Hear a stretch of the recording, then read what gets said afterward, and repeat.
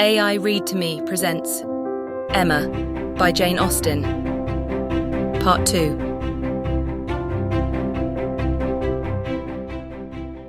Chapter 11. It may be possible to do without dancing entirely. Instances have been known of young people passing many months successively without being at any ball of any description, and no material injury accrue either to body or mind.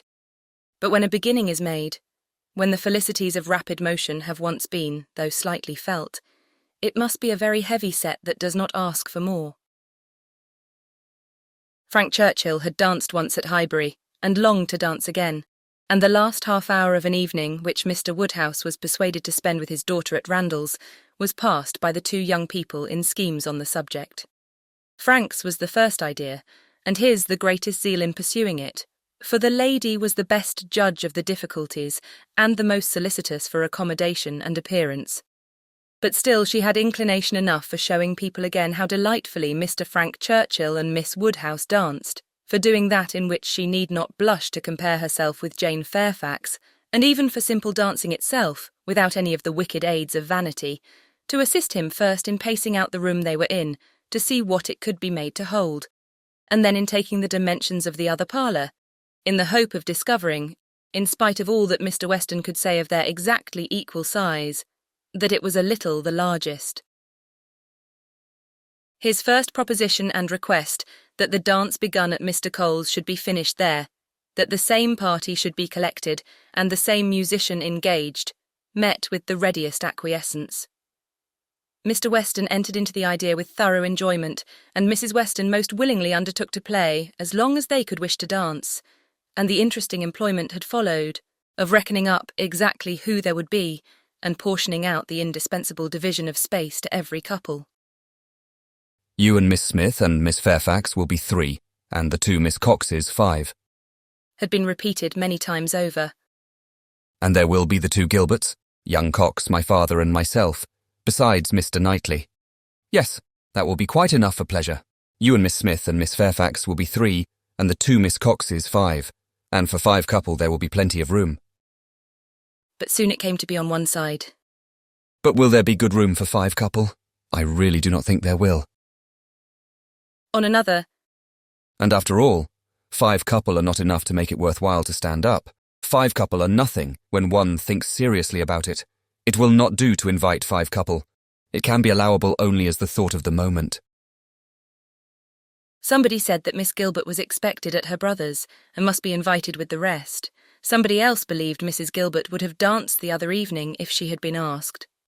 A word was put in for a second young Cox, and at last, Mr. Weston naming one family of cousins who must be included, and another of very old acquaintance who could not be left out, it became a certainty that the 5 couple would be at least 10, and a very interesting speculation in what possible manner they could be disposed of. The doors of the 2 rooms were just opposite each other. Might not they use both rooms and dance across the passage? It seemed the best scheme, and yet it was not so good but that many of them wanted a better. Emma said it would be awkward, Mrs. Weston was in distress about the supper, and Mr. Woodhouse opposed it earnestly, on the score of health. It made him so very unhappy indeed that it could not be persevered in. "Oh, no," said he. "it would be the extreme of imprudence. I could not bear it for Emma. Emma is not strong. She would catch a dreadful cold. So would poor little Harriet. So you would all. Mrs. Weston, you would be quite laid up. Do not let them talk of such a wild thing. Pray do not let them talk of it. That young man," speaking lower, "is very thoughtless. Do not tell his father. But that young man is not quite the thing. He has been opening the doors very often this evening, and keeping them open very inconsiderately. He does not think of the draught. I do not mean to set you against him, but indeed he is not quite the thing." Mrs. Weston was sorry for such a charge. She knew the importance of it, and said everything in her power to do it away. Every door was now closed, the passage plan given up, and the first scheme of dancing only in the room they were in resorted to again, and with such goodwill on Frank Churchill's part, that the space which a quarter of an hour before had been deemed barely sufficient for 5 couple, was now endeavoured to be made out quite enough for 10. We were too magnificent, said he. We allowed unnecessary room. 10 couple may stand here very well. Emma demurred. It would be a crowd, a sad crowd, and what could be worse than dancing without space to turn in? Very true, He gravely replied. it was very bad. But still he went on measuring, and still he ended with, I think there will be very tolerable room for 10 couple. No, no, said she. you are quite unreasonable. It would be dreadful to be standing so close. Nothing can be farther from pleasure than to be dancing in a crowd, and a crowd in a little room. There is no denying it. He replied. I agree with you exactly. A crowd in a little room. Miss Woodhouse, you have the art of giving pictures in a few words. Exquisite, quite exquisite. Still, however, having proceeded so far, one is unwilling to give the matter up. It would be a disappointment to my father, and altogether, I do not know that. I am rather of opinion that 10 couple might stand here very well. Emma perceived that the nature of his gallantry was a little self-willed, and that he would rather oppose than lose the pleasure of dancing with her. But she took the compliment and forgave the rest. Had she intended ever to marry him, it might have been worthwhile to pause and consider, and try to understand the value of his preference and the character of his temper. But for all the purposes of their acquaintance, he was quite amiable enough. Before the middle of the next day, he was at Hartfield, and he entered the room with such an agreeable smile as certified the continuance of the scheme. It soon appeared that he came to announce an improvement.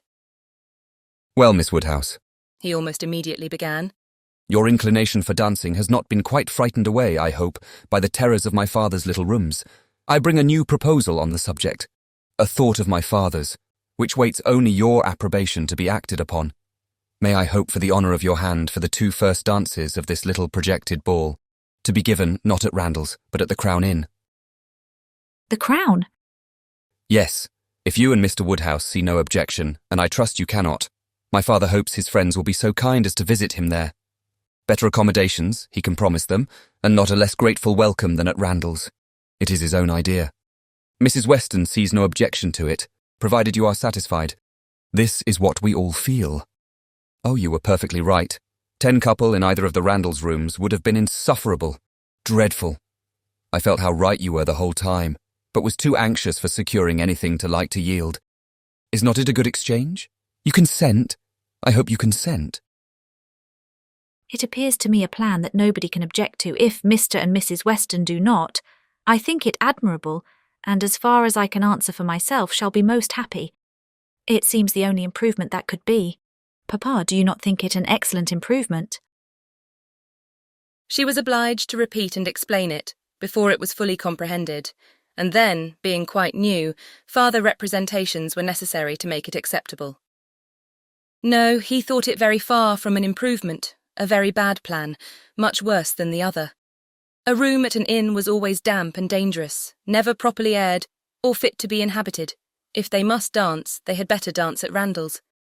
He had never been in the room at the Crown in his life, did not know the people who kept it by sight. Oh, no, a very bad plan. They would catch worse colds at the Crown than anywhere. I was going to observe, sir, said Frank Churchill, that one of the great recommendations of this change would be the very little danger of anybody's catching cold, so much less danger at the Crown than at Randall's. Mr. Perry might have reason to regret the alteration, but nobody else could.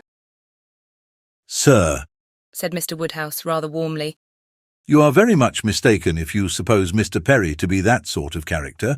Mr. Perry is extremely concerned when any of us are ill, but I do not understand how the room at the Crown can be safer for you than your father's house. From the very circumstance of its being larger, sir, we shall have no occasion to open the windows at all, not once the whole evening. And it is that dreadful habit of opening the windows, letting in cold air upon heated bodies, which, as you well know, sir, does the mischief. Open the windows. But surely, Mr. Churchill, nobody would think of opening the windows at Randall's.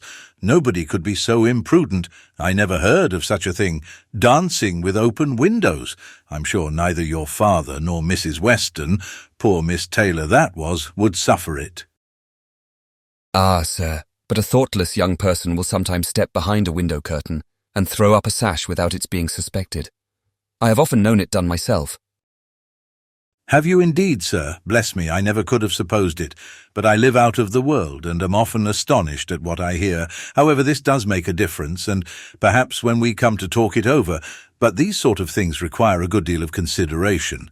One cannot resolve upon them in a hurry. If Mr. and Mrs. Weston will be so obliging as to call here one morning, we may talk it over and see what can be done. But unfortunately, sir, my time is so limited. Oh, interrupted Emma. there will be plenty of time for talking everything over. There is no hurry at all.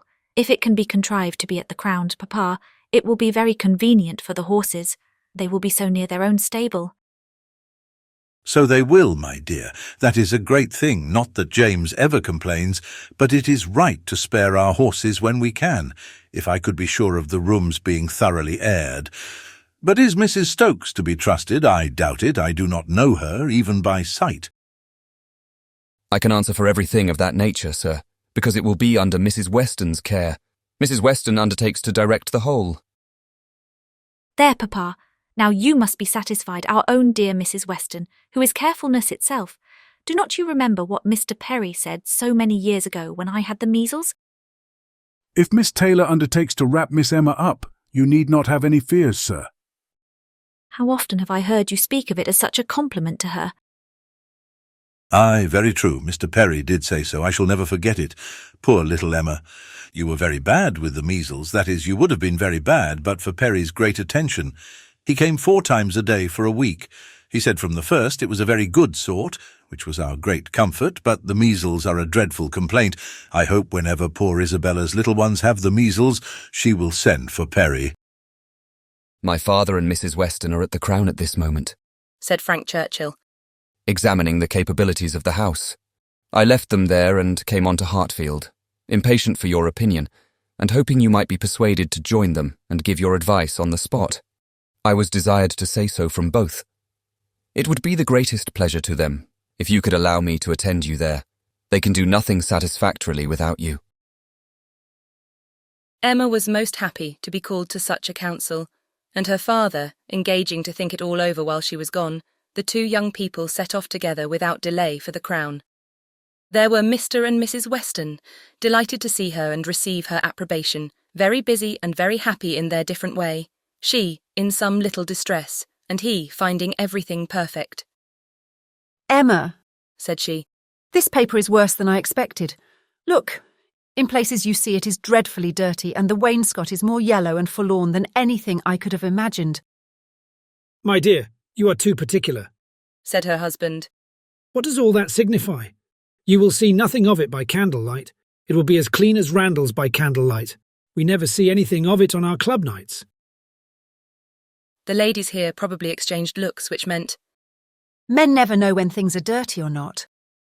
and the gentlemen perhaps thought each to himself, Women will have their little nonsenses and needless cares. One perplexity, however, arose, which the gentleman did not disdain. It regarded a supper-room. At the time of the ballrooms being built, suppers had not been in question, and a small card-room adjoining was the only addition. What was to be done? This card-room would be wanted as a card-room now, or if cards were conveniently voted unnecessary by their 4 selves, still was it not too small for any comfortable supper? Another room of much better size might be secured for the purpose, but it was at the other end of the house, and a long, awkward passage must be gone through to get at it. This made a difficulty. Mrs. Weston was afraid of draughts for the young people in that passage, and neither Emma nor the gentleman could tolerate the prospect of being miserably crowded at supper. Mrs. Weston proposed having no regular supper, merely sandwiches, etc., set out in the little room. But that was scouted as a wretched suggestion. A private dance, without sitting down to supper, was pronounced an infamous fraud upon the rights of men and women, and Mrs. Weston must not speak of it again. She then took another line of expediency, and looking into the doubtful room, observed, I do not think it is so very small. We shall not be many, you know. And Mr. Weston, at the same time, walking briskly with long steps through the passage, was calling out, You talk a great deal of the length of this passage, my dear. It is a mere nothing after all, and not the least draught from the stairs. I wish, said Mrs. Weston. One could know which arrangement our guests in general would like best. To do what would be most generally pleasing must be our object, if one could but tell what that would be. Yes, very true. cried Frank. Very true. You want your neighbours' opinions, I do not wonder at you. If one could ascertain what the chief of them, the Coles, for instance, they are not far off. Shall I call upon them? Or Miss Bates? She is still nearer. And I do not know whether Miss Bates is not as likely to understand the inclinations of the rest of the people as anybody. I think we do want a larger council. Suppose I go and invite Miss Bates to join us. Well, if you please, said Mrs. Weston, rather hesitating. If you think she will be of any use. You will get nothing to the purpose from Miss Bates, said Emma. She will be all delight and gratitude, but she will tell you nothing. She will not even listen to your questions. I see no advantage in consulting Miss Bates. But she is so amusing, so extremely amusing. I am very fond of hearing Miss Bates talk, and I need not bring the whole family, you know.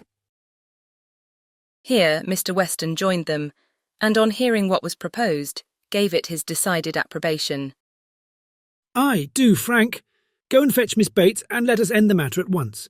She will enjoy the scheme, I am sure, and I do not know a properer person for showing us how to do away difficulties. Fetch Miss Bates. We are growing a little too nice. She is a standing lesson of how to be happy. But fetch them both. Invite them both. Both, sir. Can the old lady... The old lady? No, the young lady, to be sure. I shall think you a great blockhead, Frank, if you bring the aunt without the niece. Oh, I beg your pardon, sir, I did not immediately recollect. Undoubtedly, if you wish it, I will endeavour to persuade them both. And away he ran. Long before he reappeared, attending the short, neat, brisk-moving aunt and her elegant niece, Mrs. Weston, like a sweet-tempered woman and a good wife, had examined the passage again, and found the evils of it much less than she had supposed before. Indeed, very trifling, and here ended the difficulties of decision. All the rest, in speculation at least, was perfectly smooth. All the minor arrangements of table and chair, lights and music, tea and supper, made themselves, or were left as mere trifles to be settled at any time between Mrs. Weston and Mrs. Stokes. Everybody invited was certainly to come. Frank had already written to Enscombe to propose staying a few days beyond his fortnight, which could not possibly be refused. And a delightful dance it was to be. Most cordially, when Miss Bates arrived, did she agree that it must. As a counsellor she was not wanted, but as an approver, a much safer character, she was truly welcome. Her approbation, at once general and minute, warm and incessant, could not but please. And for another half-hour they were all walking to and fro between the different rooms, some suggesting, some attending, and all in happy enjoyment of the future. The party did not break up without Emma's being positively secured for the 2 first dances by the hero of the evening, nor without her overhearing Mr. Weston whisper to his wife, He has asked her, my dear. That's right. I knew he would. Chapter 12. One thing only was wanting to make the prospect of the ball completely satisfactory to Emma, its being fixed for a day within the granted term of Frank Churchill's stay in Surrey.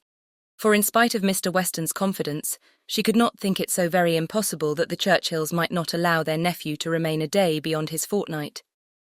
But this was not judged feasible. The preparations must take their time. Nothing could be properly ready till the 3rd week were entered on, and for a few days they must be planning, proceeding and hoping in uncertainty, at the risk, in her opinion, the great risk of its being all in vain. Enscombe, however, was gracious in fact, if not in word. His wish of staying longer evidently did not please, but it was not opposed.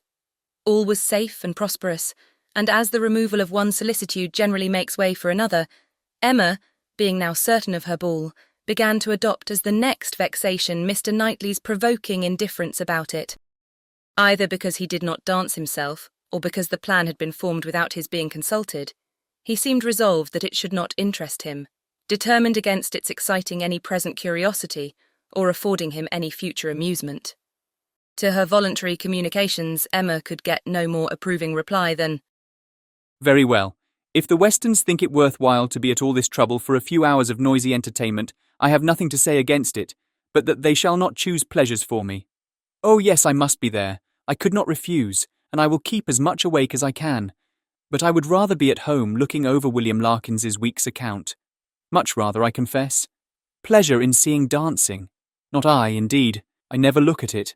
I do not know who does. Fine dancing, I believe, like virtue, must be its own reward.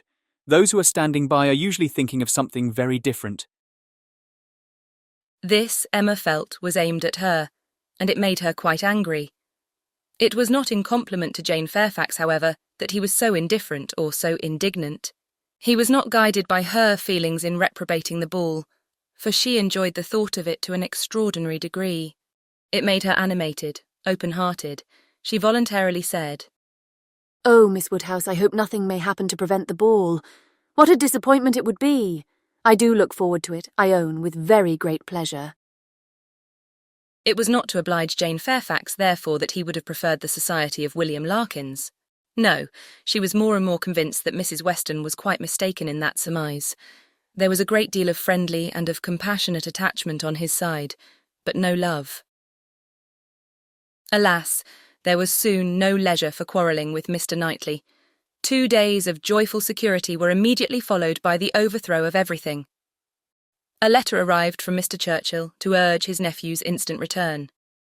Mrs. Churchill was unwell, far too unwell to do without him. She had been in a very suffering state, so said her husband, when writing to her nephew 2 days before, though from her usual unwillingness to give pain, and constant habit of never thinking of herself, she had not mentioned it, but now she was too ill to trifle, and must entreat him to set off for Enscombe without delay. The substance of this letter was forwarded to Emma, in a note from Mrs. Weston, instantly. As to his going, it was inevitable. He must be gone within a few hours, though without feeling any real alarm for his aunt, to lessen his repugnance. He knew her illnesses. They never occurred but for her own convenience. Mrs. Weston added, that he could only allow himself time to hurry to Highbury after breakfast and take leave of the few friends there whom he could suppose to feel any interest in him, and that he might be expected at Hartfield very soon. This wretched note was the finale of Emma's breakfast. When once it had been read, there was no doing anything but lament and exclaim. The loss of the ball, the loss of the young man, and all that the young man might be feeling. It was too wretched. Such a delightful evening as it would have been, everybody so happy, and she and her partner the happiest. I said it would be so, was the only consolation. Her father's feelings were quite distinct. He thought principally of Mrs. Churchill's illness, and wanted to know how she was treated. And as for the ball, it was shocking to have dear Emma disappointed, but they would all be safer at home. Emma was ready for her visitor some time before he appeared, but if this reflected at all upon his impatience, his sorrowful look and total want of spirits when he did come might redeem him. He felt the going away almost too much to speak of it. His dejection was most evident. He sat really lost in thought for the first few minutes, and when rousing himself, it was only to say, "Of all horrid things, leave-taking is the worst." "But you will come again," said Emma. "This will not be your only visit to Randalls."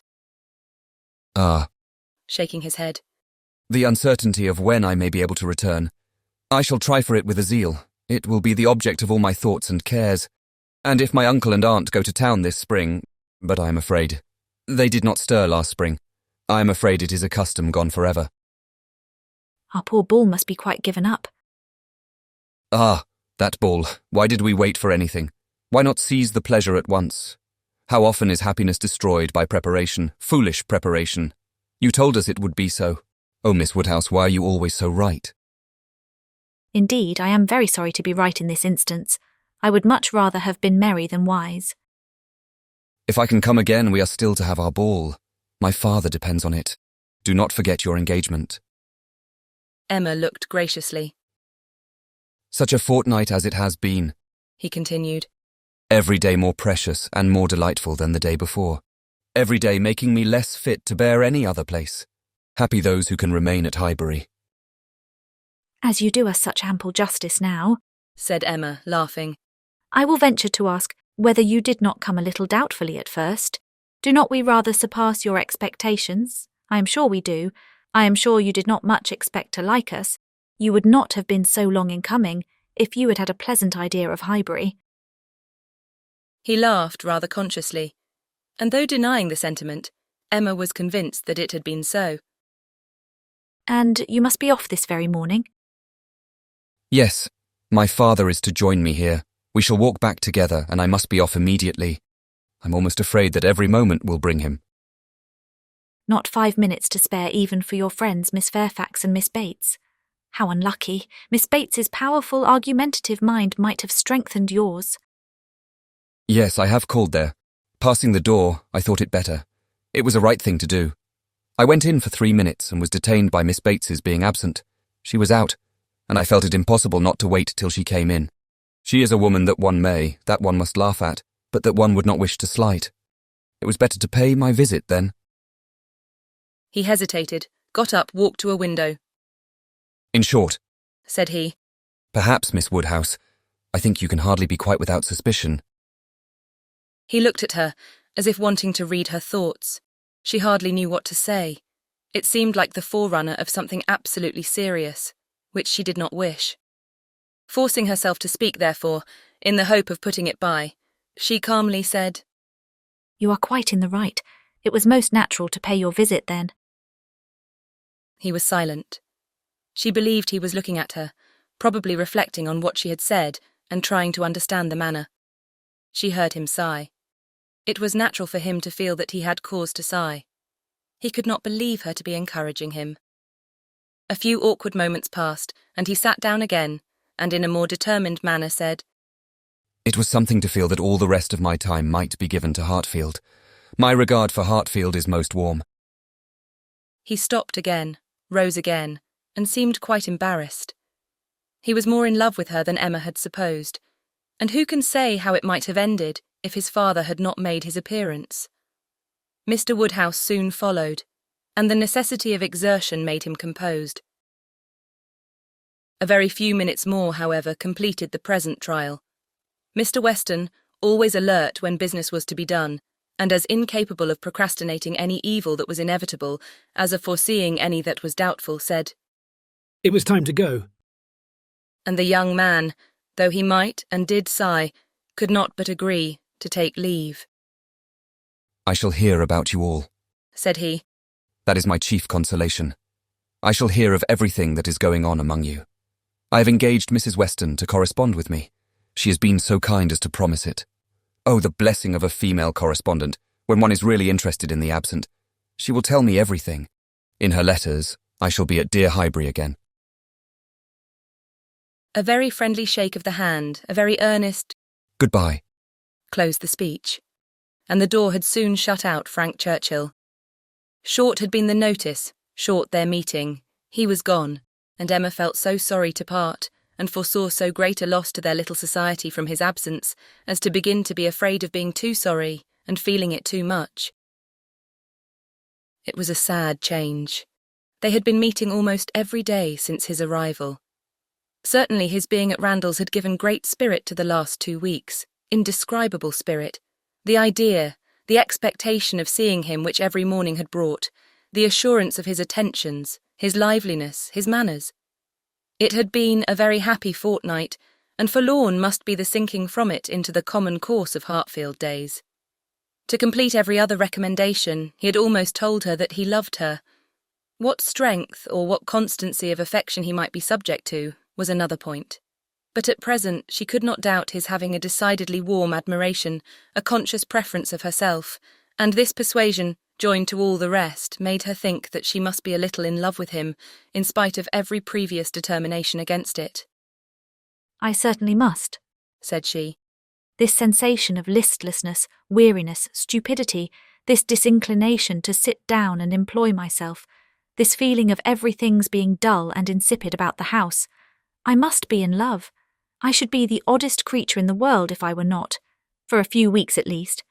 Well, evil to some is always good to others. I shall have many fellow mourners for the ball, if not for Frank Churchill. But Mr. Knightley will be happy. He may spend the evening with his dear William Larkins now if he likes. Mr. Knightley, however, showed no triumphant happiness. He could not say that he was sorry on his own account. His very cheerful look would have contradicted him if he had. But he said, and very steadily, that he was sorry for the disappointment of the others, and with considerable kindness added, You, Emma, who have so few opportunities of dancing, you are really out of luck. You are very much out of luck. It was some days before she saw Jane Fairfax, to judge of her honest regret in this woeful change, but when they did meet, her composure was odious. She had been particularly unwell, however, suffering from headache to a degree, which made her aunt declare that had the ball taken place, she did not think Jane could have attended it, and it was charity to impute some of her unbecoming indifference to the languor of ill health. Chapter 13. Emma continued to entertain no doubt of her being in love. Her ideas only varied as to the how much. At first she thought it was a good deal, and afterwards, but little. She had great pleasure in hearing Frank Churchill talked of, and, for his sake, greater pleasure than ever in seeing Mr. and Mrs. Weston. She was very often thinking of him, and quite impatient for a letter, that she might know how he was, how were his spirits, how was his aunt, and what was the chance of his coming to Randalls again this spring. But, on the other hand, she could not admit herself to be unhappy, nor, after the first morning, to be less disposed for employment than usual. She was still busy and cheerful, and pleasing as he was, she could yet imagine him to have faults. And farther, though thinking of him so much, and as she sat drawing or working, forming 1,000 amusing schemes for the progress and close of their attachment, fancying interesting dialogues and inventing elegant letters, the conclusion of every imaginary declaration on his side was that she refused him. Their affection was always to subside into friendship. Everything tender and charming was to mark their parting, but still they were to part. When she became sensible of this, it struck her that she could not be very much in love, for in spite of her previous and fixed determination never to quit her father, never to marry, a strong attachment certainly must produce more of a struggle than she could foresee in her own feelings. I do not find myself making any use of the word sacrifice, said she. In not one of all my clever replies, my delicate negatives, is there any allusion to making a sacrifice. I do suspect that he is not really necessary to my happiness. So much the better. I certainly will not persuade myself to feel more than I do. I'm quite enough in love. I should be sorry to be more. Upon the whole, she was equally contented with her view of his feelings. He is undoubtedly very much in love. Everything denotes it. Very much in love indeed. And when he comes again, if his affection continue, I must be on my guard not to encourage it. It would be most inexcusable to do otherwise, as my own mind is quite made up. Not that I imagine he can think I have been encouraging him hitherto. No, if he had believed me at all to share his feelings, he would not have been so wretched. Could he have thought himself encouraged, his looks and language at parting would have been different. Still, however, I must be on my guard. This is in the supposition of his attachment continuing what it now is, but I do not know that I expect it will. I do not look upon him to be quite the sort of man. I do not altogether build upon his steadiness or constancy. His feelings are warm, but I can imagine them rather changeable. Every consideration of the subject, in short, makes me thankful that my happiness is not more deeply involved. I shall do very well again after a little while, and then it will be a good thing over, for they say everybody is in love once in their lives, and I shall have been let off easily. When his letter to Mrs. Weston arrived, Emma had the perusal of it, and she read it with a degree of pleasure and admiration which made her at first shake her head over her own sensations, and think she had undervalued their strength. It was a long, well-written letter, giving the particulars of his journey and of his feelings, expressing all the affection, gratitude and respect which was natural and honourable, and describing everything exterior and local that could be supposed attractive, with spirit and precision. No suspicious flourishes now of apology or concern. It was the language of real feeling towards Mrs. Weston, and the transition from Highbury to Enscombe, the contrast between the places in some of the first blessings of social life, was just enough touched on to show how keenly it was felt, and how much more might have been said but for the restraints of propriety. The charm of her own name was not wanting. Miss Woodhouse appeared more than once, and never without a something of pleasing connection, either a compliment to her taste or a remembrance of what she had said. And in the very last time of its meeting, her eye, unadorned as it was by any such broad wreath of gallantry, she yet could discern the effect of her influence, and acknowledge the greatest compliment perhaps of all conveyed. Compressed into the very lowest vacant corner were these words: I had not a spare moment on Tuesday, as you know, for Miss Woodhouse's beautiful little friend. Pray make my excuses and adieus to her. This, Emma could not doubt, was all for herself. Harriet was remembered only from being her friend. His information and prospects as to Enscombe were neither worse nor better than had been anticipated.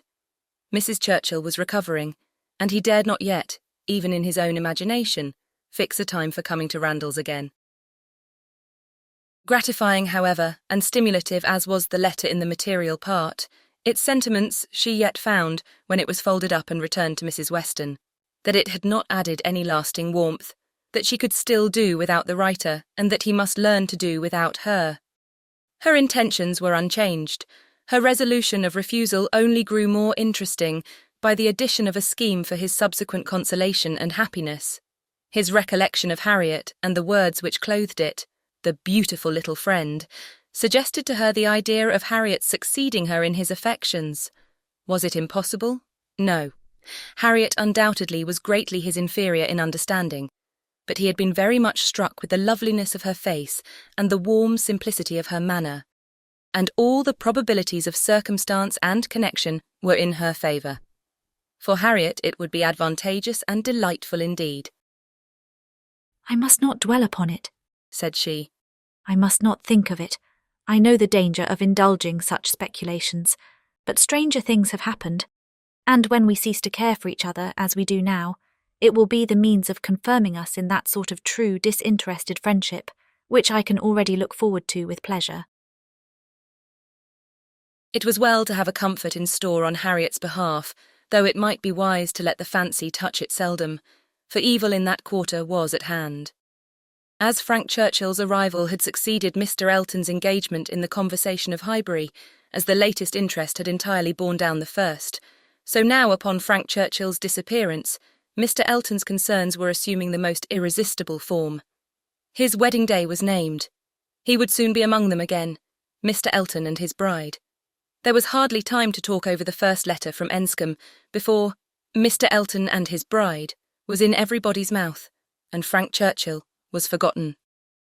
Emma grew sick at the sound. She had had 3 weeks of happy exemption from Mr. Elton, and Harriet's mind, she had been willing to hope, had been lately gaining strength. With Mr. Weston's ball in view, at least, there had been a great deal of insensibility to other things, but it was now too evident that she had not attained such a state of composure as could stand against the actual approach. New carriage, bell ringing and all. Poor Harriet was in a flutter of spirits which required all the reasonings and soothings and attentions of every kind that Emma could give.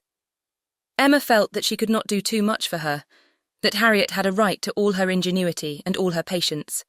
But it was heavy work, to be forever convincing without producing any effect, forever agreed to without being able to make their opinions the same. Harriet listened submissively and said, it was very true, it was just as Miss Woodhouse described. It was not worth while to think about them, and she would not think about them any longer.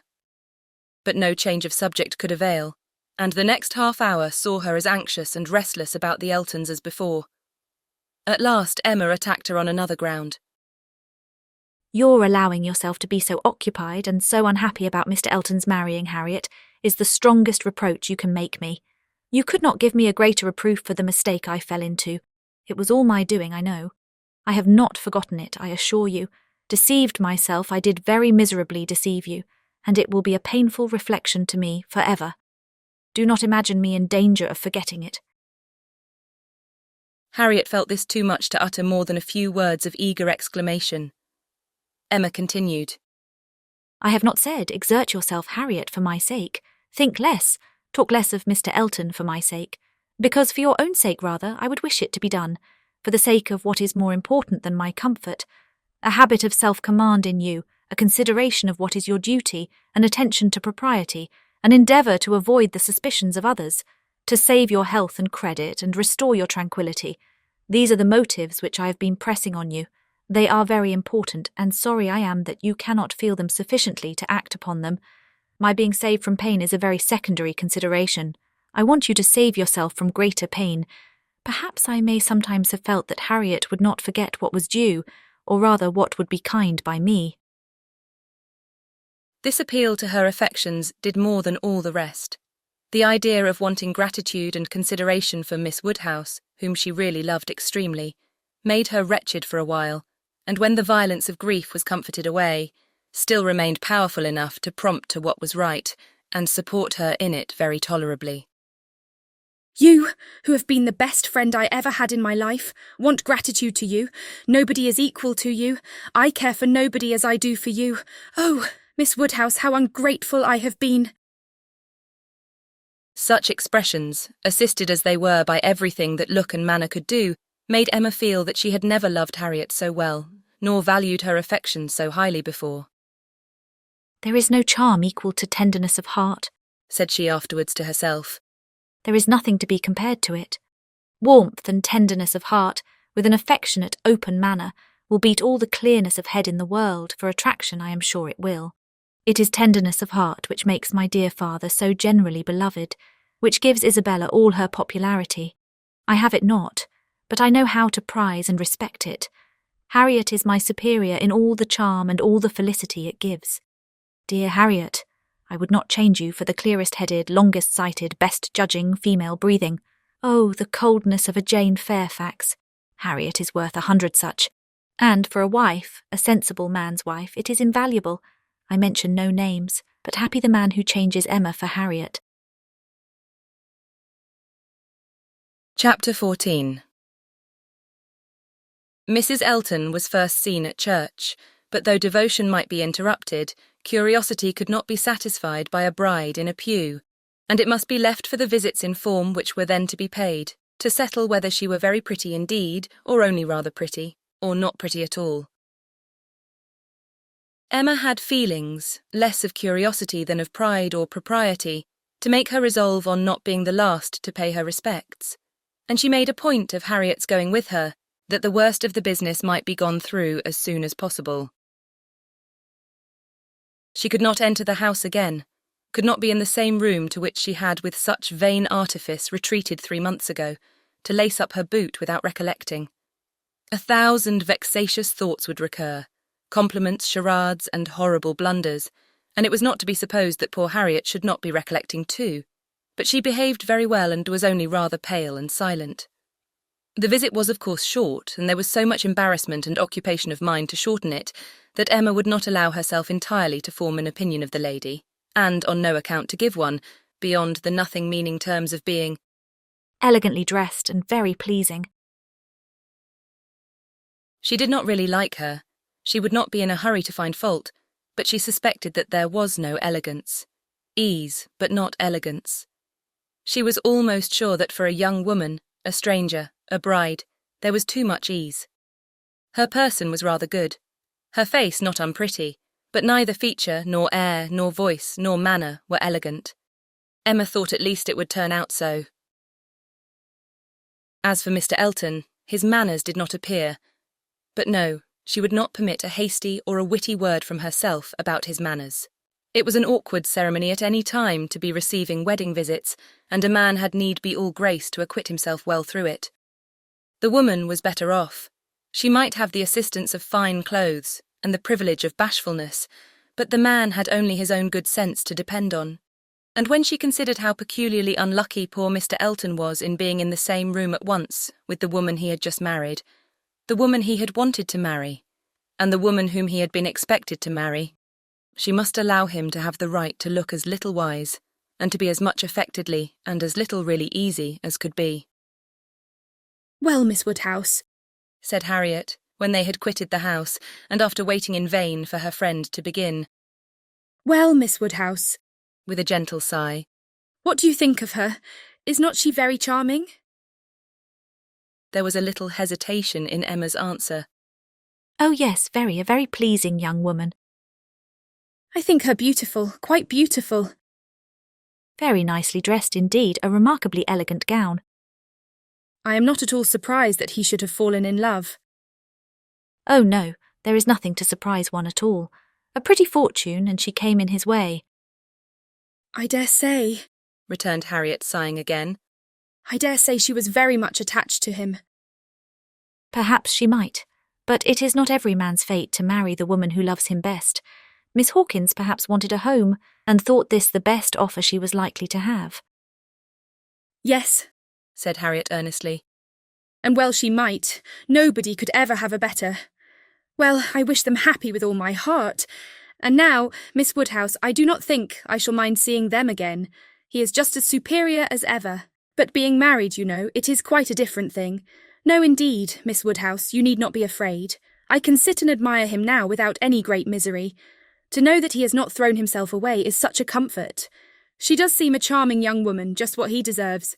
Happy creature, he called her Augusta. How delightful. When the visit was returned, Emma made up her mind.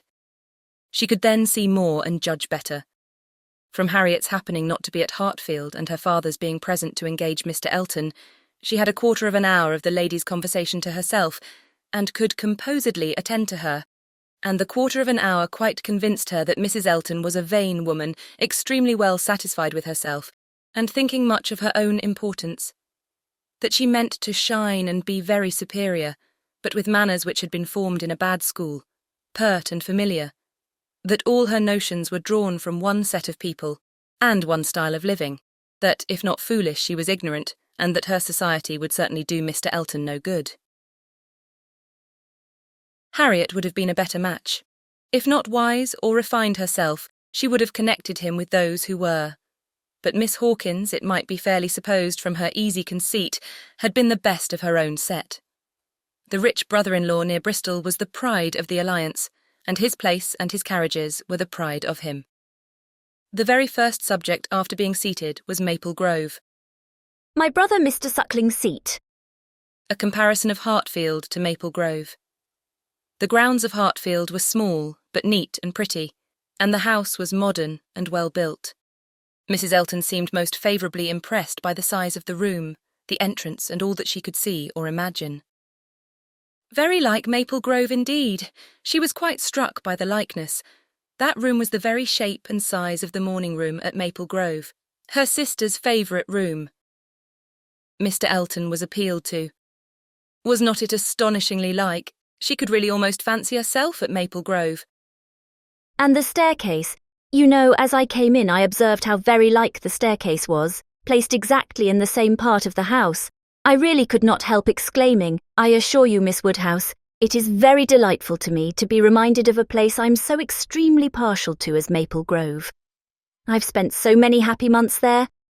With a little sigh of sentiment. A charming place, undoubtedly. Everybody who sees it is struck by its beauty. But to me it has been quite a home.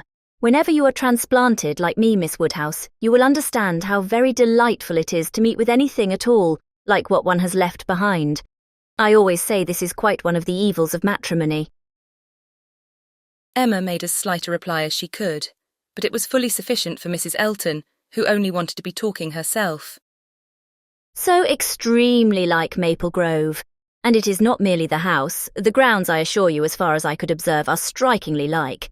The laurels at Maple Grove are in the same profusion as here, and stand very much in the same way just across the lawn, and I had a glimpse of a fine large tree with a bench round it, which put me so exactly in mind. My brother and sister will be enchanted with this place. People who have extensive grounds themselves are always pleased with anything in the same style. Emma doubted the truth of this sentiment. She had a great idea that people who had extensive grounds themselves cared very little for the extensive grounds of anybody else. But it was not worthwhile to attack an error so double-dyed, and therefore only said in reply, When you have seen more of this country, I am afraid you will think you have overrated Hartfield. Surrey is full of beauties. Oh yes, I am quite aware of that. It is the Garden of England, you know. Surrey is the Garden of England.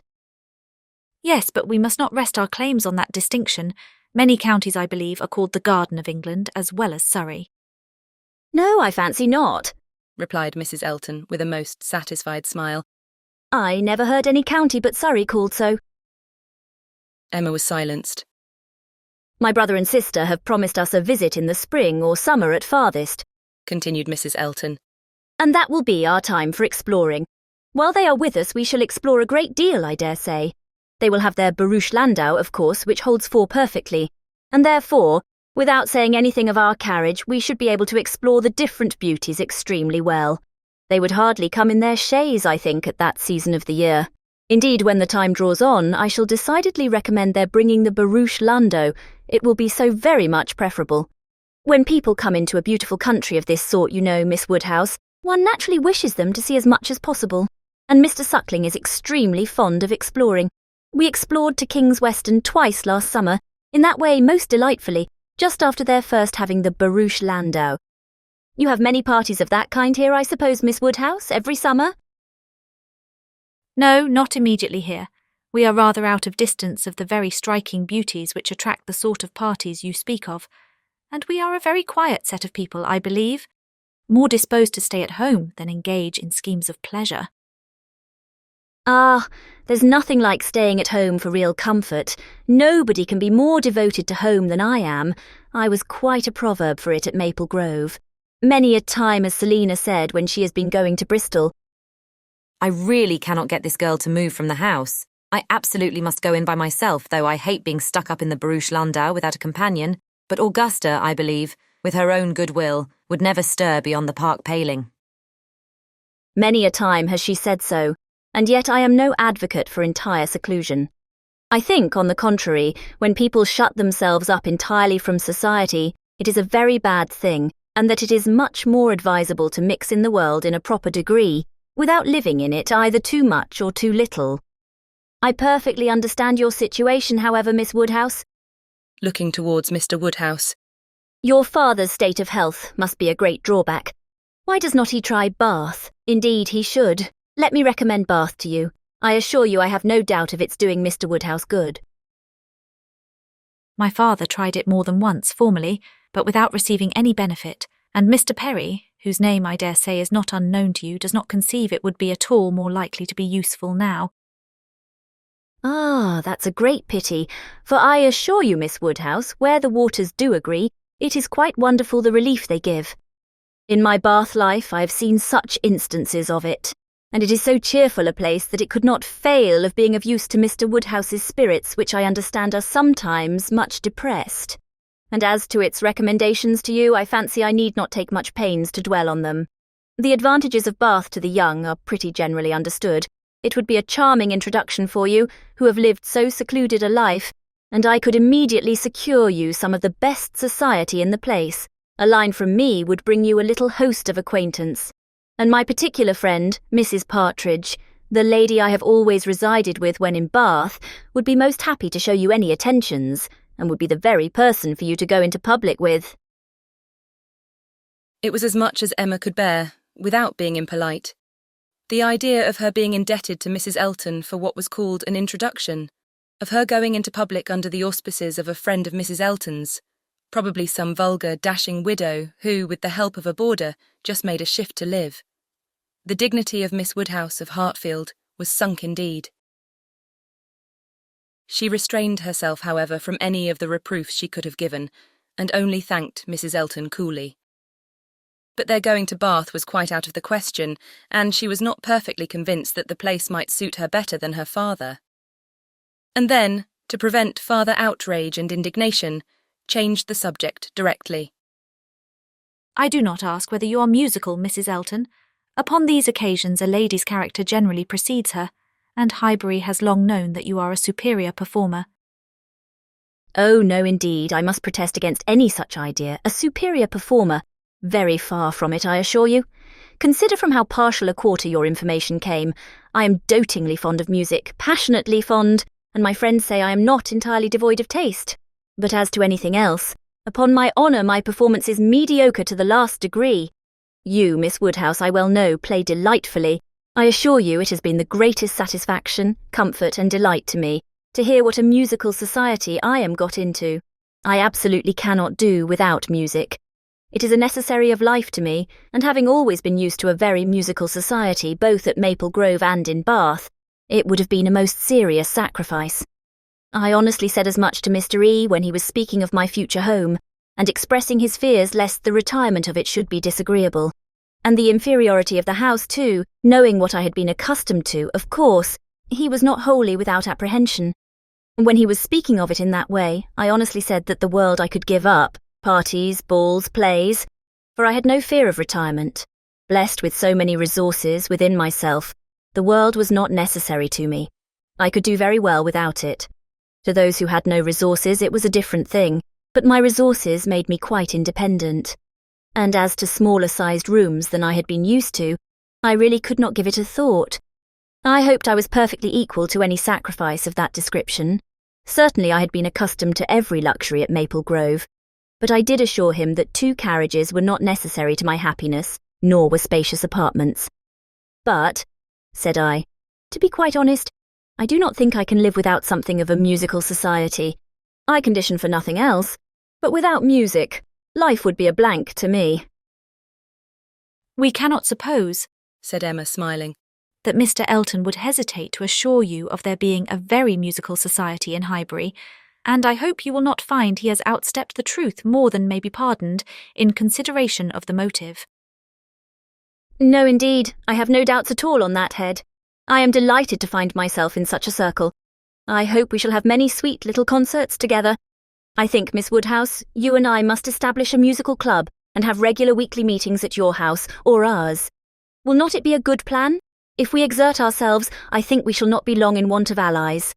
Something of that nature would be particularly desirable for me as an inducement to keep me in practice. For married women, you know, there is a sad story against them in general. They are but too apt to give up music. But you who are so extremely fond of it, there can be no danger, surely? I should hope not, but really when I look around among my acquaintance I tremble. Selina has entirely given up music, never touches the instrument, though she played sweetly. And the same may be said of Mrs. Jeffreys, Clara Partridge that was, and of the 2 Millmans, now Mrs. Bird and Mrs. James Cooper, and of more than I can enumerate. Upon my word, it is enough to put one in a fright. I used to be quite angry with Selina, but really I begin now to comprehend that a married woman has many things to call her attention. I believe I was half an hour this morning shut up with my housekeeper. But everything of that kind, said Emma, will soon be in so regular a train. Well, said Mrs. Elton, laughing, we shall see. Emma, finding her so determined upon neglecting her music, had nothing more to say, and after a moment's pause, Mrs. Elton chose another subject. We have been calling at Randall's, said she, and found them both at home, and very pleasant people they seem to be. I like them extremely. Mr. Weston seems an excellent creature, quite a first-rate favourite with me already, I assure you, and she appears so truly good. There is something so motherly and kind-hearted about her that it wins upon one directly. She was your governess, I think.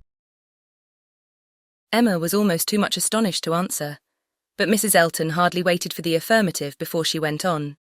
Having understood as much, I was rather astonished to find her so very ladylike, but she is really quite the gentlewoman.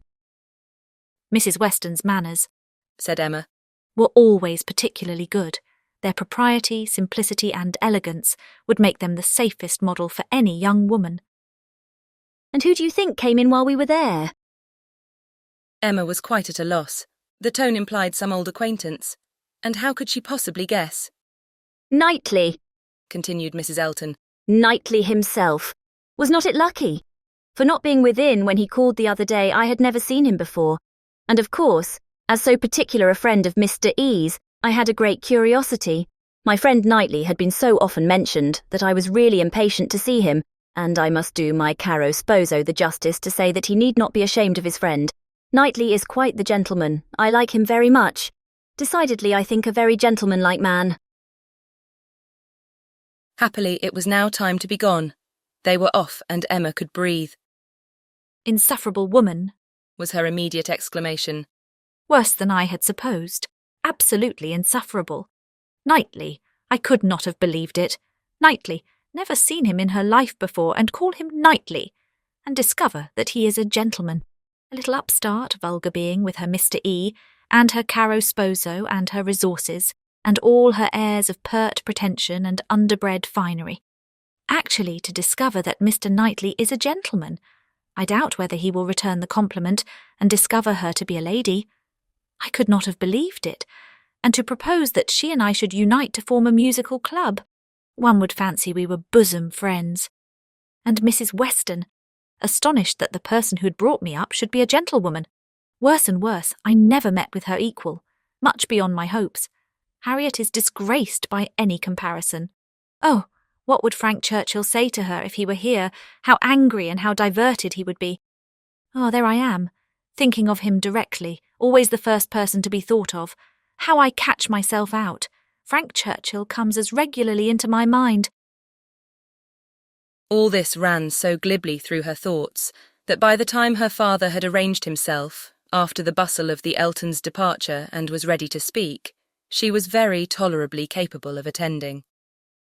Well, my dear, he deliberately began, considering we never saw her before, she seems a very pretty sort of young lady, and I dare say she was very much pleased with you. She speaks a little too quick. A little quickness of voice there is which rather hurts the ear. But I believe I am nice. I do not like strange voices, and nobody speaks like you and poor Miss Taylor. However, she seems a very obliging, pretty-behaved young lady, and no doubt will make him a very good wife, though I think he had better not have married. I made the best excuses I could for not having been able to wait on him and Mrs. Elton on this happy occasion. I said that I hoped I should in the course of the summer, but I ought to have gone before. Not to wait upon a bride is very remiss. Ah, it shows what a sad invalid I am, but I do not like the corner into Vicarage Lane. I dare say your apologies were accepted, sir. Mr. Elton knows you. Yes, but a young lady, a bride. I ought to have paid my respects to her, if possible. It was being very deficient. But, my dear papa, you are no friend to matrimony, and therefore why should you be so anxious to pay your respects to a bride? It ought to be no recommendation to you. It is encouraging people to marry if you make so much of them. No, my dear, I never encouraged anybody to marry, but I would always wish to pay every proper attention to a lady, and a bride especially is never to be neglected. More is avowedly due to her. A bride, you know, my dear, is always the first in company, let the others be who they may.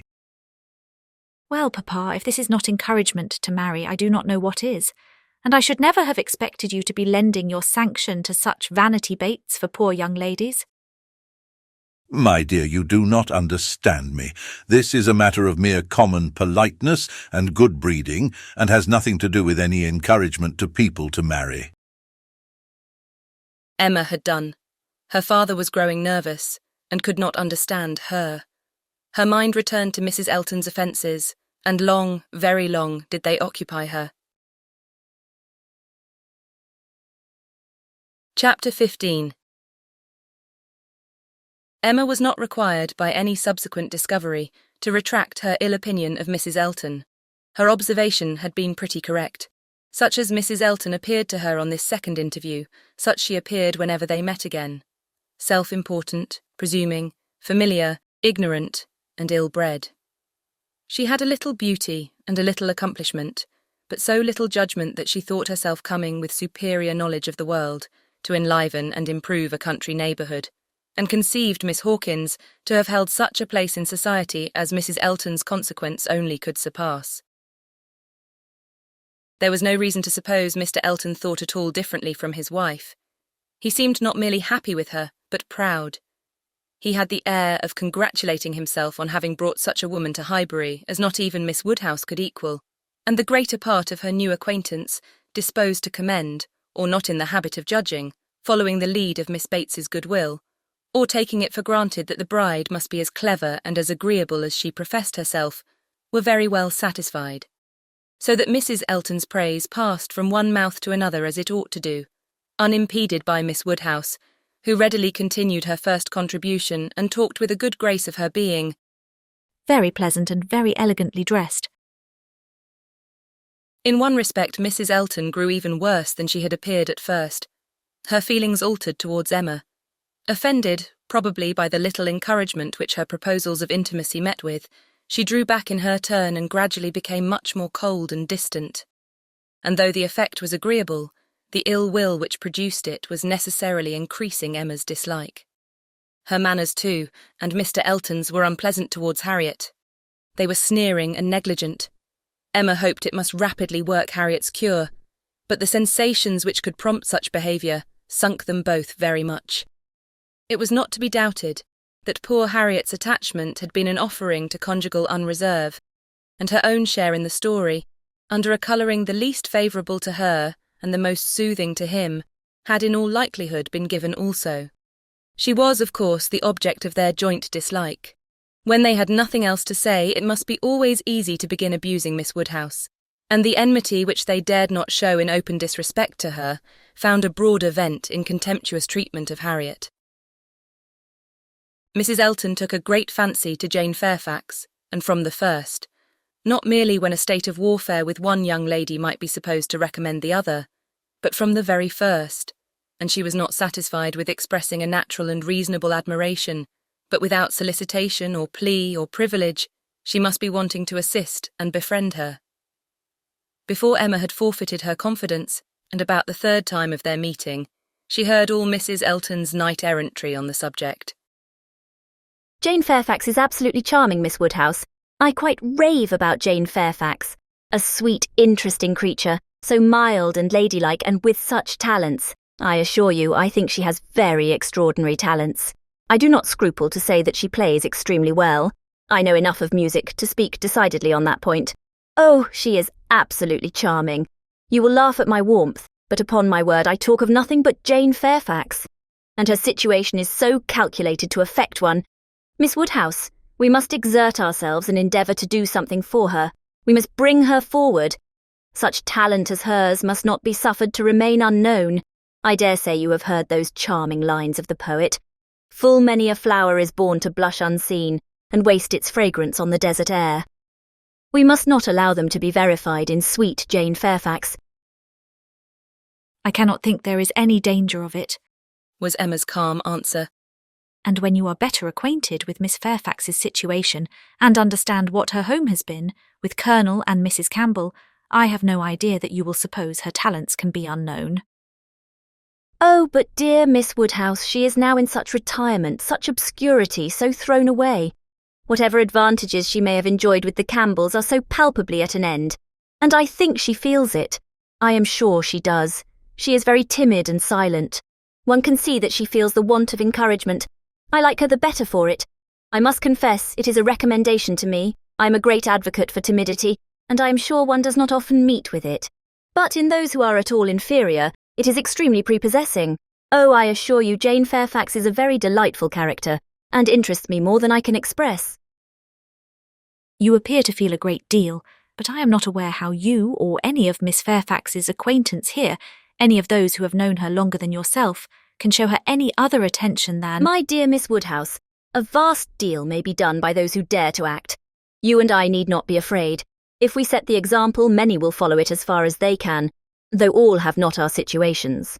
We have carriages to fetch and convey her home, and we live in a style which could not make the addition of Jane Fairfax, at any time, the least inconvenient.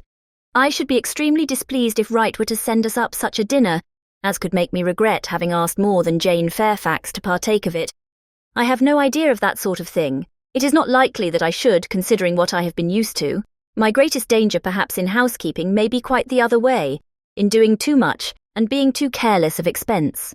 Maple Grove will probably be my model more than it ought to be, for we do not at all affect to equal my brother, Mr. Suckling, in income. However, my resolution is taken as to noticing Jane Fairfax.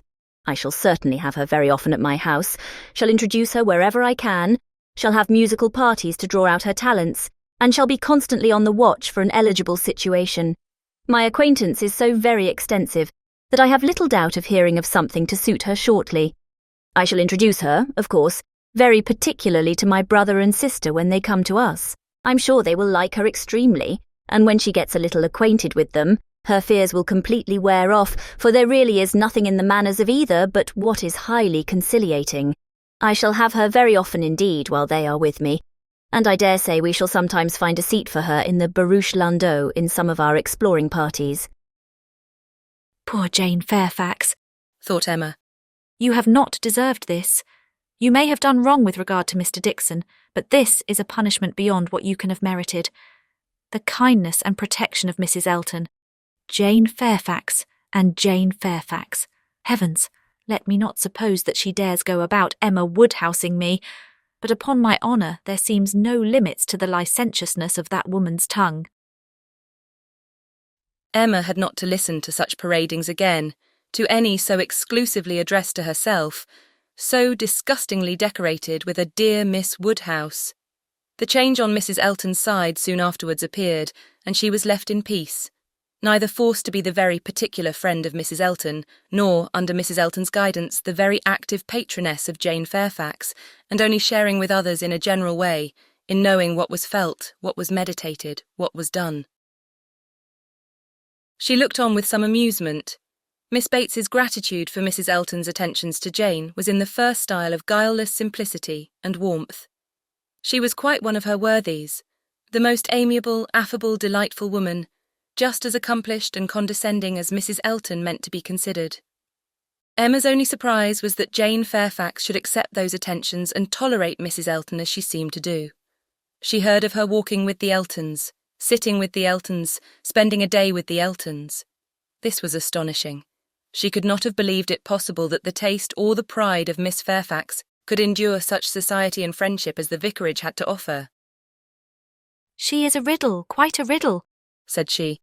To choose to remain here month after month under privations of every sort, and now to choose the mortification of Mrs. Elton's notice and the penury of her conversation, rather than return to the superior companions who have always loved her with such real generous affection.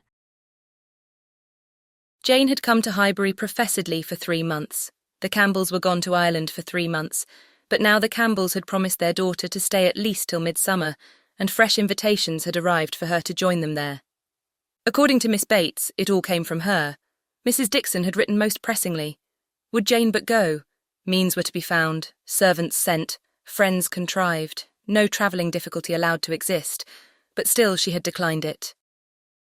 She must have some motive more powerful than appears for refusing this invitation, was Emma's conclusion. She must be under some sort of penance, inflicted either by the Campbells or herself. There is great fear, great caution, great resolution somewhere. She is not to be with the Dixons. The decree is issued by somebody. But why must she consent to be with the Eltons? Here is quite a separate puzzle. Upon her speaking her wonder aloud on that part of the subject before the few who knew her opinion of Mrs. Elton, Mrs. Weston ventured this apology for Jane. We cannot suppose that she has any great enjoyment at the vicarage, my dear Emma, but it is better than being always at home. Her aunt is a good creature, but as a constant companion must be very tiresome. We must consider what Miss Fairfax quits before we condemn her taste for what she goes to. You are right, Mrs. Weston, said Mr. Knightley warmly. Miss Fairfax is as capable as any of us of forming a just opinion of Mrs. Elton. Could she have chosen with whom to associate, she would not have chosen her. But, with a reproachful smile at Emma, she receives attentions from Mrs. Elton, which nobody else pays her. Emma felt that Mrs. Weston was giving her a momentary glance, and she was herself struck by his warmth. With a faint blush, she presently replied, Such attentions as Mrs. Elton's, I should have imagined, would rather disgust than gratify Miss Fairfax. Mrs. Elton's invitations I should have imagined anything but inviting. I should not wonder, said Mrs. Weston, if Miss Fairfax were to have been drawn on beyond her own inclination by her aunt's eagerness in accepting Mrs. Elton's civilities for her. Poor Miss Bates may very likely have committed her niece and hurried her into a greater appearance of intimacy than her own good sense would have dictated, in spite of the very natural wish of a little change. Both felt rather anxious to hear him speak again, and after a few minutes' silence he said, Another thing must be taken into consideration too. Mrs. Elton does not talk to Miss Fairfax as she speaks of her. We all know the difference between the pronouns he or she and thou, the plainest spoken amongst us. We all feel the influence of a something beyond common civility in our personal intercourse with each other, a something more early implanted. We cannot give anybody the disagreeable hints that we may have been very full of the hour before. We feel things differently. And besides the operation of this, as a general principle, You may be sure that Miss Fairfax awes Mrs. Elton by her superiority both of mind and manner, and that face to face, Mrs. Elton treats her with all the respect which she has a claim to. Such a woman as Jane Fairfax probably never fell in Mrs. Elton's way before, and no degree of vanity can prevent her acknowledging her own comparative littleness in action, if not in consciousness. I know how highly you think of Jane Fairfax, said Emma. Little Henry was in her thoughts, and a mixture of alarm and delicacy made her irresolute what else to say. Yes, he replied. Anybody may know how highly I think of her. And yet, said Emma, beginning hastily and with an arch look, but soon stopping. It was better, however, to know the worst at once. She hurried on. And yet perhaps you may hardly be aware yourself how highly it is. The extent of your admiration may take you by surprise some day or other. Mr. Knightley was hard at work upon the lower buttons of his thick leather gaiters, and either the exertion of getting them together or some other cause brought the colour into his face as he answered, "Oh, are you there? But you are miserably behindhand. Mr. Cole gave me a hint of it 6 weeks ago." He stopped. Emma felt her foot pressed by Mrs. Weston, and did not herself know what to think. In a moment he went on. "That will never be, however, I can assure you. Miss Fairfax, I dare say, would not have me if I were to ask her, and I am very sure I shall never ask her."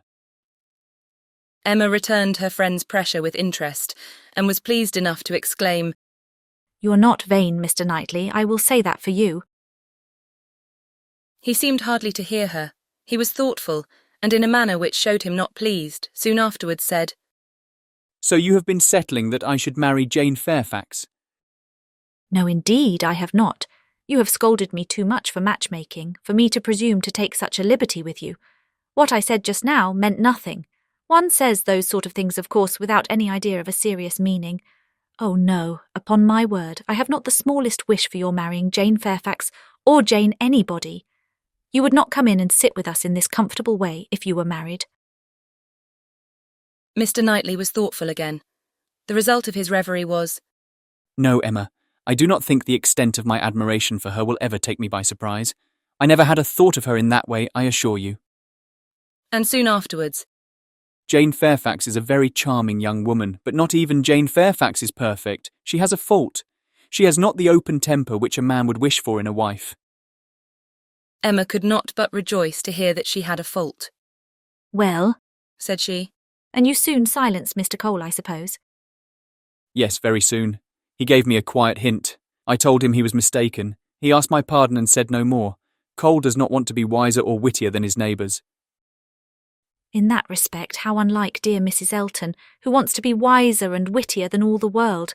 I wonder how she speaks of the Coles, what she calls them. How can she find any appellation for them, deep enough in familiar vulgarity? She calls you Knightley. What can she do for Mr. Cole? And so I am not to be surprised that Jane Fairfax accepts her civilities and consents to be with her. Mrs. Weston, your argument weighs most with me. I can much more readily enter into the temptation of getting away from Miss Bates than I can believe in the triumph of Miss Fairfax's mind over Mrs. Elton. I have no faith in Mrs. Elton's acknowledging herself the inferior in thought, word, or deed, or in her being under any restraint beyond her own scanty rule of good breeding. I cannot imagine that she will not be continually insulting her visitor with praise, encouragement, and offers of service, that she will not be continually detailing her magnificent intentions, from the procuring her a permanent situation to the including her in those delightful exploring parties which are to take place in the barouche landau. "Jane Fairfax has feeling," said Mr. Knightley. "I do not accuse her of want of feeling. Her sensibilities, I suspect, are strong, and her temper excellent in its power of forbearance, patience, self-control. But it wants openness. She is reserved, more reserved, I think, than she used to be, and I love an open temper. No, till Cole alluded to my supposed attachment, it had never entered my head. I saw Jane Fairfax and conversed with her, with admiration and pleasure always, but with no thought beyond." "Well, Mrs. Weston," said Emma triumphantly when he left them, "what do you say now to Mr. Knightley's marrying Jane Fairfax?" Why, really, dear Emma, I say that he is so very much occupied by the idea of not being in love with her that I should not wonder if it were to end in his being so at last. Do not beat me. Chapter 16. Everybody in and about Highbury who had ever visited Mr. Elton was disposed to pay him attention on his marriage. Dinner parties and evening parties were made for him and his lady, and invitations flowed in so fast that she had soon the pleasure of apprehending they were never to have a disengaged day. "I see how it is," said she. "I see what a life I am to lead among you. Upon my word, we shall be absolutely dissipated. We really seem quite the fashion. If this is living in the country, it is nothing very formidable. From Monday next to Saturday, I assure you we have not a disengaged day. A woman with fewer resources than I need not have been at a loss." No invitation came amiss to her. Her Bath habits made evening parties perfectly natural to her, and Maple Grove had given her a taste for dinners. She was a little shocked at the want of 2 drawing-rooms, at the poor attempt at rout cakes, and there being no ice in the Highbury card parties. Mrs. Bates, Mrs. Perry, Mrs. Goddard and others were a good deal behindhand in knowledge of the world, but she would soon show them how everything ought to be arranged. In the course of the spring, she must return their civilities by one very superior party, in which her card tables should be set out with their separate candles and unbroken packs in the true style, and more waiters engaged for the evening than their own establishment could furnish, to carry round the refreshments at exactly the proper hour and in the proper order. Emma, in the meanwhile, could not be satisfied without a dinner at Hartfield for the Eltons. They must not do less than others, or she should be exposed to odious suspicions and imagined capable of pitiful resentment. A dinner there must be. After Emma had talked about it for 10 minutes, Mr. Woodhouse felt no unwillingness, and only made the usual stipulation of not sitting at the bottom of the table himself, with the usual regular difficulty of deciding who should do it for him. The persons to be invited required little thought. Besides the Eltons, it must be the Westons and Mr. Knightley. So far it was all, of course, and it was hardly less inevitable that poor little Harriet must be asked to make the 8th, but this invitation was not given with equal satisfaction, and on many accounts Emma was particularly pleased by Harriet's begging to be allowed to decline it. She would rather not be in his company more than she could help. She was not yet quite able to see him and his charming, happy wife together, without feeling uncomfortable. If Miss Woodhouse would not be displeased, she would rather stay at home. It was precisely what Emma would have wished, had she deemed it possible enough for wishing. She was delighted with the fortitude of her little friend. For fortitude she knew it was in her to give up being in company and stay at home, and she could now invite the very person whom she really wanted to make the 8th, Jane Fairfax. Since her last conversation with Mrs. Weston and Mr. Knightley, she was more conscience-stricken about Jane Fairfax than she had often been. Mr. Knightley's words dwelt with her. He had said that Jane Fairfax received attentions from Mrs. Elton, which nobody else paid her. "This is very true," said she. "at least as far as relates to me, which was all that was meant, and it is very shameful. Of the same age and always knowing her, I ought to have been more her friend. She will never like me now. I have neglected her too long, but I will show her greater attention than I have done."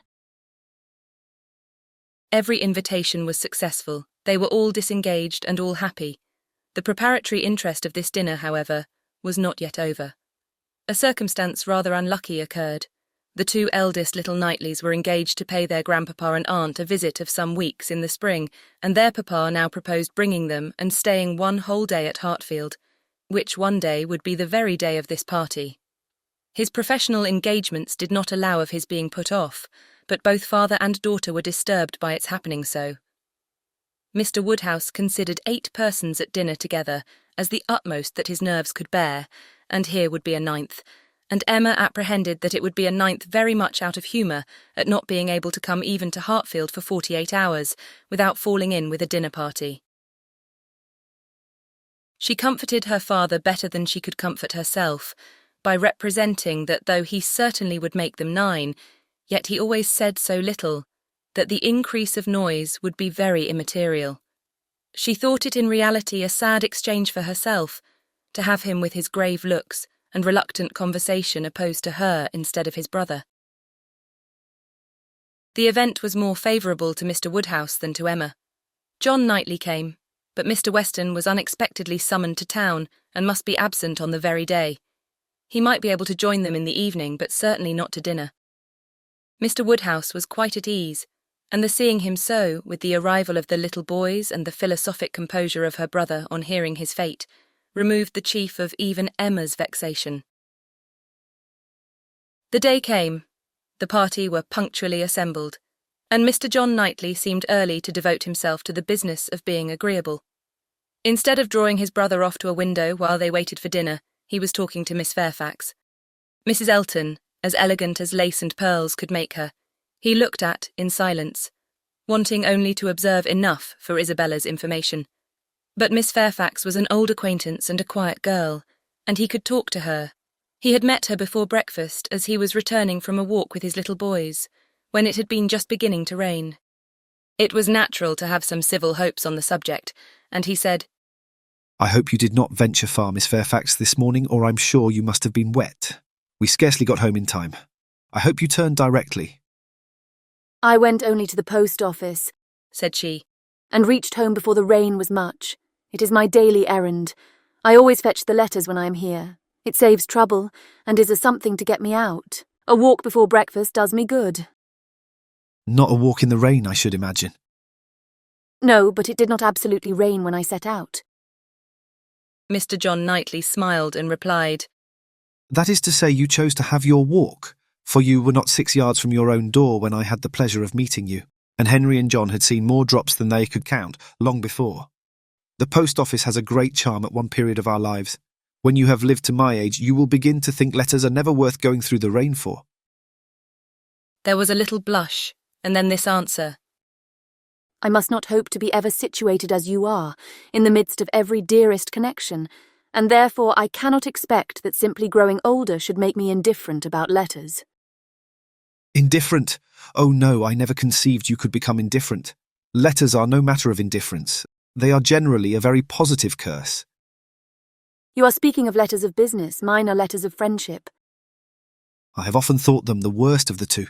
replied he coolly. Business, you know, may bring money, but friendship hardly ever does. "Ah, you are not serious now. I know Mr. John Knightley too well. I'm very sure he understands the value of friendship as well as anybody. I can easily believe that letters are very little to you, much less than to me, but it is not your being 10 years older than myself which makes the difference. It is not age, but situation. You have everybody dearest to you always at hand. I probably never shall again. And therefore, till I have outlived all my affections, a post office, I think, must always have power to draw me out in worse weather than today." When I talked of your being altered by time, by the progress of year, said John Knightley, I meant to imply the change of situation which time usually brings. I consider one as including the other. Time will generally lessen the interest of every attachment not within the daily circle, but that is not the change I had in view for you. As an old friend, you will allow me to hope, Miss Fairfax, that 10 years hence you may have as many concentrated objects as I have. It was kindly said, and very far from giving offence. A pleasant "Thank you" seemed meant to laugh it off, but a blush, a quivering lip, a tear in the eye, showed that it was felt beyond a laugh.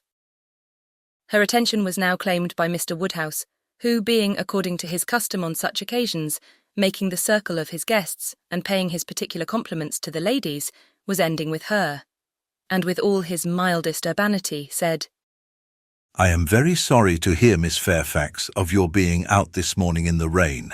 Young ladies should take care of themselves. Young ladies are delicate plants. They should take care of their health and their complexion. My dear, did you change your stockings?"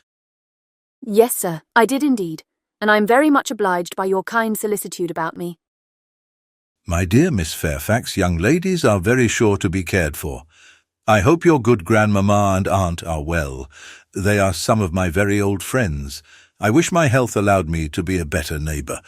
You do us a great deal of honour today, I'm sure. My daughter and I are both highly sensible of your goodness, and have the greatest satisfaction in seeing you at Hartfield. The kind-hearted, polite old man might then sit down and feel that he had done his duty, and made every fair lady welcome and easy. By this time the walk in the rain had reached Mrs. Elton, and her remonstrances now opened upon Jane. My dear Jane, what is this I hear, going to the post office in the rain? This must not be, I assure you. You sad girl, how could you do such a thing? It is a sign I was not there to take care of you. Jane very patiently assured her that she had not caught any cold. Oh, do not tell me. You really are a very sad girl and do not know how to take care of yourself. To the post office indeed. Mrs. Weston, did you ever hear the like? You and I must positively exert our authority. My advice, said Mrs. Weston kindly and persuasively. I certainly do feel tempted to give. Miss Fairfax, you must not run such risks. Liable as you have been to severe colds, indeed you ought to be particularly careful, especially at this time of year. The spring I always think requires more than common care. Better wait an hour or two, or even half a day for your letters, than run the risk of bringing on your cough again. Now do not you feel that you had? Yes, I am sure you are much too reasonable. You look as if you would not do such a thing again. Oh, she shall not do such a thing again, eagerly rejoined Mrs. Elton. We will not allow her to do such a thing again. And nodding significantly. There must be some arrangement made, there must indeed. I shall speak to Mr. E., the man who fetches our letters every morning, one of our men, I forget his name, shall inquire for yours too and bring them to you. That will obviate all difficulties, you know. And from us I really think, my dear Jane, you can have no scruple to accept such an accommodation. You are extremely kind, said Jane.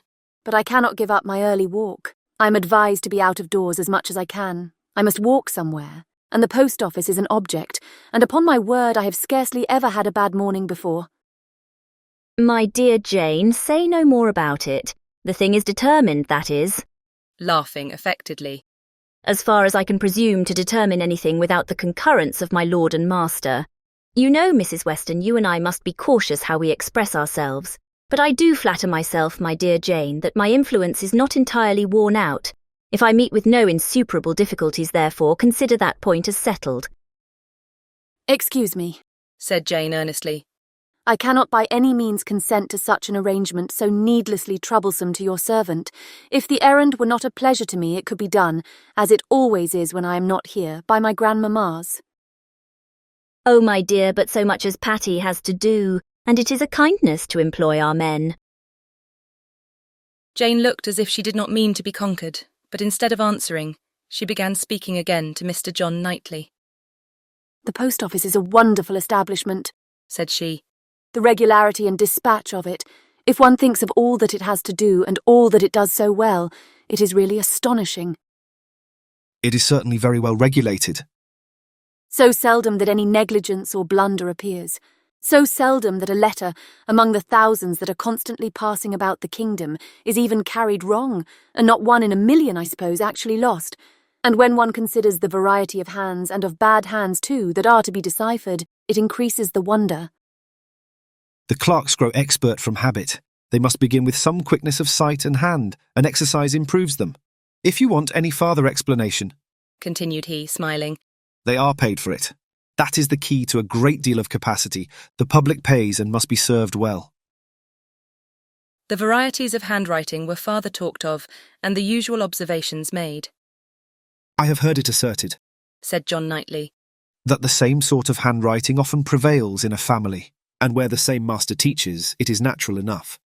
But for that reason, I should imagine the likeness must be chiefly confined to the females, for boys have very little teaching after an early age, and scramble into any hand they can get. Isabella and Emma, I think, do write very much alike. I have not always known their writing apart. Yes, said his brother hesitatingly. There is a likeness, I know what you mean, but Emma's hand is the strongest. Isabella and Emma both write beautifully, said Mr. Woodhouse. And always did, and so does poor Mrs. Weston. With half a sigh and half a smile at her. I never saw any gentleman's handwriting. Emma began, looking also at Mrs. Weston, but stopped, on perceiving that Mrs. Weston was attending to someone else, and the pause gave her time to reflect. Now, how am I going to introduce him? Am I unequal to speaking his name at once before all these people? Is it necessary for me to use any roundabout phrase? Your Yorkshire friend? Your correspondent in Yorkshire? That would be the way, I suppose, if I were very bad. No, I can pronounce his name without the smallest distress. I certainly get better and better. Now for it. Mrs. Weston was disengaged, and Emma began again. Mr. Frank Churchill writes one of the best gentleman's hands I ever saw. I do not admire it. said Mr. Knightley. It is too small, wants strength. It is like a woman's writing. This was not submitted to by either lady. They vindicated him against the base aspersion. No, it by no means wanted strength. It was not a large hand, but very clear and certainly strong. Had not Mrs. Weston any letter about her to produce? No, she had heard from him very lately, but having answered the letter had put it away. If we were in the other room, said Emma. If I had my writing desk, I'm sure I could produce a specimen. I have a note of his. Do not you remember, Mrs. Weston, employing him to write for you one day? He chose to say he was employed. Well, I have that note, and can show it after dinner to convince Mr. Knightley. Oh, when a gallant young man like Mr. Frank Churchill, said Mr. Knightley dryly, writes to a fair lady like Miss Woodhouse, he will of course put forth his best. Dinner was on table. Mrs. Elton, before she could be spoken to, was ready, and before Mr. Woodhouse had reached her with his request to be allowed to hand her into the dining parlour, was saying, Must I go first? I really am ashamed of always leading the way. Jane's solicitude about fetching her own letters had not escaped Emma. She had heard and seen it all, and felt some curiosity to know whether the wet walk of this morning had produced any.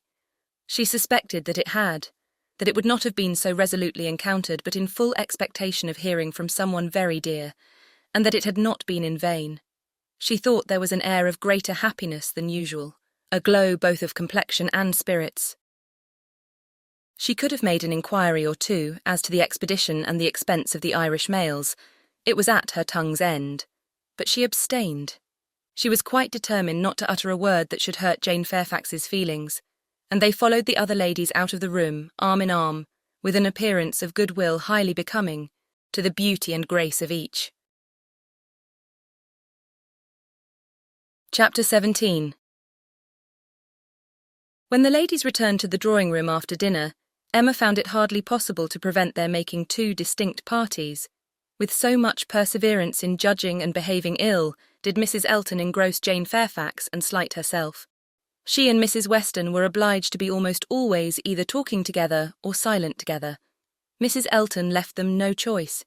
If Jane repressed her for a little time, she soon began again, and though much that passed between them was in a half-whisper, especially on Mrs. Elton's side, there was no avoiding a knowledge of their principal subjects. The post office, catching cold, fetching letters and friendship were long under discussion, and to them succeeded one, which must be at least equally unpleasant to Jane, inquiries whether she had yet heard of any situation likely to suit her, and professions of Mrs. Elton's meditated activity. Here is April come, said she. I get quite anxious about you. June will soon be here. But I have never fixed on June or any other month, merely looked forward to the summer in general. But have you really heard of nothing? I have not even made any inquiry. I do not wish to make any yet. Oh, my dear, we cannot begin too early. You are not aware of the difficulty of procuring exactly the desirable thing. I'm not aware, said Jane, shaking her head. Dear Mrs. Elton, who can have thought of it as I have done? But you have not seen so much of the world as I have. You do not know how many candidates there always are for the first situations. I saw a vast deal of that in the neighbourhood round Maple Grove. A cousin of Mr. Suckling, Mrs. Bragg, had such an infinity of applications. Everybody was anxious to be in her family, for she moves in the first circle. Wax candles in the schoolroom. You may imagine how desirable. Of all houses in the kingdom, Mrs. Bragg's is the one I would most wish to see you in. Colonel and Mrs. Campbell are to be in town again by midsummer, said Jane. I must spend some time with them. I'm sure they will want it. Afterwards I may probably be glad to dispose of myself, but I would not wish you to take the trouble of making any inquiries at present. Trouble, I know your scruples. You're afraid of giving me trouble, but I assure you, my dear Jane, the Campbells can hardly be more interested about you than I am. I shall write to Mrs. Partridge in a day or two, and shall give her a strict charge to be on the lookout for anything eligible. Thank you, but I would rather you did not mention the subject to her. Till the time draws nearer, I do not wish to be giving anybody trouble. But, my dear child, the time is drawing near. Here is April, and June, or say even July, is very near, with such business to accomplish before us. Your inexperience really amuses me. A situation such as you deserve and your friends would require for you is no everyday occurrence, is not obtained at a moment's notice. Indeed, we must begin inquiring directly. Excuse me, ma'am, but this is by no means my intention. I make no inquiry myself and should be sorry to have any made by my friends. When I am quite determined as to the time, I am not at all afraid of being long unemployed. There are places in town, offices, where inquiry would soon produce something. Offices for the sale, not quite of human flesh, but of human intellect. Oh, my dear human flesh! You quite shock me if you mean a fling at the slave trade. I assure you Mr. Suckling was always rather a friend to the abolition. I did not mean I was not thinking of the slave trade, replied Jane. Governess trade, I assure you, was all that I had in view. Widely different, certainly, as to the guilt of those who carry it on. But as to the greater misery of the victims, I do not know where it lies. But I only mean to say that there are advertising offices, and that by applying to them I should have no doubt of very soon meeting with something that would do. Something that would do, repeated Mrs. Elton. Aye, that may suit your humble ideas of yourself. I know what a modest creature you are, but it will not satisfy your friends to have you taking up with anything that may offer any inferior, commonplace situation in a family not moving in a certain circle or able to command the elegancies of life. You are very obliging, but as to all that, I am very indifferent. It would be no object to me to be with the rich. My mortifications, I think, would only be the greater. I should suffer more from comparison. A gentleman's family is all that I should condition for. I know you. You would take up with anything, but I shall be a little more nice. And I'm sure the good Campbells will be quite on my side. With your superior talents, you have a right to move in the first circle. Your musical knowledge alone would entitle you to name your own terms, have as many rooms as you like, and mix in the family as much as you chose. That is, I do not know. If you knew the harp, you might do all that, I'm very sure. But you sing as well as play. Yes, I really believe you might, even without the harp, stipulate for what you chose. And you must and shall be delightfully, honourably and comfortably settled before the Campbells, or I have any rest. You may well class the delight, the honour and the comfort of such a situation together, said Jane. They are pretty sure to be equal. However, I am very serious in not wishing anything to be attempted at present for me. I am exceedingly obliged to you, Mrs. Elton. I am obliged to anybody who feels for me, but I am quite serious in wishing nothing to be done till the summer. For 2 or 3 months longer I shall remain where I am, and as I am. And I am quite serious too, I assure you, replied Mrs. Elton gaily, in resolving to be always on the watch and employing my friends to watch also, that nothing really unexceptionable may pass us. In this style she ran on, never thoroughly stopped by anything, till Mr. Woodhouse came into the room. Her vanity had then a change of object, and Emma heard her saying in the same half-whisper to Jane, Here comes this dear old beau of mine, I protest. Only think of his gallantry in coming away before the other men. What a dear creature he is. I assure you I like him excessively. I admire all that quaint old-fashioned politeness. It is much more to my taste than modern ease. Modern ease often disgusts me. But this good old Mr. Woodhouse, I wish you had heard his gallant speeches to me at dinner. Oh, I assure you I began to think my caro sposo would be absolutely jealous. I fancy I am rather a favourite. He took notice of my gown. How do you like it? Selina's choice. Handsome, I think. But I do not know whether it is not over-trimmed. I have the greatest dislike to the idea of being over-trimmed. Quite a horror of finery. I must put on a few ornaments now because it is expected of me. A bride, you know, must appear like a bride. But my natural taste is all for simplicity. A simple style of dress is so infinitely preferable to finery. But I am quite in the minority, I believe. Few people seem to value simplicity of dress. Show and finery are everything. I have some notion of putting such a trimming as this to my white and silver poplin. Do you think it will look well?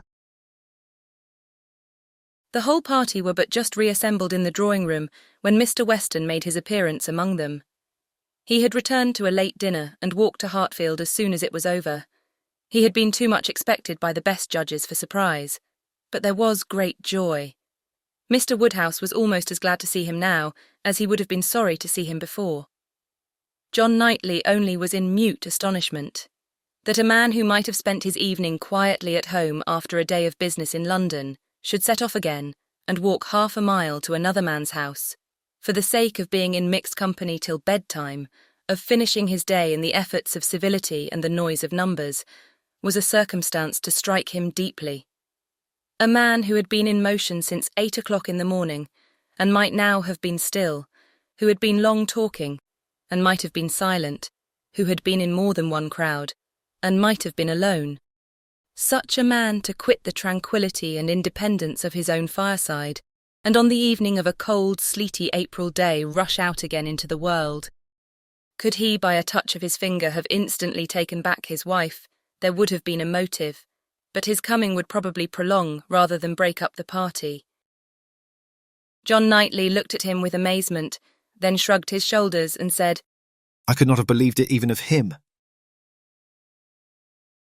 Mr. Weston, meanwhile, perfectly unsuspicious of the indignation he was exciting, happy and cheerful as usual, and with all the right of being principal talker, which a day spent anywhere from home confers, was making himself agreeable among the rest.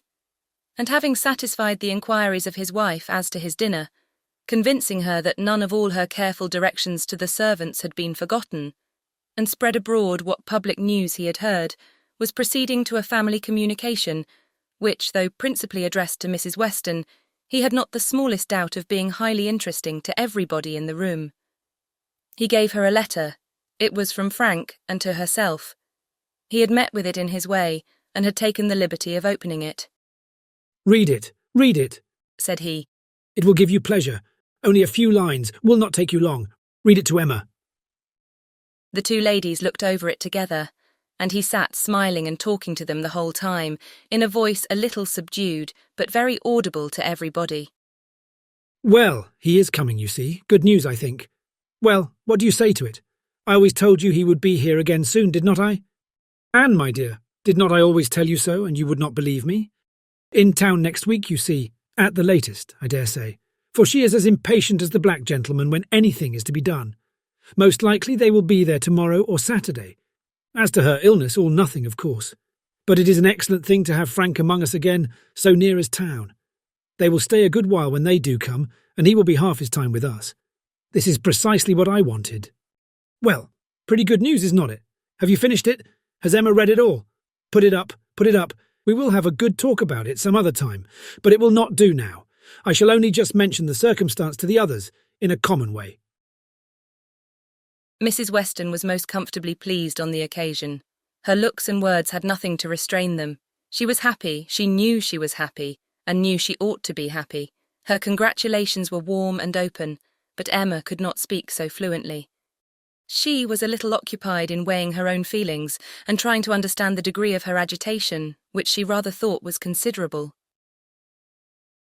Mr. Weston, however, too eager to be very observant, too communicative to want others to talk, was very well satisfied with what she did say, and soon moved away to make the rest of his friends happy by a partial communication of what the whole room must have overheard already.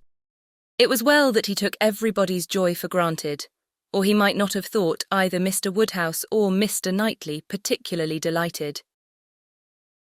They were the first entitled, after Mrs. Weston and Emma, to be made happy.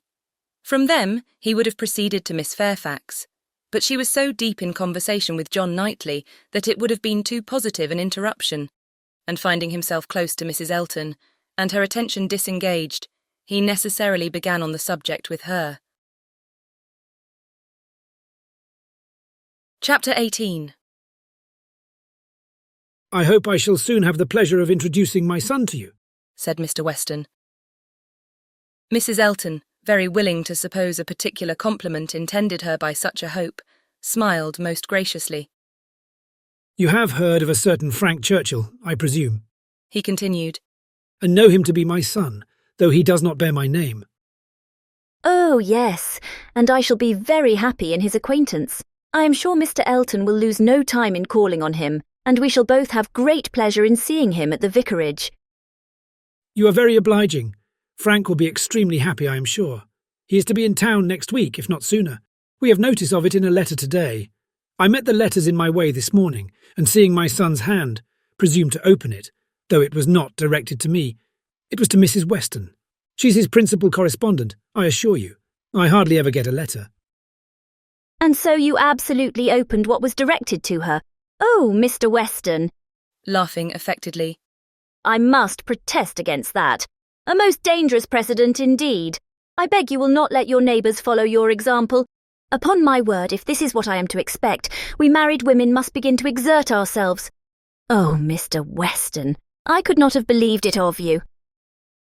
Aye, we men are sad fellows. You must take care of yourself, Mrs. Elton. This letter tells us, it is a short letter, written in a hurry merely to give us notice.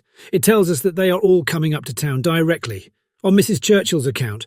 She has not been well the whole winter, and thinks Enscombe too cold for her, so they are all to move southward without loss of time. Indeed. From Yorkshire, I think. Enscombe is in Yorkshire? Yes, they are about 190 miles from London, a considerable journey. Yes, upon my word, very considerable. 65 miles farther than from Maple Grove to London. But what is distance, Mr. Weston, to people of large fortune? You would be amazed to hear how my brother, Mr. Suckling, sometimes flies about. You will hardly believe me, but twice in 1 week he and Mr. Braga went to London and back again with 4 horses. The evil of the distance from Enscombe, said Mr. Weston, is that Mrs. Churchill, as we understand, has not been able to leave the sofa for a week together.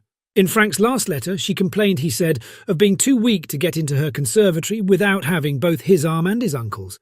This, you know, speaks a great degree of weakness, but now she is so impatient to be in town that she means to sleep only 2 nights on the road. So Frank writes word. Certainly delicate ladies have very extraordinary constitutions, Mrs. Elton. You must grant me that. No, indeed, I shall grant you nothing. I always take the part of my own sex. I do indeed. I give you notice. You will find me a formidable antagonist on that point. I always stand up for women, and I assure you, if you knew how Selina feels with respect to sleeping at an inn, you would not wonder at Mrs. Churchill's making incredible exertions to avoid it. Selina says it is quite horror to her, and I believe I have caught a little of her nicety. She always travels with her own sheets, an excellent precaution. Does Mrs. Churchill do the same? Depend upon it, Mrs. Churchill does everything that any other fine lady ever did. Mrs. Churchill will not be second to any lady in the land for— Mrs. Elton eagerly interposed with, Oh, Mr. Weston, do not mistake me. Selina is no fine lady, I assure you. Do not run away with such an idea. Is not she? Then she is no rule for Mrs. Churchill, who is as thorough a fine lady as anybody ever beheld. Mrs. Elton began to think she had been wrong in disclaiming so warmly. It was by no means her object to have it believed that her sister was not a fine lady.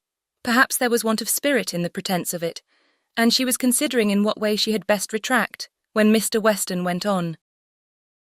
Mrs. Churchill is not much in my good graces, as you may suspect, but this is quite between ourselves. She is very fond of Frank, and therefore I would not speak ill of her. Besides, she's out of health now, but that indeed by her own account she has always been. I would not say so to everybody, Mrs. Elton, but I have not much faith in Mrs. Churchill's illness. If she is really ill, why not go to Bath, Mr. Weston? To Bath or to Clifton? She has taken it into her head that Enscombe is too cold for her. The fact is, I suppose, that she is tired of Enscombe. She has now been a longer time stationary there than she ever was before, and she begins to want change. It is a retired place. A fine place, but very retired. Aye, like Maple Grove, I dare say. Nothing can stand more retired from the road than Maple Grove. Such an immense plantation all round it. You seem shut out from everything, in the most complete retirement. And Mrs. Churchill probably has not health or spirits like Selina to enjoy that sort of seclusion. Or perhaps she may not have resources enough in herself to be qualified for a country life. I always say a woman cannot have too many resources, and I feel very thankful that I have so many myself as to be quite independent of society. Frank was here in February for a fortnight. So I remember to have heard. He will find an addition to the Society of Highbury when he comes again. That is, if I may presume to call myself an addition. But perhaps he may never have heard of there being such a creature in the world. This was too loud a call for a compliment to be passed by, and Mr. Weston, with a very good grace, immediately exclaimed, My dear madam, nobody but yourself could imagine such a thing possible. Not heard of you. I believe Mrs. Weston's letters lately have been full of very little else than Mrs. Elton. He had done his duty and could return to his son. When Frank left us, Continued he, it was quite uncertain when we might see him again, which makes this day's news doubly welcome. It has been completely unexpected. That is, I always had a strong persuasion he would be here again soon. I was sure something favourable would turn up, but nobody believed me. He and Mrs. Weston were both dreadfully desponding. How could he contrive to come, and how could it be supposed that his uncle and aunt would spare him again? And so forth. I always felt that something would happen in our favour. And so it has, you see. I have observed, Mrs. Elton, in the course of my life, that if things are going untowardly 1 month, they are sure to mend the next. Very true, Mr. Weston, perfectly true. It is just what I used to say to a certain gentleman in company in the days of courtship, when, because things did not go quite right, did not proceed with all the rapidity which suited his feelings. He was apt to be in despair, and exclaim that he was sure at this rate it would be May before Hymen's saffron robe would be put on for us. Oh, the pains I have been at to dispel those gloomy ideas and give him cheerfuller views. The carriage, we had disappointments about the carriage. One morning I remember he came to me quite in despair. She was stopped by a slight fit of coughing, and Mr. Weston instantly seized the opportunity of going on. You were mentioning May. May is the very month which Mrs. Churchill is ordered, or has ordered herself to spend in some warmer place than Enscombe, in short, to spend in London, so that we have the agreeable prospect of frequent visits from Frank the whole spring. Precisely the season of the year which one should have chosen for it. Days almost at the longest, weather genial and pleasant, always inviting one out, and never too hot for exercise.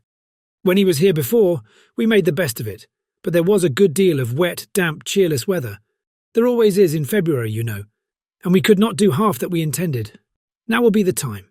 This will be complete enjoyment, and I do not know, Mrs. Elton, whether the uncertainty of our meetings, the sort of constant expectation there will be of his coming in today or tomorrow, and at any hour, may not be more friendly to happiness than having him actually in the house. I think it is so. I think it is the state of mind which gives most spirit and delight. I hope you will be pleased with my son, but you must not expect a prodigy. He is generally thought a fine young man, but do not expect a prodigy. Mrs. Weston's partiality for him is very great, and as you may suppose, most gratifying to me. She thinks nobody equal to him. And I assure you, Mr. Weston, I have very little doubt that my opinion will be decidedly in his favour. I have heard so much in praise of Mr. Frank Churchill. At the same time, it is fair to observe that I am one of those who always judge for themselves and are by no means implicitly guided by others. I give you notice that as I find your son, so I shall judge of him. I am no flatterer. Mr. Weston was musing.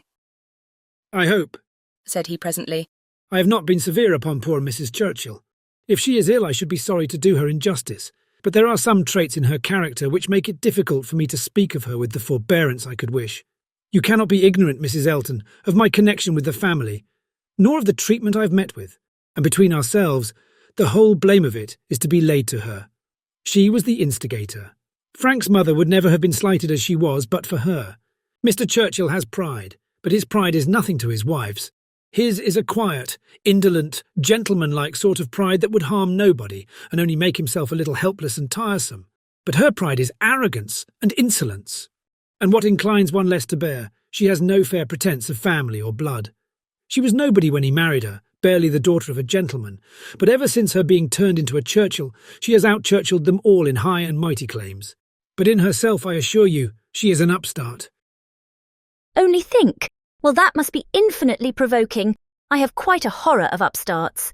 Maple Grove has given me a thorough disgust to people of that sort, for there is a family in that neighbourhood who are such an annoyance to my brother and sister from the airs they give themselves. Your description of Mrs. Churchill made me think of them directly. People of the name of Tupman, very lately settled there, and encumbered with many low connections, but giving themselves immense airs, and expecting to be on a footing with the old established families.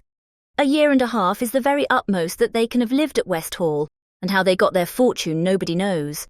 They came from Birmingham, which is not a place to promise much, you know, Mr. Weston. One has not great hopes from Birmingham. I always say there is something direful in the sound, but nothing more is positively known of the Tupmans, though a good many things I assure you are suspected, and yet by their manners they evidently think themselves equal even to my brother, Mr. Suckling, who happens to be one of their nearest neighbours. It is infinitely too bad. Mr. Suckling, who has been 11 years a resident at Maple Grove, and whose father had it before him, I believe at least, I am almost sure that old Mr. Suckling had completed the purchase before his death. They were interrupted. Tea was carrying round, and Mr. Weston, having said all that he wanted, soon took the opportunity of walking away. After tea, Mr. and Mrs. Weston and Mr. Elton sat down with Mr. Woodhouse to cards. The remaining 5 were left to their own powers, and Emma doubted their getting on very well, for Mr. Knightley seemed little disposed for conversation.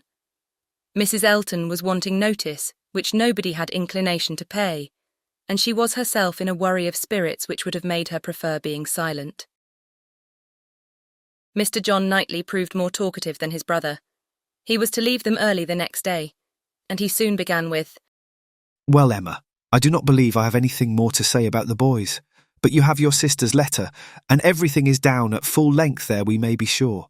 My charge would be much more concise than hers, and probably not much in the same spirit. All that I have to recommend being comprised in, do not spoil them, and do not physic them." "I rather hope to satisfy you both," said Emma, "for I shall do all in my power to make them happy, which will be enough for Isabella, and happiness must preclude false indulgence and physic." "And if you find them troublesome, you must send them home again." "That is very likely. You think so, do not you?" "I hope I am aware that they may be too noisy for your father, or even may be some encumbrance to you, if your visiting engagements continue to increase as much as they have done lately." "Increase?" "Certainly. You must be sensible that the last half year has made a great difference in your way of life." "Difference? No, indeed, I am not." "There can be no doubt of your being much more engaged with company than you used to be. Witness this very time. Here am I come down for only 1 day, and you are engaged with a dinner party. When did it happen before or anything like it? Your neighbourhood is increasing, and you mix more with it. A little while ago, every letter to Isabella brought an account of fresh gaieties, dinners at Mr. Cole's or balls at the Crown. The difference which Randall's alone makes in your goings-on is very great." Yes, said his brother quickly. it is Randall's that does it all. "Very well. And as Randall's, I suppose, is not likely to have less influence than heretofore, it strikes me as a possible thing, Emma, that Henry and John may be sometimes in the way. And if they are, I only beg you to send them home." No, cried Mr. Knightley. that need not be the consequence. Let them be sent to Donwell. I shall certainly be at leisure. "Upon my word," exclaimed Emma. "you amuse me. I should like to know how many of all my numerous engagements take place without your being of the party, and why I am to be supposed in danger of wanting leisure to attend to the little boys. These amazing engagements of mine, what have they been? Dining once with the Coles, and having a ball talked of, which never took place. I can understand you," nodding at Mr. John Knightley. "Your good fortune in meeting with so many of your friends at once here delights you too much to pass unnoticed. But you," turning to Mr. Knightley, "who know how very, very seldom I am ever 2 hours from Hartfield, why you should foresee such a series of dissipation for me, I cannot imagine. And as to my dear little boys, I must say that if Aunt Emma has not time for them, I do not think they would fare much better with Uncle Knightley, who is absent from home about 5 hours where she is absent 1, and who, when he is at home, is either reading to himself or settling his accounts." Mr. Knightley seemed to be trying not to smile, and succeeded without difficulty upon Mrs. Elton's beginning to talk to him. Volume 3, Chapter 1. A very little quiet reflection was enough to satisfy Emma as to the nature of her agitation on hearing this news of Frank Churchill. She was soon convinced that it was not for herself she was feeling at all apprehensive or embarrassed. It was for him. Her own attachment had really subsided into a mere nothing. It was not worth thinking of. But if he, who had undoubtedly been always so much the most in love of the two, were to be returning with the same warmth of sentiment which he had taken away, it would be very distressing. If a separation of 2 months should not have cooled him, there were dangers and evils before her. Caution for him and for herself would be necessary.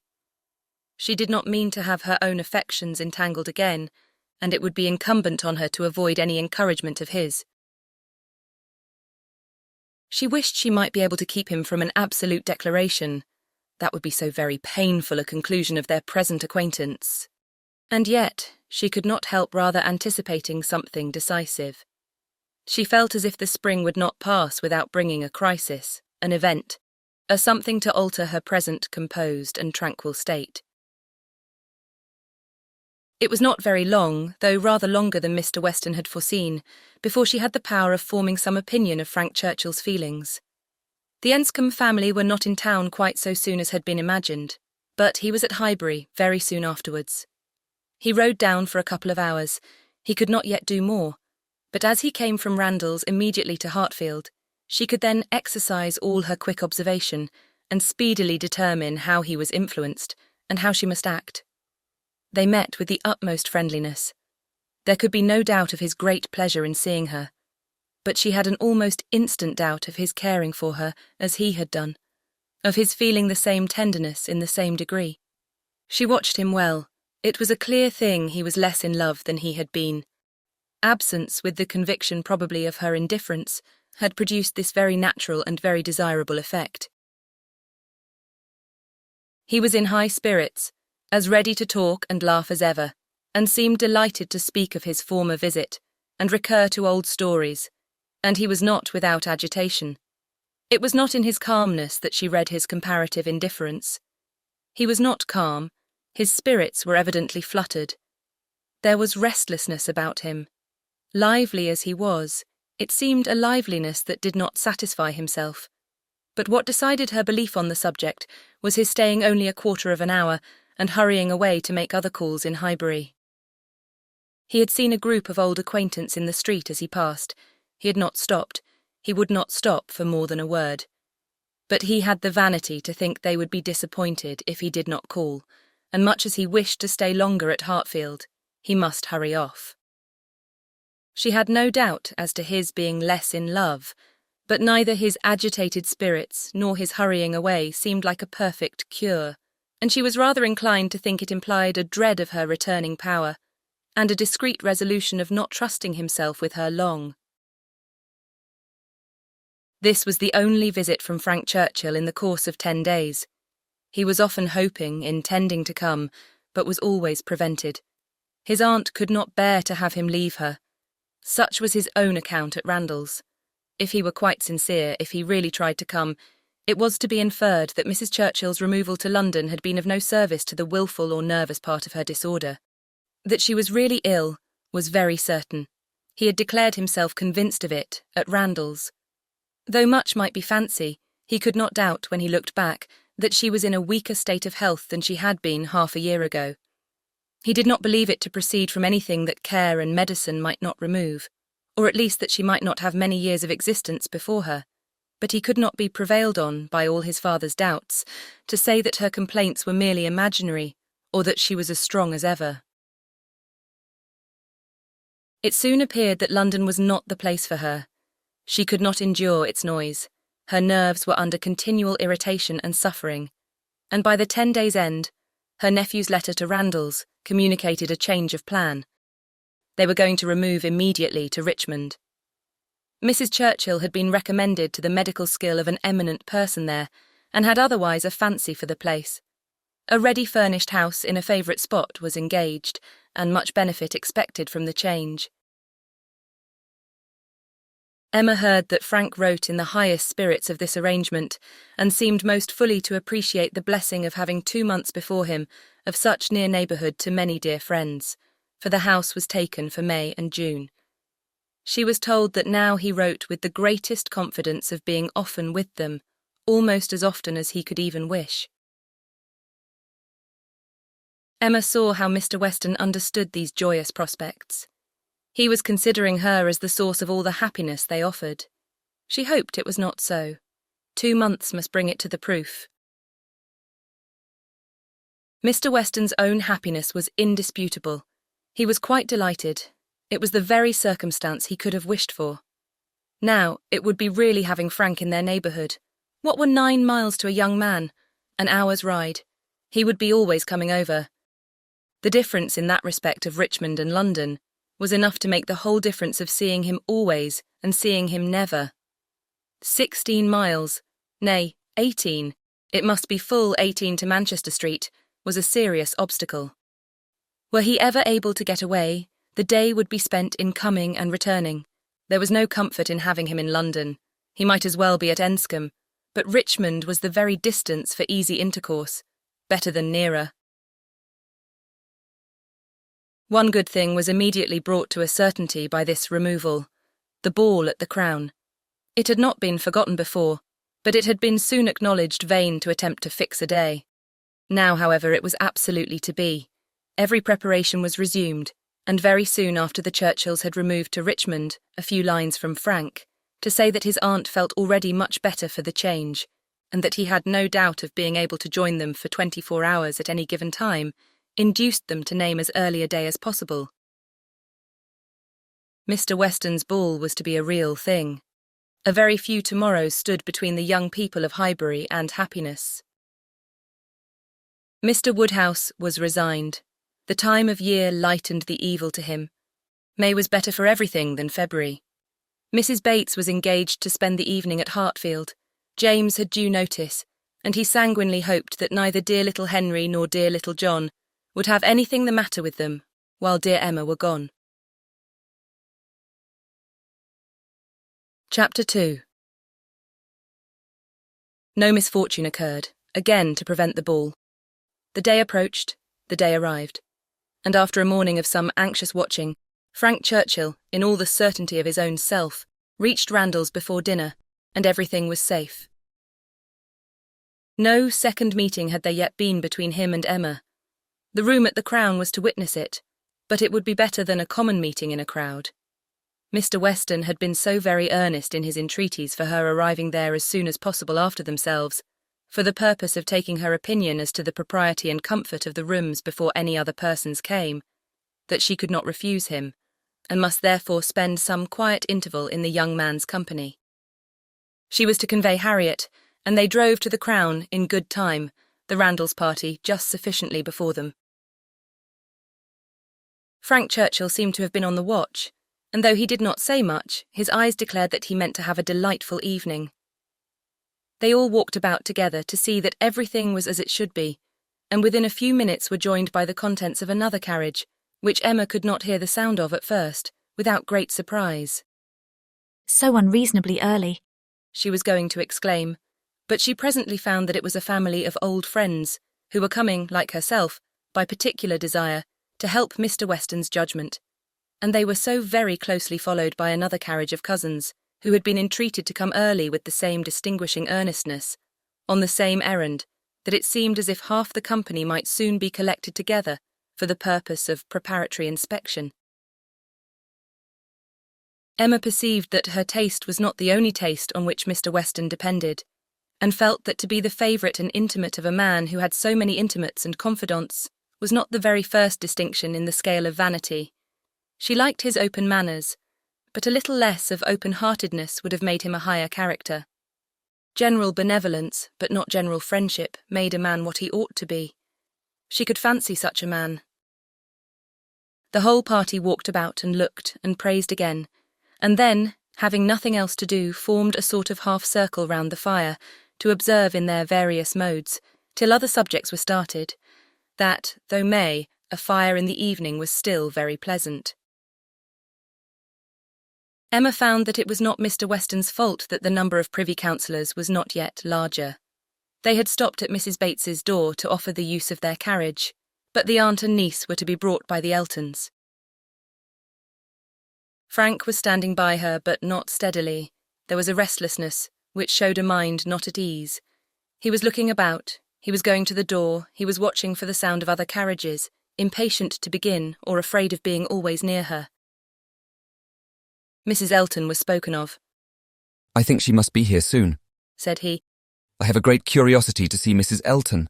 I have heard so much of her. It cannot be long, I think, before she comes." A carriage was heard. He was on the move immediately, but coming back said, "I'm forgetting that I'm not acquainted with her. I have never seen either Mr. or Mrs. Elton. I've no business to put myself forward." Mr. and Mrs. Elton appeared, and all the smiles and the proprieties passed. But Miss Bates and Miss Fairfax, said Mr. Weston, looking about. we thought you were to bring them. The mistake had been slight. The carriage was sent for them now. Emma longed to know what Frank's first opinion of Mrs. Elton might be, how he was affected by the studied elegance of her dress and her smiles of graciousness. He was immediately qualifying himself to form an opinion by giving her very proper attention after the introduction had passed. In a few minutes the carriage returned. Somebody talked of rain. I will see that there are umbrellas, sir, said Frank to his father. Miss Bates must not be forgotten. And away he went. Mr. Weston was following, but Mrs. Elton detained him to gratify him by her opinion of his son, and so briskly did she begin, that the young man himself, though by no means moving slowly, could hardly be out of hearing. A very fine young man indeed, Mr. Weston. You know I candidly told you I should form my own opinion, and I am happy to say that I am extremely pleased with him. You may believe me, I never compliment. I think him a very handsome young man, and his manners are precisely what I like and approve. So truly the gentleman without the least conceit or puppyism. You must know I have a vast dislike to puppies, quite a horror of them. They were never tolerated at Maple Grove. Neither Mr. Suckling nor me had ever any patience with them, and we used sometimes to say very cutting things. Selina, who is mild almost to a fault, bore with them much better. While she talked of his son, Mr. Weston's attention was chained. But when she got to Maple Grove, he could recollect that there were ladies just arriving to be attended to, and with happy smiles must hurry away. Mrs. Elton turned to Mrs. Weston. I have no doubt of its being our carriage with Miss Bates and Jane. Our coachman and horses are so extremely expeditious. I believe we drive faster than anybody. What a pleasure it is to send one's carriage for a friend.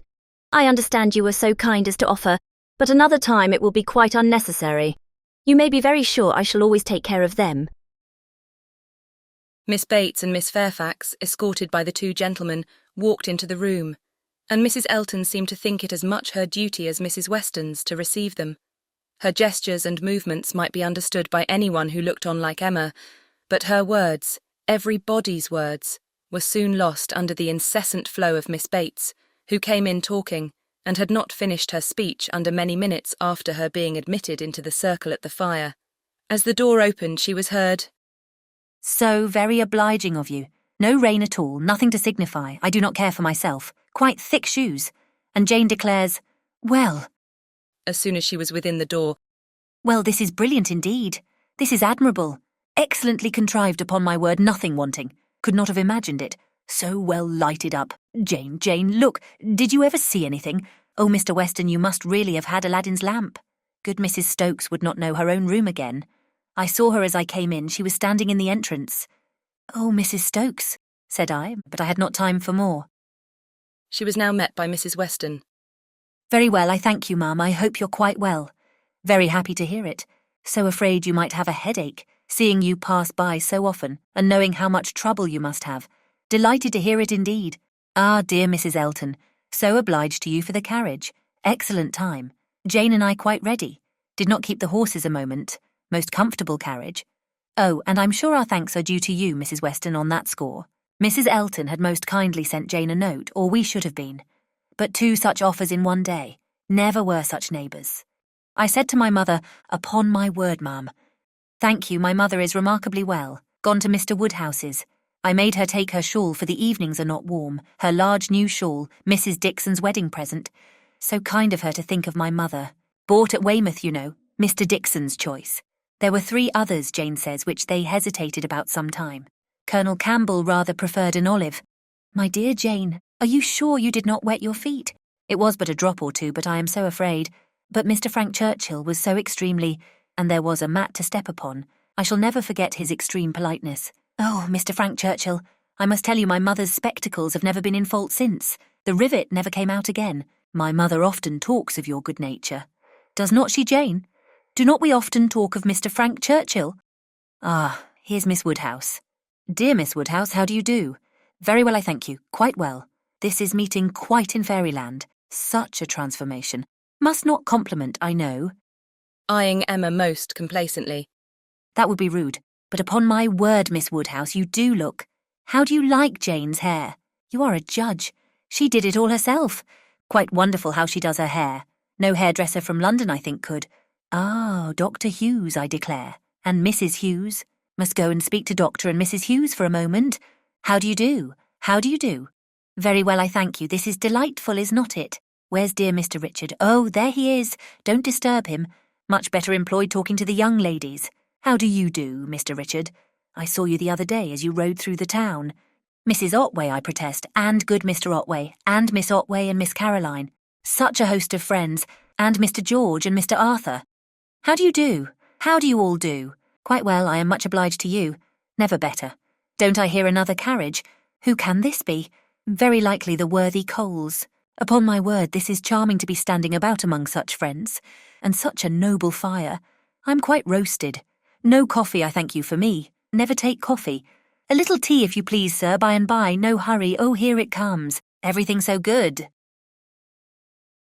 Frank Churchill returned to his station by Emma, and as soon as Miss Bates was quiet, she found herself necessarily overhearing the discourse of Mrs. Elton and Miss Fairfax, who were standing a little way behind her. He was thoughtful. Whether he were overhearing too, she could not determine. After a good many compliments to Jane on her dress and look, compliments very quietly and properly taken, Mrs. Elton was evidently wanting to be complimented herself, and it was, "How do you like my gown? How do you like my trimming? How has Wright done my hair?" with many other relative questions, all answered with patient politeness. Mrs. Elton then said, "Nobody can think less of dress in general than I do, but upon such an occasion as this, when everybody's eyes are so much upon me, and in compliment to the Westons, who I have no doubt are giving this ball chiefly to do me honour, I would not wish to be inferior to others, and I see very few pearls in the room except mine. So Frank Churchill is a capital dancer, I understand. We shall see if our styles suit. A fine young man certainly is Frank Churchill. I like him very well."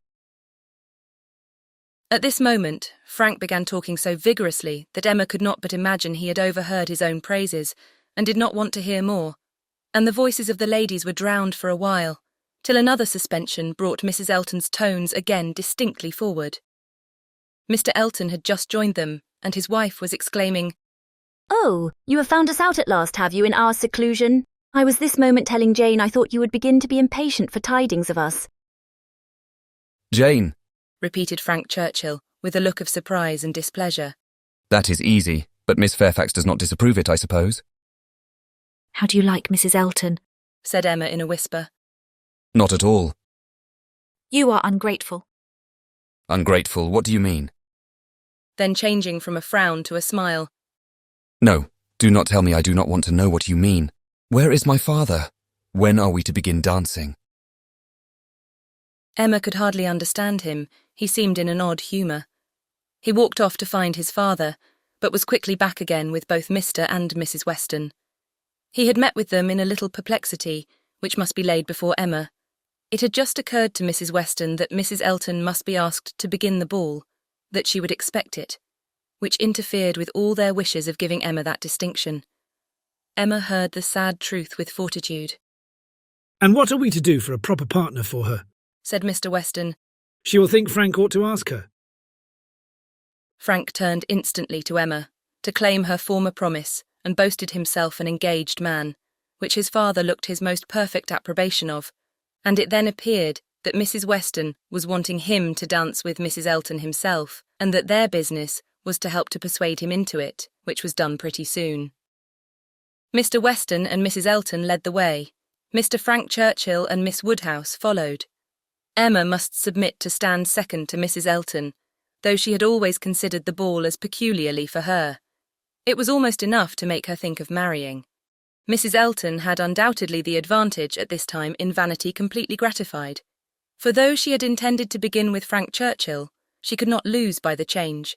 Mr. Weston might be his son's superior. In spite of this little rub, however, Emma was smiling with enjoyment, delighted to see the respectable length of the set as it was forming, and to feel that she had so many hours of unusual festivity before her.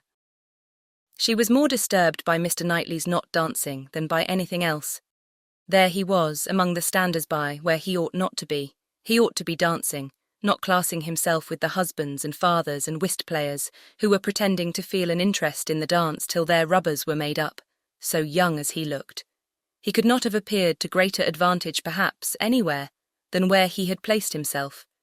His tall, firm, upright figure, among the bulky forms and stooping shoulders of the elderly men, was such as Emma felt must draw everybody's eyes, and, excepting her own partner, there was not one among the whole row of young men who could be compared with him. He moved a few steps nearer, and those few steps were enough to prove in how gentlemanlike a manner, with what natural grace he must have danced, would he but take the trouble. Whenever she caught his eye, she forced him to smile, but in general he was looking grave.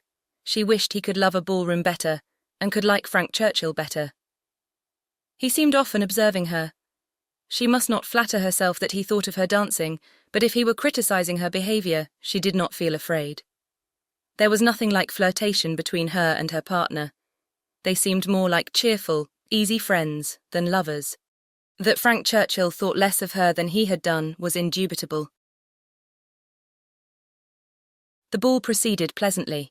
The anxious cares, the incessant attentions of Mrs. Weston were not thrown away. Everybody seemed happy, and the praise of being a delightful ball, which is seldom bestowed till after a ball has ceased to be, was repeatedly given in the very beginning of the existence of this. Of very important, very recordable events, it was not more productive than such meetings usually are. There was one, however, which Emma thought something of. The 2 last dances before supper were begun, and Harriet had no partner, the only young lady sitting down, and so equal had been hitherto the number of dancers, that how there could be anyone disengaged was the wonder. But Emma's wonder lessened soon afterwards, on seeing Mr. Elton sauntering about. He would not ask Harriet to dance if it were possible to be avoided. She was sure he would not, and she was expecting him every moment to escape into the card-room. Escape, however, was not his plan. He came to the part of the room where the sitters-by were collected, spoke to some, and walked about in front of them, as if to show his liberty and his resolution of maintaining it. He did not omit being sometimes directly before Miss Smith, or speaking to those who were close to her. Emma saw it. She was not yet dancing. She was working her way up from the bottom, and had therefore leisure to look around, and by only turning her head a little, she saw it all. When she was halfway up the set, the whole group were exactly behind her, and she would no longer allow her eyes to watch. But Mr. Elton was so near that she heard every syllable of a dialogue which just then took place between him and Mrs. Weston, and she perceived that his wife, who was standing immediately above her, was not only listening also, but even encouraging him by significant glances. The kind-hearted, gentle Mrs. Weston had left her seat to join him and say, "Do not you dance, Mr. Elton?" To which his prompt reply was, "Most readily, Mrs. Weston, if you will dance with me." "Me? Oh no, I would get you a better partner than myself. I am no dancer." "If Mrs. Gilbert wishes to dance," said he, "I shall have great pleasure, I'm sure, for though beginning to feel myself rather an old married man and that my dancing days are over, it would give me very great pleasure at any time to stand up with an old friend like Mrs. Gilbert." Mrs. Gilbert does not mean to dance, but there is a young lady disengaged, whom I should be very glad to see dancing. Miss Smith. "Miss Smith? Oh, I had not observed. You are extremely obliging, and if I were not an old married man. But my dancing days are over, Mrs. Weston. You will excuse me. Anything else I should be most happy to do at your command, but my dancing days are over." Mrs. Weston said no more, and Emma could imagine with what surprise and mortification she must be returning to her seat. This was Mr. Elton, the amiable, obliging, gentle Mr. Elton. She looked round for a moment. He had joined Mr. Knightley at a little distance, and was arranging himself for settled conversation, while smiles of high glee passed between him and his wife. She would not look again. Her heart was in a glow, and she feared her face might be as hot. In another moment a happier sight caught her, Mr. Knightley leading Harriet to the set. Never had she been more surprised, seldom more delighted, than at that instant. She was all pleasure and gratitude, both for Harriet and herself, and longed to be thanking him, and though too distant for speech, her countenance said much, as soon as she could catch his eye again. His dancing proved to be just what she had believed it, extremely good, and Harriet would have seemed almost too lucky if it had not been for the cruel state of things before, and for the very complete enjoyment and very high sense of the distinction which her happy features announced. It was not thrown away on her, she bounded higher than ever, flew farther down the middle, and was in a continual course of smiles. Mr. Elton had retreated into the card-room, looking, Emma trusted, very foolish. She did not think he was quite so hardened as his wife, though growing very like her. She spoke some of her feelings by observing audibly to her partner, Knightley has taken pity on poor little Miss Smith. Very good-natured, I declare. Supper was announced.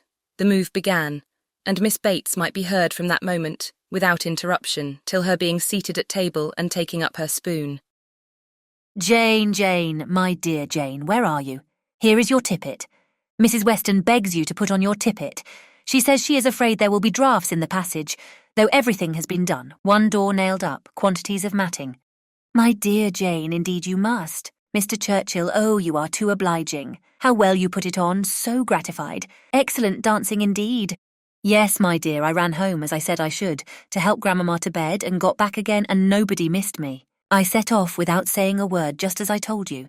Grandmamma was quite well, had a charming evening with Mr. Woodhouse, a vast deal of chat and backgammon. Tea was made downstairs, biscuits and baked apples and wine before she came away, amazing luck in some of her throws, and she inquired a great deal about you, how you were amused and who were your partners. Oh, said I shall not forestall Jane. I left her dancing with Mr. George Otway. She will love to tell you all about it herself tomorrow. Her first partner was Mr. Elton. I do not know who will ask her next. Perhaps Mr. William Cox. My dear sir, you are too obliging. Is there nobody you would not rather? I am not helpless. Sir, you are most kind. Upon my word, Jane on one arm and me on the other. Stop, let us stand a little back, Mrs. Elton is going. Dear Mrs. Elton, how elegant she looks. Beautiful lace. Now we all follow in her train. Quite the queen of the evening.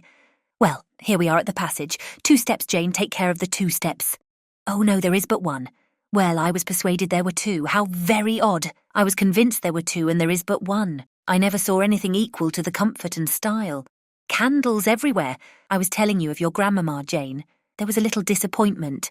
The baked apples and biscuits, excellent in their way, you know, but there was a delicate fricassee of sweetbread and some asparagus brought in at first, and good Mr. Woodhouse, not thinking the asparagus quite boiled enough, sent it all out again. Now there is nothing Grandmamma loves better than sweetbread and asparagus, so she was rather disappointed, but we agreed we would not speak of it to anybody for fear of its getting round to dear Miss Woodhouse, who would be so very much concerned.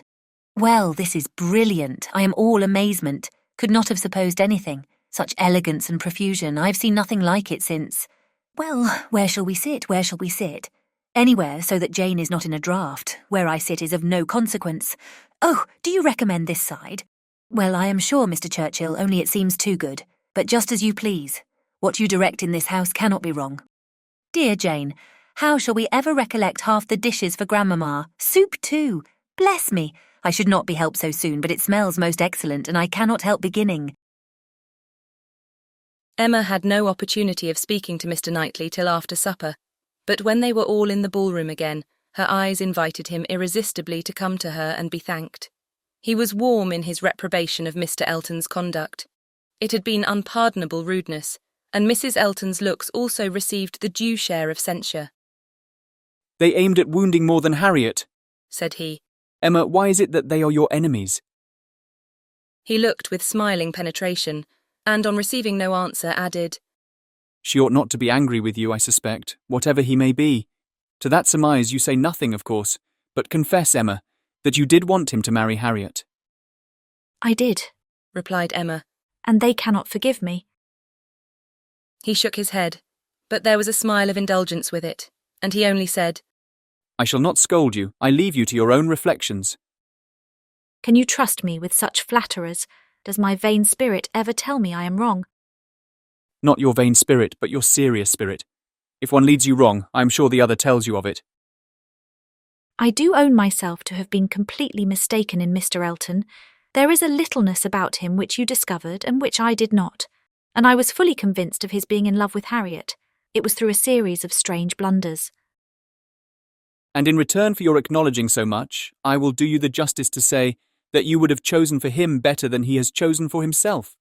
Harriet Smith has some first-rate qualities, which Mrs. Elton is totally without. An unpretending, single-minded, artless girl, infinitely to be preferred by any man of sense and taste to such a woman as Mrs. Elton. I found Harriet more conversable than I expected. Emma was extremely gratified. They were interrupted by the bustle of Mr. Weston calling on everybody to begin dancing again. Come, Miss Woodhouse, Miss Otway, Miss Fairfax. What are you all doing? Come, Emma. Set your companions the example. Everybody is lazy. Everybody is asleep. I am ready, said Emma. Whenever I am wanted. Whom are you going to dance with? Asked Mr. Knightley. She hesitated a moment and then replied, With you, if you will ask me. Will you? Said he, offering his hand. Indeed I will. You have shown that you can dance, and you know we are not really so much brother and sister as to make it at all improper. Brother and sister? No, indeed. Chapter 3.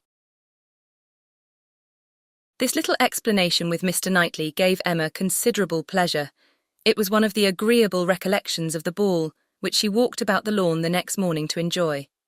She was extremely glad that they had come to so good an understanding respecting the Eltons, and that their opinions of both husband and wife were so much alike, and his praise of Harriet, his concession in her favour, was peculiarly gratifying.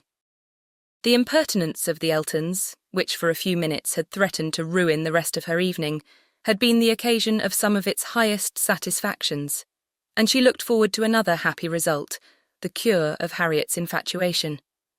From Harriet's manner of speaking of the circumstance before they quitted the ballroom, she had strong hopes. It seemed as if her eyes were suddenly opened, and she were enabled to see that Mr. Elton was not the superior creature she had believed him. The fever was over, and Emma could harbour little fear of the pulse being quickened again by injurious courtesy. She depended on the evil feelings of the Eltons for supplying all the discipline of pointed neglect that could be farther requisite. Harriet rational, Frank Churchill not too much in love, and Mr. Knightley not wanting to quarrel with her. How very happy a summer must be before her.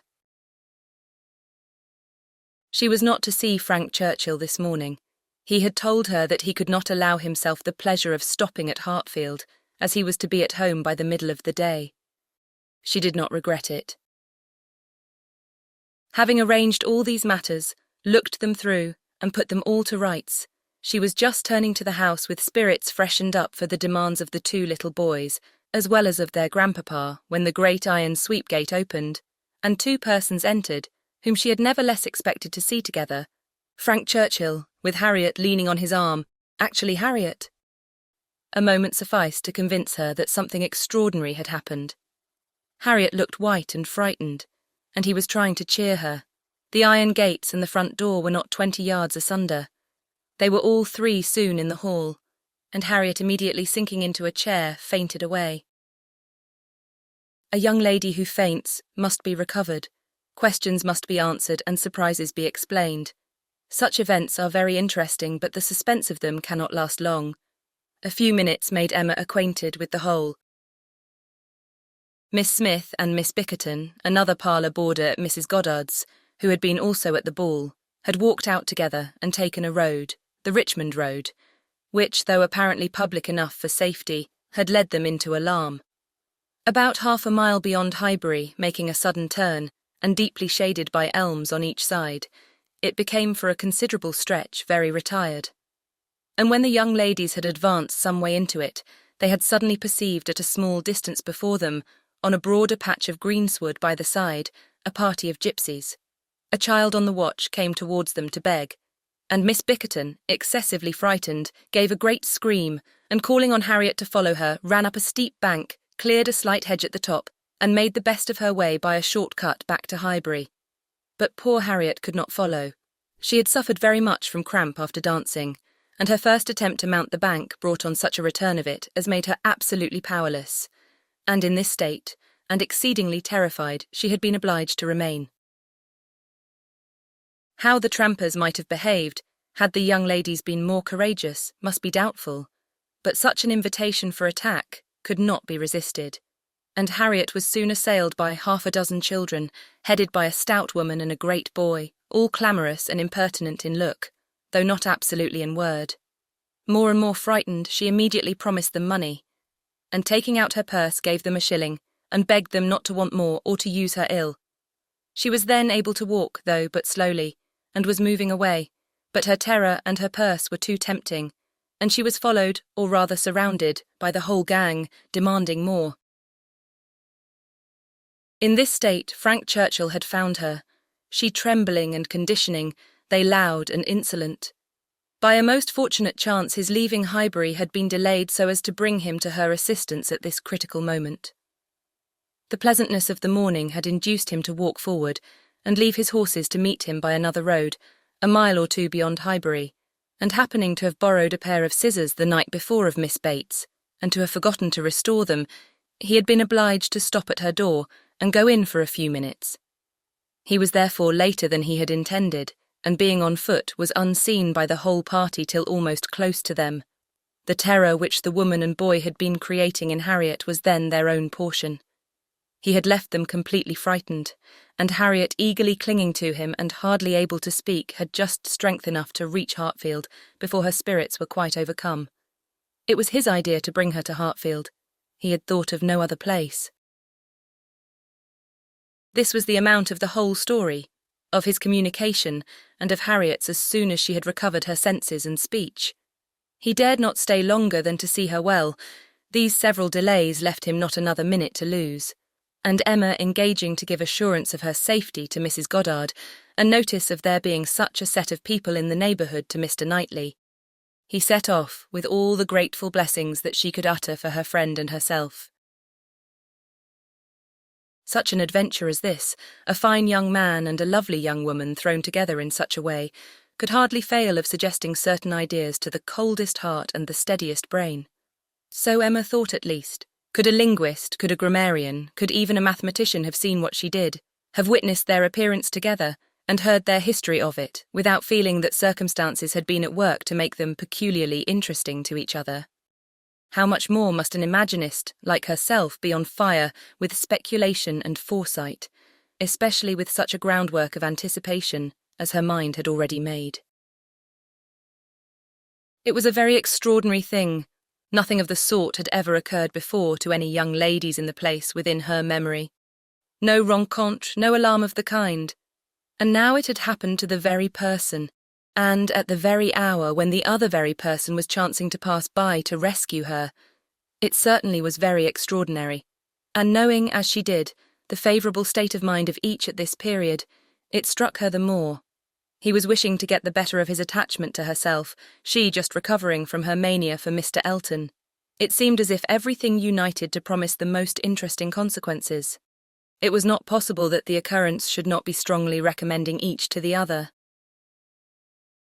In the few minutes' conversation which she had yet had with him, while Harriet had been partially insensible, he had spoken of her terror, her naivete, her fervour as she seized and clung to his arm, with a sensibility amused and delighted, and just at last, after Harriet's own account had been given, he had expressed his indignation at the abominable folly of Miss Bickerton in the warmest terms. Everything was to take its natural course, however, neither impelled nor assisted. She would not stir a step, nor drop a hint. No, she had had enough of interference. There could be no harm in a scheme, a mere passive scheme. It was no more than a wish. Beyond it, she would on no account proceed. Emma's first resolution was to keep her father from the knowledge of what had passed, aware of the anxiety and alarm it would occasion, but she soon felt that concealment must be impossible. Within half an hour it was known all over Highbury. It was the very event to engage those who talk most, the young and the low, and all the youth and servants in the place were soon in the happiness of frightful news. The last night's ball seemed lost in the gipsies. Poor Mr. Woodhouse trembled as he sat, and, as Emma had foreseen, would scarcely be satisfied without their promising never to go beyond the shrubbery again. It was some comfort to him that many inquiries after himself and Miss Woodhouse, for his neighbours knew that he loved to be inquired after, as well as Miss Smith, were coming in during the rest of the day, and he had the pleasure of returning for answer that they were all very indifferent, which, though not exactly true, for she was perfectly well, and Harriet not much otherwise, Emma would not interfere with. She had an unhappy state of health in general for the child of such a man, for she hardly knew what indisposition was. And if he did not invent illnesses for her, she could make no figure in a message. The gypsies did not wait for the operations of justice. They took themselves off in a hurry. The young ladies of Highbury might have walked again in safety before their panic began, and the whole history dwindled soon into a matter of little importance but to Emma and her nephews. In her imagination it maintained its ground, and Henry and John were still asking every day for the story of Harriet and the gypsies, and still tenaciously setting her right, if she varied in the slightest particular from the original recital. Chapter 4. A very few days had passed after this adventure, when Harriet came one morning to Emma with a small parcel in her hand, and after sitting down and hesitating, thus began, Miss Woodhouse, if you're at leisure, I have something that I should like to tell you, a sort of confession to make, and then, you know, it will be over. Emma was a good deal surprised, but begged her to speak. There was a seriousness in Harriet's manner, which prepared her, quite as much as her words, for something more than ordinary. It is my duty, and I am sure it is my wish, she continued, to have no reserves with you on this subject. As I am happily quite an altered creature in one respect, it is very fit that you should have the satisfaction of knowing it. I do not want to say more than is necessary.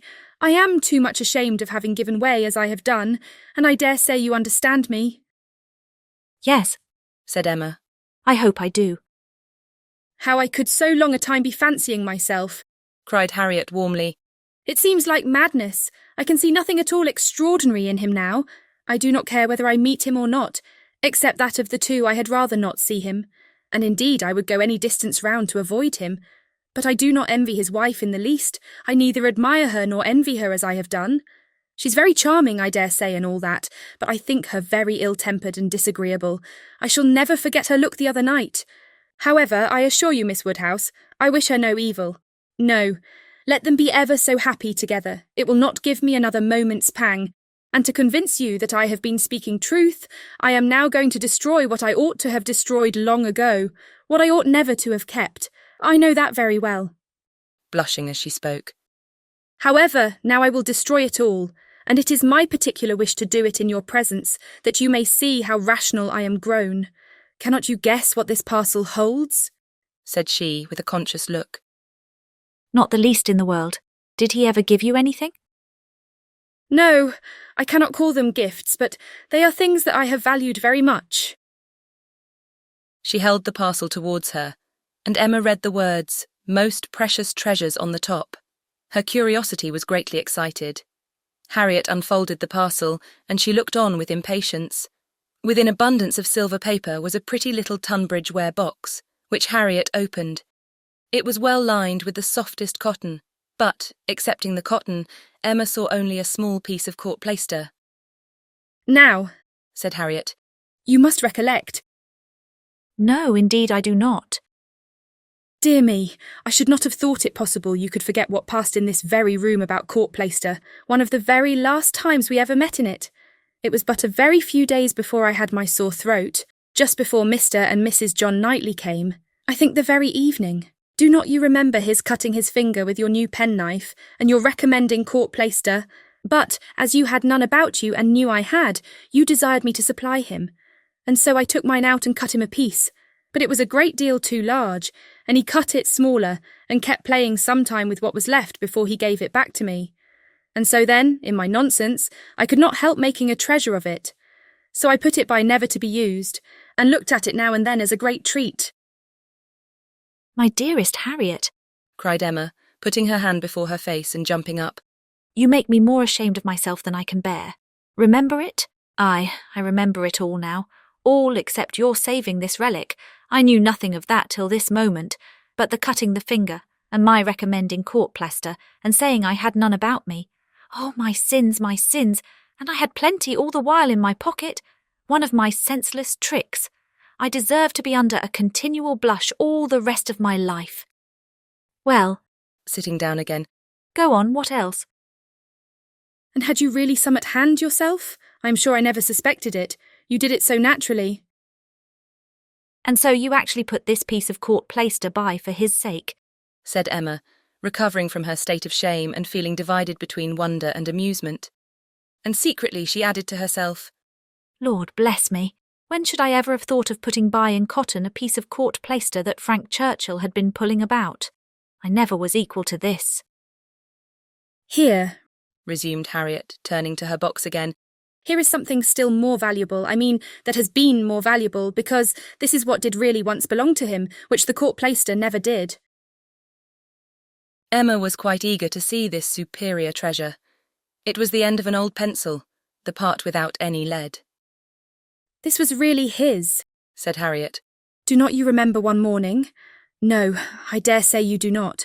But one morning, I forget exactly the day, but perhaps it was the Tuesday or Wednesday before that evening, he wanted to make a memorandum in his pocketbook. It was about spruce beer. Mr. Knightley had been telling him something about brewing spruce beer, and he wanted to put it down. But when he took out his pencil, there was so little lead that he soon cut it all away, and it would not do, so you lent him another. And this was left upon the table as good for nothing. But I kept my eye on it, and as soon as I dared, caught it up, and never parted with it again from that moment. I do remember it, cried Emma. I perfectly remember it. Talking about spruce beer. Oh, yes, Mr. Knightley and I both saying we liked it. Mr. Elton seeming resolved to learn to like it too. I perfectly remember it. Stop. Mr. Knightley was standing just here, was not he? I have an idea he was standing just here. Ah, I do not know. I cannot recollect. It's very odd, but I cannot recollect. Mr. Elton was sitting here, I remember, much about where I am now. Well, go on. Oh, that's all. I have nothing more to show you or to say, except that I am now going to throw them both behind the fire, and I wish you to see me do it.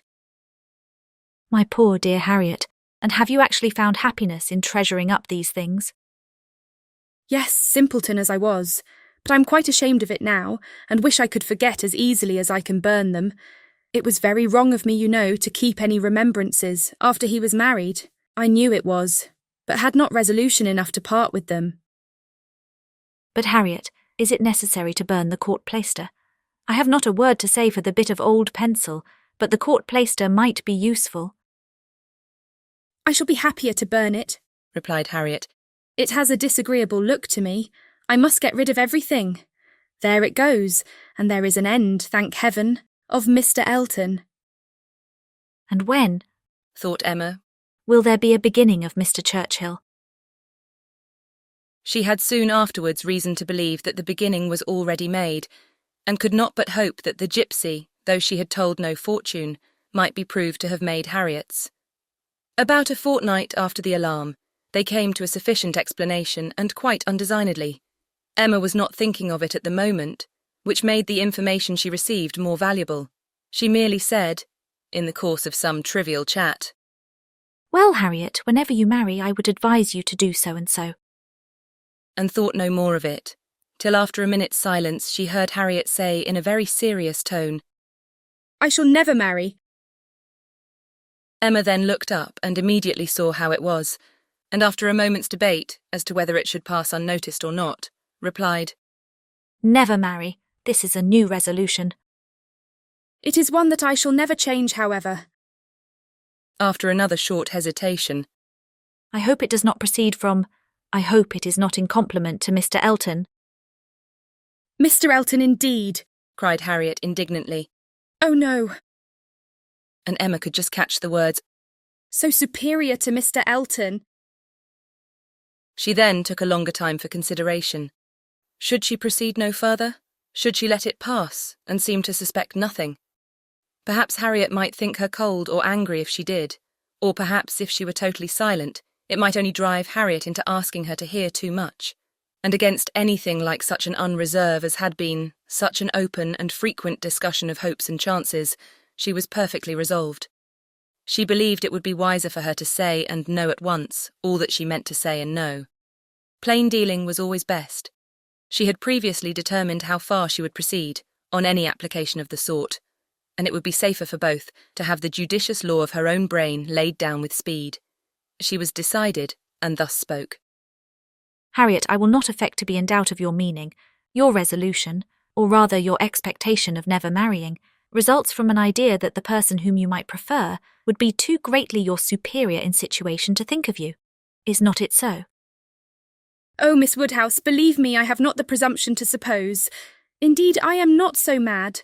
But it is a pleasure to me to admire him at a distance, and to think of his infinite superiority to all the rest of the world, with the gratitude, wonder, and veneration which are so proper, in me especially.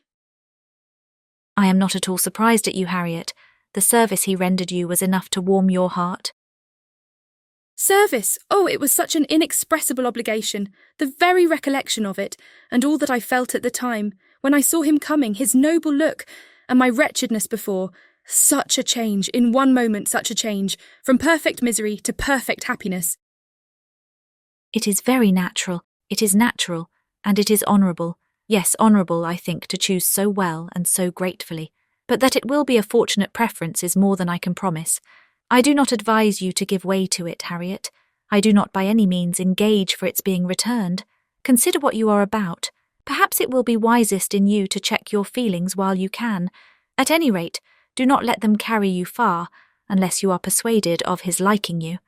Be observant of him. Let his behaviour be the guide of your sensations. I give you this caution now, because I shall never speak to you again on the subject. I am determined against all interference. Henceforward I know nothing of the matter. Let no name ever pass our lips. We were very wrong before. We will be cautious now. He is your superior, no doubt, and there do seem objections and obstacles of a very serious nature. But yet, Harriet, more wonderful things have taken place. There have been matches of greater disparity. But take care of yourself. I would not have you too sanguine, though, however it may end, be assured your raising your thoughts to him is a mark of good taste which I shall always know how to value. Harriet kissed her hand in silent and submissive gratitude. Emma was very decided in thinking such an attachment no bad thing for her friend.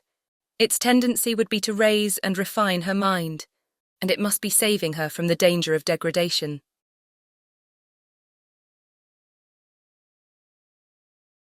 Chapter 5. In this state of schemes and hopes and connivance, June opened upon Hartfield. To Highbury in general, it brought no material change. The Eltons were still talking of a visit from the Sucklings, and of the use to be made of their barouche landau, and Jane Fairfax was still at her grandmother's, and as the return of the Campbells from Ireland was again delayed, and August, instead of midsummer, fixed for it, she was likely to remain there full 2 months longer, provided at least she were able to defeat Mrs. Elton's activity in her service, and save herself from being hurried into a delightful situation against her will. Mr. Knightley, who for some reason best known to himself, had certainly taken an early dislike to Frank Churchill, was only growing to dislike him more. He began to suspect him of some double-dealing in his pursuit of Emma. That Emma was his object appeared indisputable. Everything declared it: his own attentions, his father's hints, his mother-in-law's guarded silence. It was all in unison. Words, conduct, discretion, and indiscretion told the same story. But while so many were devoting him to Emma, and Emma herself making him over to Harriet, Mr. Knightley began to suspect him of some inclination to trifle with Jane Fairfax. He could not understand it, but there were symptoms of intelligence between them, he thought so at least, symptoms of admiration on his side, which, having once observed, he could not persuade himself to think entirely void of meaning, however he might wish to escape any of Emma's errors of imagination. She was not present when the suspicion first arose. He was dining with the Randalls family and Jane at the Eltons, and he had seen a look, more than a single look, at Miss Fairfax, which, from the admirer of Miss Woodhouse, seemed somewhat out of place. When he was again in their company, he could not help remembering what he had seen, nor could he avoid observations which, unless it were like Cowper and his fire at twilight, myself creating what I saw, brought him yet stronger suspicion of there being a something of private liking, of private understanding even, between Frank Churchill and Jane. He had walked up one day after dinner, as he very often did, to spend his evening at Hartfield. Emma and Harriet were going to walk. He joined them, and on returning they fell in with a larger party, who, like themselves, judged it wisest to take their exercise early, as the weather threatened rain. Mr. and Mrs. Weston and their son, Miss Bates and her niece, who had accidentally met. They all united, and on reaching Hartfield gates, Emma, who knew it was exactly the sort of visiting that would be welcome to her father, pressed them all to go in and drink tea with him. The Randalls party agreed to it immediately, and after a pretty long speech from Miss Bates, which few persons listened to, she also found it possible to accept dear Miss Woodhouse's most obliging invitation. As they were turning into the grounds, Mr. Perry passed by on horseback. The gentleman spoke of his horse. By the by, said Frank Churchill to Mrs. Weston presently, what became of Mr. Perry's plan of setting up his carriage? Mrs. Weston looked surprised and said, I did not know that he ever had any such plan. Nay, I had it from you. You wrote me word of it 3 months ago. Me, impossible. Indeed you did. I remember it perfectly. You mentioned it as what was certainly to be very soon. Mrs. Perry had told somebody, and was extremely happy about it. It was owing to her persuasion, as she thought his being out in bad weather did him a great deal of harm. You must remember it now? Upon my word, I never heard of it till this moment. Never, really never. Bless me, how could it be? Then I must have dreamt it, but I was completely persuaded. Miss Smith, you walk as if you were tired. You will not be sorry to find yourself at home. What is this? What is this? cried Mr. Weston. About Perry and a carriage? Is Perry going to set up his carriage, Frank? I'm glad he can afford it. You had it from himself, had you? No, sir, replied his son, laughing. I seem to have had it from nobody. Very odd. I really was persuaded of Mrs. Weston's having mentioned it in one of her letters to Enscombe, many weeks ago, with all these particulars. But as she declares she never heard a syllable of it before, of course it must have been a dream. I am a great dreamer. I dream of everybody at Highbury when I am away, and when I have gone through my particular friends, then I begin dreaming of Mr. and Mrs. Perry. It is odd, though, observed his father, that you should have had such a regular connected dream about people whom it was not very likely you should be thinking of at Enscombe. Perry's setting up his carriage, and his wife's persuading him to it, out of care for his health. Just what will happen, I have no doubt, some time or other, only a little premature. What an air of probability sometimes runs through a dream, and at others, what a heap of absurdities it is. Well, Frank, your dream certainly shows that Highbury is in your thoughts when you are absent. Emma, you are a great dreamer, I think. Emma was out of hearing. She had hurried on before her guests to prepare her father for their appearance, and was beyond the reach of Mr. Weston's hint. Why, to own the truth, cried Miss Bates, who had been trying in vain to be heard the last 2 minutes. If I must speak on this subject, there is no denying that Mr. Frank Churchill might have— I do not mean to say that he did not dream it. I am sure I have sometimes the oddest dreams in the world, but if I am questioned about it, I must acknowledge that there was such an idea last spring, for Mrs. Perry herself mentioned it to my mother, and the Coles knew of it as well as ourselves. But it was quite a secret, known to nobody else, and only thought of about 3 days. Mrs. Perry was very anxious that he should have a carriage, and came to my mother in great spirits one morning because she thought she had prevailed. Jane, don't you remember Grandmamma's telling us of it when we got home? I forget where we had been walking to, very likely to Randalls. Yes, I think it was to Randalls. Mrs. Perry was always particularly fond of my mother. Indeed, I do not know who is not, and she had mentioned it to her in confidence. She had no objection to her telling us, of course, but it was not to go beyond, and from that day to this I never mentioned it to a soul that I know of. At the same time, I will not positively answer for my having never dropped a hint, because I know I do sometimes pop out a thing before I am aware. I am a talker, you know. I am rather a talker, and now and then I have let a thing escape me which I should not. I am not like Jane, I wish I were. I will answer for it she never betrayed the least thing in the world. Where is she? Oh, just behind. Perfectly remember Mrs. Perry's coming. Extraordinary dream, indeed. They were entering the hall. Mr. Knightley's eyes had preceded Miss Bates's in a glance at Jane. From Frank Churchill's face, where he thought he saw confusion suppressed or laughed away, he had involuntarily turned to hers, but she was indeed behind, and too busy with her shawl. Mr. Weston had walked in. The 2 other gentlemen waited at the door to let her pass. Mr. Knightley suspected in Frank Churchill the determination of catching her eye. He seemed watching her intently. In vain, however, if it were so. Jane passed between them into the hall, and looked at neither. There was no time for farther remark or explanation. The dream must be borne with, and Mr. Knightley must take his seat with the rest round the large modern circular table which Emma had introduced at Hartfield, and which none but Emma could have had power to place there, and persuade her father to use instead of the small-sized Pembroke, on which 2 of his daily meals had, for 40 years, been crowded. Tea passed pleasantly, and nobody seemed in a hurry to move. Miss Woodhouse, said Frank Churchill, after examining a table behind him which he could reach as he sat. have your nephews taken away their alphabets, their box of letters? It used to stand here. Where is it? This is a sort of dull-looking evening that ought to be treated rather as winter than summer. We had great amusement with those letters one morning. I want to puzzle you again. Emma was pleased with the thought, and producing the box, the table was quickly scattered over with alphabets, which no one seemed so much disposed to employ as their 2 selves. They were rapidly forming words for each other, or for anybody else who would be puzzled. The quietness of the game made it particularly eligible for Mr. Woodhouse, who had often been distressed by the more animated sort, which Mr. Weston had occasionally introduced, and who now sat happily occupied in lamenting, with tender melancholy, over the departure of the poor little boys, or in fondly pointing out, as he took up any stray letter near him, how beautifully Emma had written it. Frank Churchill placed a word before Miss Fairfax. She gave a slight glance round the table, and applied herself to it.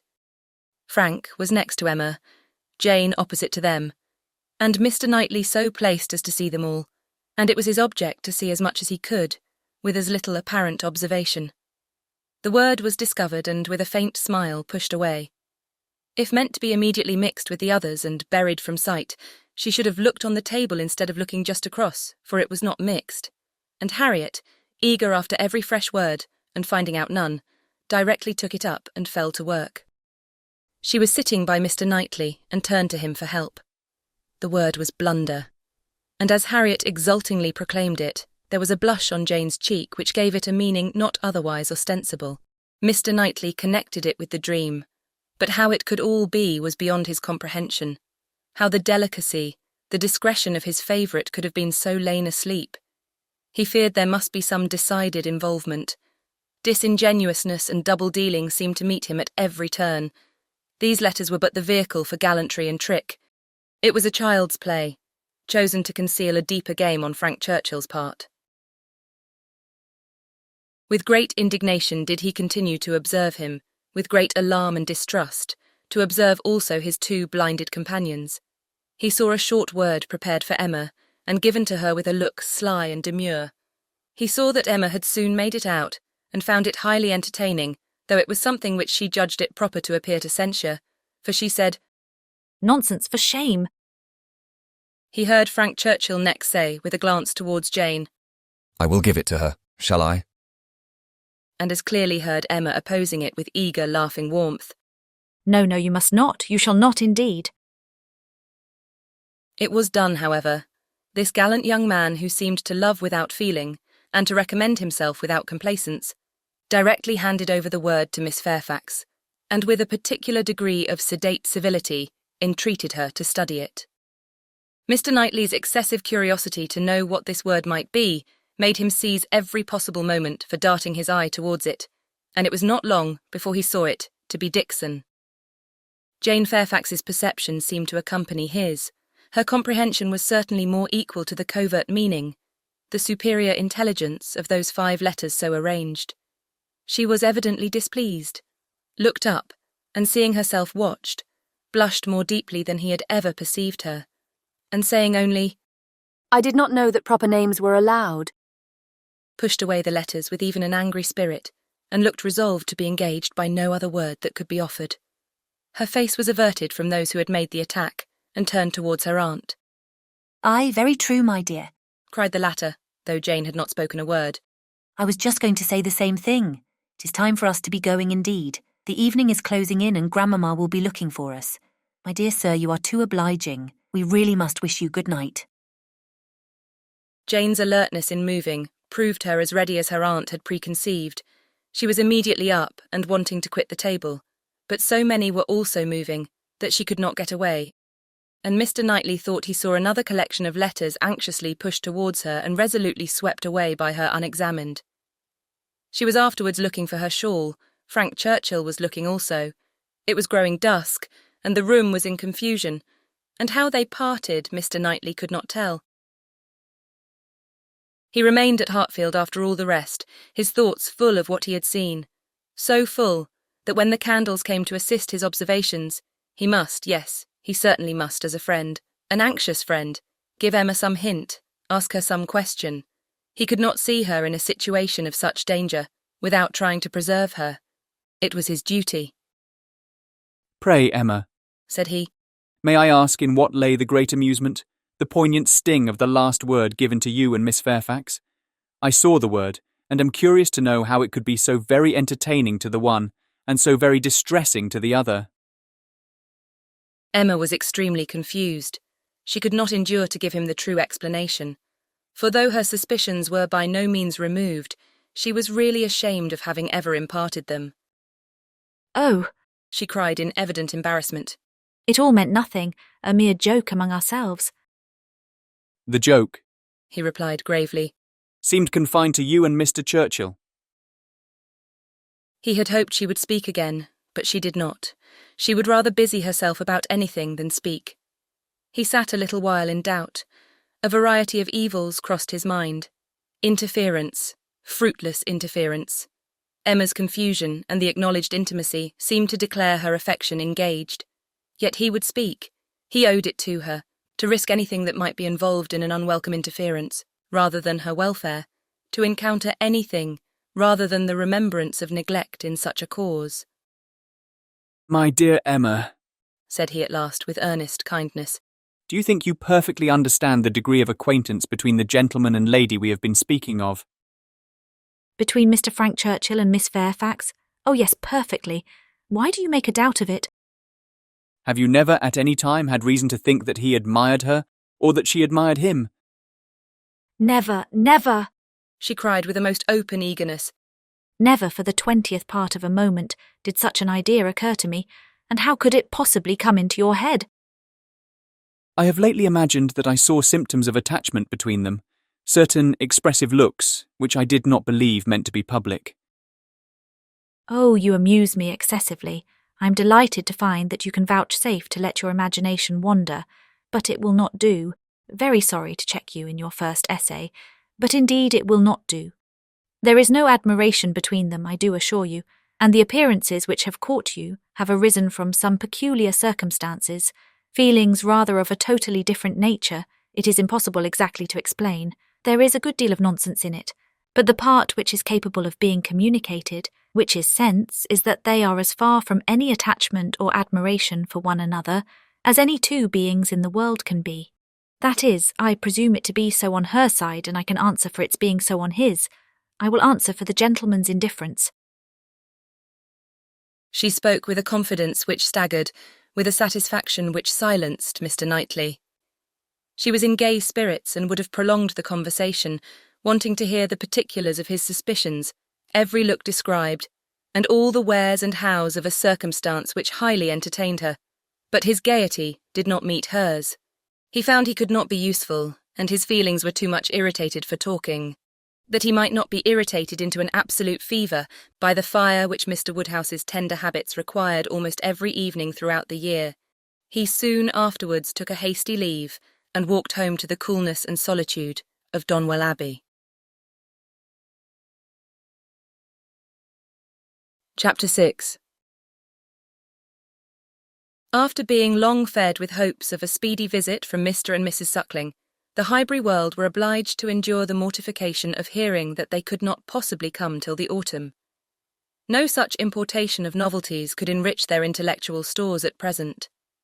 In the daily interchange of news, they must be again restricted to the other topics with which for a while the Sucklings' coming had been united, such as the last accounts of Mrs. Churchill, whose health seemed every day to supply a different report, and the situation of Mrs. Weston, whose happiness it was to be hoped might eventually be as much increased by the arrival of a child as that of all her neighbours was by the approach of it.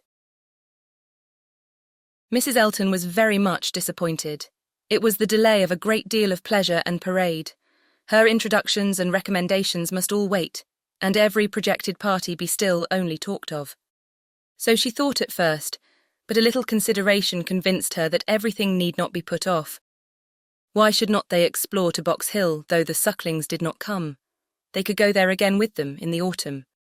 It was settled that they should go to Box Hill. That there was to be such a party had been long generally known. It had even given the idea of another. Emma had never been to Box Hill. She wished to see what everybody found so well worth seeing, and she and Mr. Weston had agreed to choose some fine morning and drive thither. 2 or 3 more of the chosen only were to be admitted to join them, and it was to be done in a quiet, unpretending, elegant way, infinitely superior to the bustle and preparation, the regular eating and drinking, and picnic parade of the Eltons and the Sucklings. This was so very well understood between them that Emma could not but feel some surprise and a little displeasure on hearing from Mr. Weston that he had been proposing to Mrs. Elton, as her brother and sister had failed her, that the 2 parties should unite and go together, and that as Mrs. Elton had very readily acceded to it, so it was to be, if she had no objection. Now, as her objection was nothing but her very great dislike of Mrs. Elton, of which Mr. Weston must already be perfectly aware, it was not worth bringing forward again. It could not be done without a reproof to him, which would be giving pain to his wife, and she found herself therefore obliged to consent to an arrangement which she would have done a great deal to avoid, an arrangement which would probably expose her even to the degradation of being said to be of Mrs. Elton's party.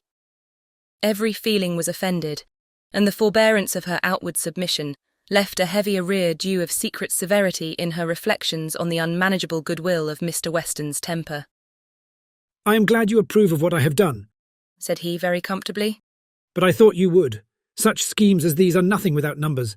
One cannot have too large a party. A large party secures its own amusement, and she is a good-natured woman after all. One could not leave her out." Emma denied none of it aloud, and agreed to none of it in private. It was now the middle of June and the weather fine, and Mrs. Elton was growing impatient to name the day and settle with Mr. Weston as to pigeon pies and cold lamb, when a lame carriage horse threw everything into sad uncertainty. It might be weeks, it might be only a few days before the horse were usable, but no preparations could be ventured on, and it was all melancholy stagnation. Mrs. Elton's resources were inadequate to such an attack.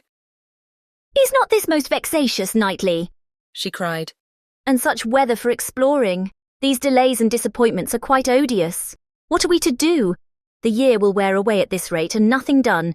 Before this time last year, I assure you, we had had a delightful exploring party from Maple Grove to King's Weston." "You had better explore to Donwell," replied Mr. Knightley. "That may be done without horses. Come and eat my strawberries. They're ripening fast." If Mr. Knightley did not begin seriously, he was obliged to proceed so, for his proposal was caught at with delight, and the "Oh, I should like it of all things," was not plainer in words than manner. Donwell was famous for its strawberry beds, which seemed a plea for the invitation, but no plea was necessary.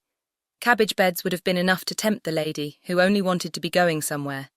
She promised him again and again to come, much oftener than he doubted, and was extremely gratified by such a proof of intimacy, such a distinguishing compliment as she chose to consider it. "You may depend upon me," said she. "I certainly will come. Name your day and I will come.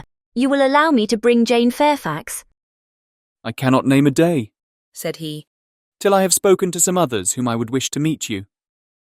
"Oh, leave all that to me. Only give me a carte blanche. I am Lady Patroness, you know. It is my party. I will bring friends with me." "I hope you will bring Elton," said he, "but I will not trouble you to give any other invitations." "Oh, now you are looking very sly. But consider, you need not be afraid of delegating power to me. I am no young lady on her preferment. Married women, you know, may be safely authorised. It is my party. Leave it all to me. I will invite your guests." "No," he calmly replied.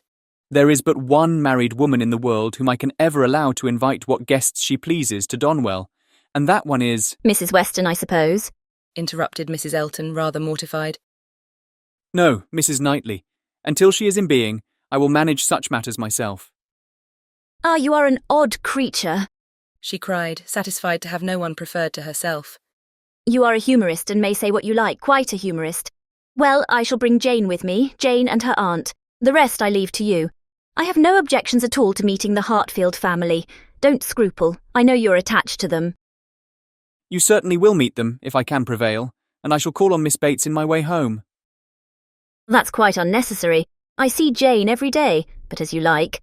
It is to be a morning scheme, you know, Knightley, quite a simple thing. I shall wear a large bonnet and bring one of my little baskets hanging on my arm. Here, probably this basket with pink ribbon. Nothing can be more simple, you see, and Jane will have such another. There is to be no form or parade, a sort of gypsy party.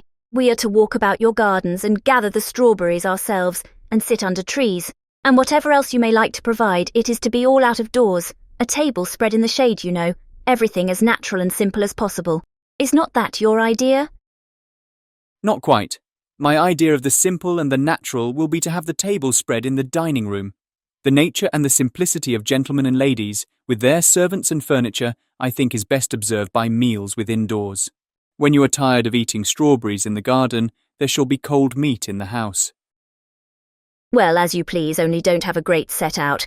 And by the by, can I or my housekeeper be of any use to you with our opinion? Pray be sincere, Knightley. If you wish me to talk to Mrs. Hodges or to inspect anything— I have not the least wish for it, I thank you. Well, but if any difficulties should arise, my housekeeper is extremely clever. I will answer for it that mine thinks herself full as clever, and would spurn anybody's assistance. I wish we had a donkey. The thing would be for us all to come on donkeys. Jane, Miss Bates and me, and my caro sposo walking by. I really must talk to him about purchasing a donkey. In a country life I conceive it to be a sort of necessary, for let a woman have ever so many resources, it is not possible for her to be always shut up at home, and very long walks, you know. In summer there is dust, and in winter there is dirt. You will not find either between Donwell and Highbury. Donwell Lane is never dusty, and now it is perfectly dry. Come on a donkey, however, if you prefer it. You can borrow Mrs. Cole's. I would wish everything to be as much to your taste as possible. That I am sure you would. Indeed, I do you justice, my good friend. Under that peculiar sort of dry, blunt manner, I know you have the warmest heart. As I tell Mr. E., you are a thorough humorist. Yes, believe me, Knightley, I am fully sensible of your attention to me in the whole of this scheme. You have hit upon the very thing to please me. Mr. Knightley had another reason for avoiding a table in the shade. He wished to persuade Mr. Woodhouse, as well as Emma, to join the party, and he knew that to have any of them sitting down out of doors to eat would inevitably make him ill. Mr. Woodhouse must not, under the specious pretence of a morning drive, and an hour or two spent at Donwell, be tempted away to his misery. He was invited on good faith. No lurking horrors were to upbraid him for his easy credulity. He did consent. He had not been at Donwell for 2 years. Some very fine morning he and Emma and Harriet could go very well, and he could sit still with Mrs. Weston, while the dear girls walked about the gardens. He did not suppose they could be damp now in the middle of the day. He should like to see the old house again exceedingly, and should be very happy to meet Mr. and Mrs. Elton and any other of his neighbours. He could not see any objection at all to his and Emma's and Harriet's going there some very fine morning. He thought it very well done of Mr. Knightley to invite them, very kind and sensible, much cleverer than dining out. He was not fond of dining out. Mr. Knightley was fortunate in everybody's most ready concurrence. The invitation was everywhere so well received that it seemed as if, like Mrs. Elton, they were all taking the scheme as a particular compliment to themselves. Emma and Harriet professed very high expectations of pleasure from it, and Mr. Weston, unasked, promised to get Frank over to join them, if possible, a proof of approbation and gratitude which could have been dispensed with. Mr. Knightley was then obliged to say that he should be glad to see him, and Mr. Weston engaged to lose no time in writing, and spare no arguments to induce him to come. In the meanwhile, the lame horse recovered so fast that the party to Box Hill was again under happy consideration, and at last Donwell was settled for 1 day, and Box Hill for the next, the weather appearing exactly right. Under a bright midday sun at almost midsummer, Mr. Woodhouse was safely conveyed in his carriage, with one window down, to partake of this al fresco party, and in one of the most comfortable rooms in the Abbey, especially prepared for him by a fire all the morning, he was happily placed, quite at his ease, ready to talk with pleasure of what had been achieved, and advise everybody to come and sit down, and not to heat themselves.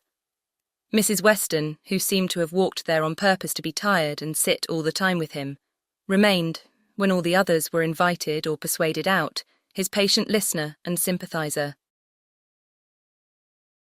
It was so long since Emma had been at the Abbey, that as soon as she was satisfied of her father's comfort, she was glad to leave him and look around her, eager to refresh and correct her memory with more particular observation, more exact understanding of a house and grounds which must ever be so interesting to her and all her family. She felt all the honest pride and complacency which her alliance with the present and future proprietor could fairly warrant, as she viewed the respectable size and style of the building, its suitable, becoming, characteristic situation, low and sheltered, its ample gardens stretching down to meadows washed by a stream, of which the Abbey, with all the old neglect of prospect, had scarcely a sight, and its abundance of timber in rows and avenues, which neither fashion nor extravagance had rooted up. The house was larger than Hartfield and totally unlike it, covering a good deal of ground, rambling and irregular, with many comfortable and one or two handsome rooms. It was just what it ought to be, and it looked what it was, and Emma felt an increasing respect for it, as the residence of a family of such true gentility, untainted in blood and understanding. Some faults of temper John Knightley had, but Isabella had connected herself unexceptionably. She had given them neither men, nor names, nor places that could raise a blush. These were pleasant feelings, and she walked about and indulged them till it was necessary to do as the others did, and collect round the strawberry beds. The whole party were assembled, excepting Frank Churchill, who was expected every moment from Richmond, and Mrs. Elton, in all her apparatus of happiness, her large bonnet and her basket, was very ready to lead the way in gathering, accepting or talking. Strawberries, and only strawberries, could now be thought or spoken of. The best fruit in England, everybody's favourite, always wholesome. These the finest beds and finest sorts, delightful to gather for oneself, the only way of really enjoying them. Morning decidedly the best time, never tired, every sort good. Hautboy infinitely superior, no comparison. The others hardly eatable, hautboys very scarce. Chili preferred, whitewood finest flavour of all. Price of strawberries in London. Abundance about Bristol. Maple Grove. Cultivation. Beds when to be renewed. Gardeners thinking exactly different. No general rule. Gardeners never to be put out of their way. Delicious fruit. Only too rich to be eaten much of, inferior to cherries. Currants more refreshing. Only objection to gathering strawberries the stooping. Glaring sun. Tired to death. Could bear it no longer. Must go and sit in the shade. Such, for half an hour, was the conversation, interrupted only once by Mrs. Weston, who came out in her solicitude after her son-in-law to inquire if he were come, and she was a little uneasy. She had some fears of his horse. Seats tolerably in the shade were found, and now Emma was obliged to overhear what Mrs. Elton and Jane Fairfax were talking of. A situation, a most desirable situation, was in question. Mrs. Elton had received notice of it that morning, and was in raptures. It was not with Mrs. Suckling, it was not with Mrs. Bragg, but in felicity and splendour it fell short only of them. It was with a cousin of Mrs. Bragg, an acquaintance of Mrs. Suckling, a lady known at Maple Grove. Delightful, charming, superior, first circles, spheres, lines, ranks, everything, and Mrs. Elton was wild to have the offer closed with immediately. On her side, all was warmth, energy and triumph, and she positively refused to take her friend's negative, though Miss Fairfax continued to assure her that she would not at present engage in anything, repeating the same motives which she had been heard to urge before. Still, Mrs. Elton insisted on being authorised to write an acquiescence by the morrow's post. How Jane could bear it at all was astonishing to Emma. She did look vexed, she did speak pointedly, and at last, with a decision of action unusual to her, proposed a removal. Should not they walk? Would not Mr. Knightley show them the gardens, all the gardens? She wished to see the whole extent. The pertinacity of her friend seemed more than she could bear. It was hot, and after walking some time over the gardens in a scattered, dispersed way, scarcely any three together, they insensibly followed one another to the delicious shade of a broad, short avenue of limes, which, stretching beyond the garden at an equal distance from the river, seemed the finish of the pleasure grounds.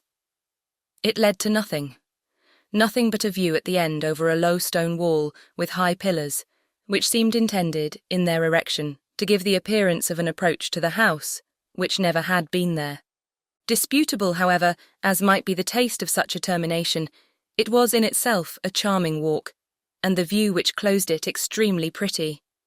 The considerable slope, at nearly the foot of which the abbey stood, gradually acquired a steeper form beyond its grounds, and at half a mile distant was a bank of considerable abruptness and grandeur, well clothed with wood.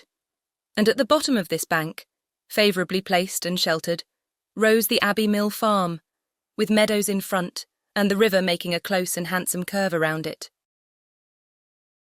It was a sweet view, sweet to the eye and the mind. English verdure, English culture, English comfort, seen under a sun bright, without being oppressive. In this walk, Emma and Mr. Weston found all the others assembled, and towards this view she immediately perceived Mr. Knightley and Harriet distinct from the rest, quietly leading the way. Mr. Knightley and Harriet. It was an odd tête-à-tête, but she was glad to see it. There had been a time when he would have scorned her as a companion and turned from her with little ceremony. Now they seemed in pleasant conversation. There had been a time also when Emma would have been sorry to see Harriet in a spot so favourable for the Abbey Mill Farm, but now she feared it not. It might be safely viewed with all its appendages of prosperity and beauty, its rich pastures, spreading flocks, orchard in blossom, and a light column of smoke ascending. She joined them at the wall, and found them more engaged in talking than in looking around. He was giving Harriet information as to modes of agriculture, etc., and Emma received a smile which seemed to say, "These are my own concerns. I have a right to talk on such subjects, without being suspected of introducing Robert Martin." She did not suspect him. It was too old a story. Robert Martin had probably ceased to think of Harriet. They took a few turns together along the walk. The shade was most refreshing, and Emma found it the pleasantest part of the day. The next remove was to the house. They must all go in and eat, and they were all seated and busy, and still Frank Churchill did not come. Mrs. Weston looked, and looked in vain. His father would not own himself uneasy, and laughed at her fears, but she could not be cured of wishing that he would part with his black mare. He had expressed himself as to coming, with more than common certainty. His aunt was so much better that he had not a doubt of getting over to them. Mrs. Churchill's state, however, as many were ready to remind her, was liable to such sudden variation as might disappoint her nephew in the most reasonable dependence, and Mrs. Weston was at last persuaded to believe, or to say, that it must be by some attack of Mrs. Churchill that he was prevented coming. Emma looked at Harriet while the point was under consideration. She behaved very well, and betrayed no emotion. The cold repast was over, and the party were to go out once more to see what had not yet been seen, the old Abbey fish ponds. Perhaps get as far as the clover, which was to be begun cutting on the morrow, or, at any rate, have the pleasure of being hot and growing cool again. Mr. Woodhouse, who had already taken his little round in the highest part of the gardens, where no damps from the river were imagined even by him, stirred no more, and his daughter resolved to remain with him, that Mrs. Weston might be persuaded away by her husband to the exercise and variety which her spirits seemed to need. Mr. Knightley had done all in his power for Mr. Woodhouse's entertainment. Books of engravings, drawers of medals, cameos, corals, shells, and every other family collection within his cabinets had been prepared for his old friend to while away the morning, and the kindness had perfectly answered. Mr. Woodhouse had been exceedingly well amused. Mrs. Weston had been showing them all to him, and now he would show them all to Emma, fortunate in having no other resemblance to a child than in a total want of taste for what he saw, for he was slow, constant, and methodical. Before this second looking over was begun, however, Emma walked into the hall for the sake of a few moments' free observation of the entrance and ground plot of the house, and was hardly there, when Jane Fairfax appeared, coming quickly in from the garden and with a look of escape. Little expecting to meet Miss Woodhouse so soon, there was a start at first, but Miss Woodhouse was the very person she was in quest of. "Will you be so kind," said she, "when I am missed, as to say that I am gone home. I am going this moment. My aunt is not aware how late it is, nor how long we have been absent, but I am sure we shall be wanted, and I am determined to go directly. I have said nothing about it to anybody. It would only be giving trouble and distress. Some are gone to the ponds and some to the lime walk. Till they all come in I shall not be missed, and when they do, will you have the goodness to say that I am gone?" Certainly, if you wish it, but you are not going to walk to Highbury alone. "Yes, what should hurt me? I walk fast. I shall be at home in 20 minutes. But it is too far, indeed it is, to be walking quite alone. Let my father's servant go with you. Let me order the carriage. It can be round in 5 minutes. Thank you, but on no account. I would rather walk. And for me to be afraid of walking alone, I who may so soon have to guard others." She spoke with great agitation, and Emma very feelingly replied, "That can be no reason for your being exposed to danger now. I must order the carriage. The heat even would be danger. You are fatigued already." "I am," she answered. "I am fatigued, but it is not the sort of fatigue. Quick walking will refresh me. Miss Woodhouse, we all know at times what it is to be wearied in spirits. Mine, I confess, are exhausted. The greatest kindness you can show me will be to let me have my own way, and only say that I am gone when it is necessary." Emma had not another word to oppose. She saw it all, and entering into her feelings, promoted her quitting the house immediately, and watched her safely off with the zeal of a friend.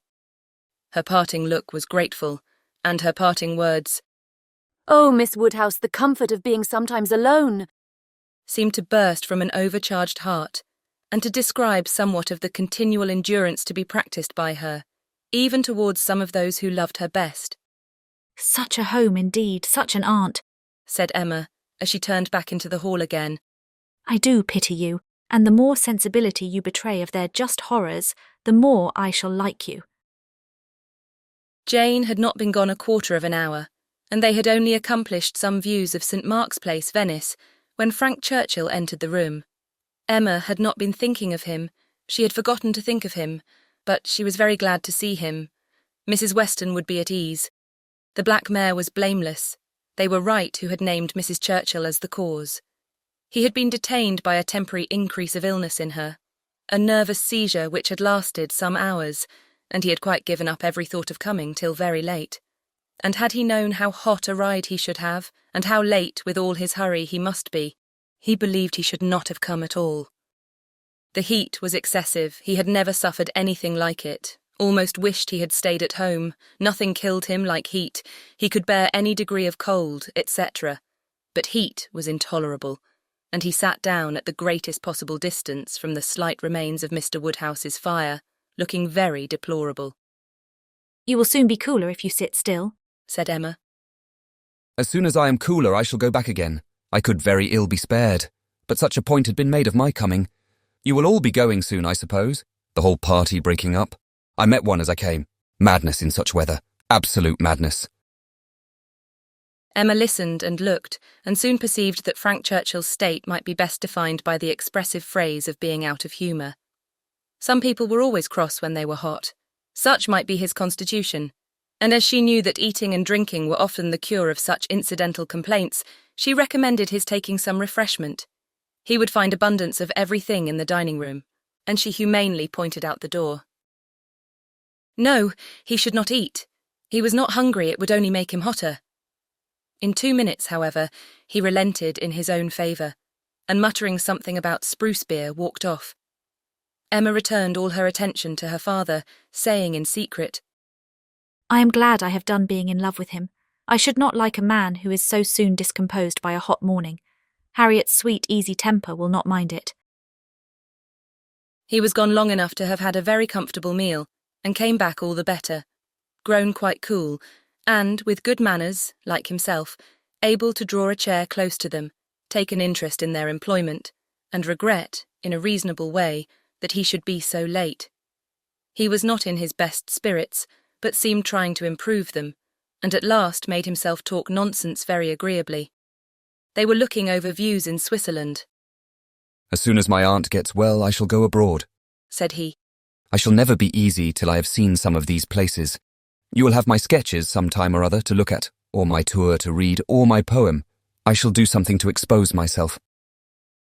That may be, but not by sketches in Switzerland. You will never go to Switzerland. Your uncle and aunt will never allow you to leave England. They may be induced to go too. A warm climate may be prescribed for her. I have more than half an expectation of our all going abroad. I assure you I have. I feel a strong persuasion this morning that I shall soon be abroad. I ought to travel. I'm tired of doing nothing. I want a change. I am serious, Miss Woodhouse, whatever your penetrating eyes may fancy.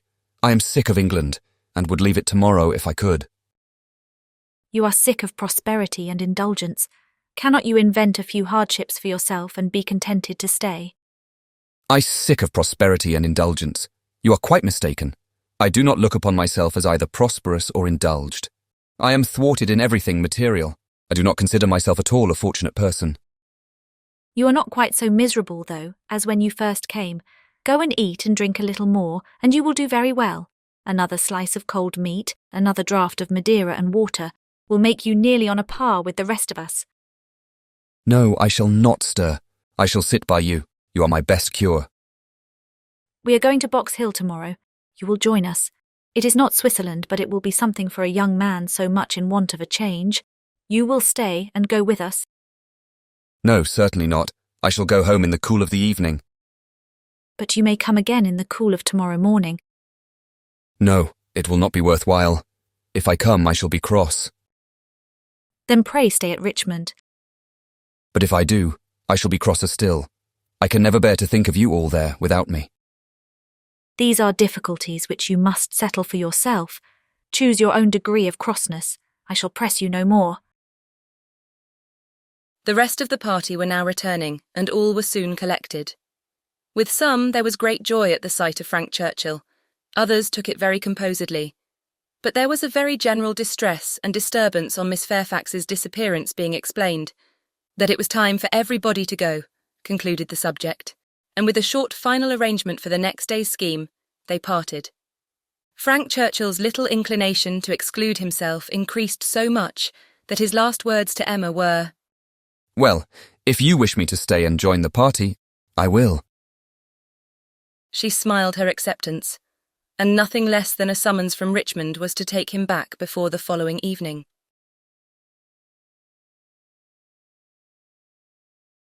Chapter 7. They had a very fine day for Box Hill, and all the other outward circumstances of arrangement, accommodation and punctuality were in favour of a pleasant party. Mr. Weston directed the whole, officiating safely between Hartfield and the vicarage, and everybody was in good time. Emma and Harriet went together, Miss Bates and her niece with the Eltons, the gentleman on horseback. Mrs. Weston remained with Mr. Woodhouse. Nothing was wanting but to be happy when they got there. 7 miles were travelled in expectation of enjoyment, and everybody had a burst of admiration on first arriving, but in the general amount of the day there was deficiency. There was a languor, a want of spirits, a want of union, which could not be got over. They separated too much into parties. The Eltons walked together, Mr. Knightley took charge of Miss Bates and Jane, and Emma and Harriet belonged to Frank Churchill. And Mr. Weston tried in vain to make them harmonise better. It seemed at first an accidental division, but it never materially varied.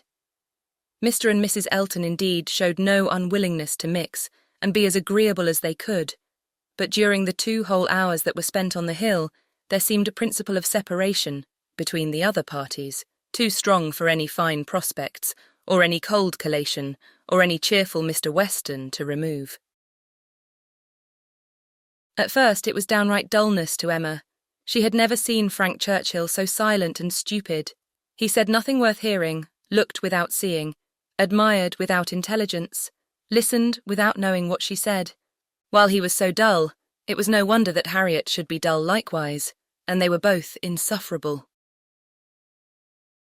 When they all sat down it was better, to her taste a great deal better, for Frank Churchill grew talkative and gay, making her his first object. Every distinguishing attention that could be paid was paid to her.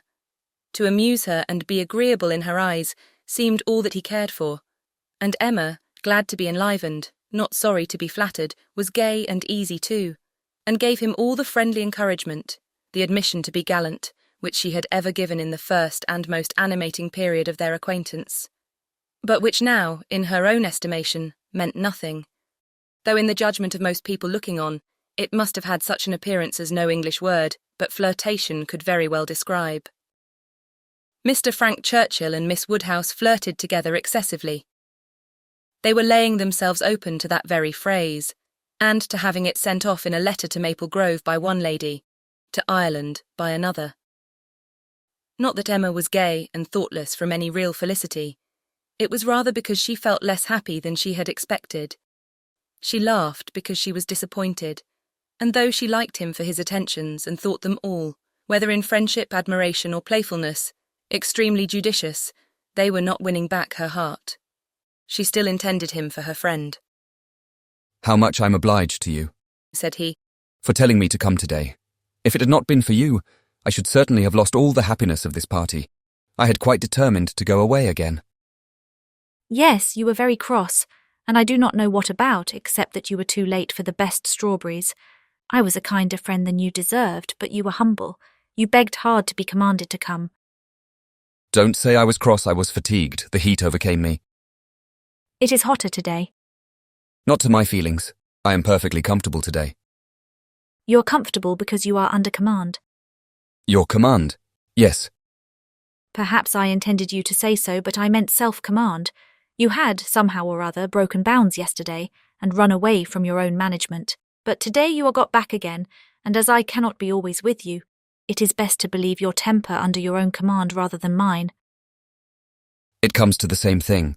I can have no self-command without a motive. You order me whether you speak or not. And you can be always with me. You are always with me. Dating from 3 o'clock yesterday, my perpetual influence could not begin earlier, or you would not have been so much out of humour before. 3 o'clock yesterday. That is your date. I thought I had seen you first in February. Your gallantry is really unanswerable, but, lowering her voice, nobody speaks except ourselves, and it is rather too much to be talking nonsense for the entertainment of 7 silent people. I say nothing of which I am ashamed, replied he with lively impudence. I saw you first in February. Let everybody on the hill hear me if they can. Let my accent swell to Mickleham on one side, and Dorking on the other. I saw you first in February. And then whispering, Our companions are excessively stupid. What shall we do to rouse them? Any nonsense will serve. They shall talk. Ladies and gentlemen, I am ordered by Miss Woodhouse, who, wherever she is, presides, to say that she desires to know what you are all thinking of. Some laughed, and answered good-humouredly. Miss Bates said a great deal. Mrs. Elton swelled at the idea of Miss Woodhouse's presiding. Mr. Knightley's answer was the most distinct.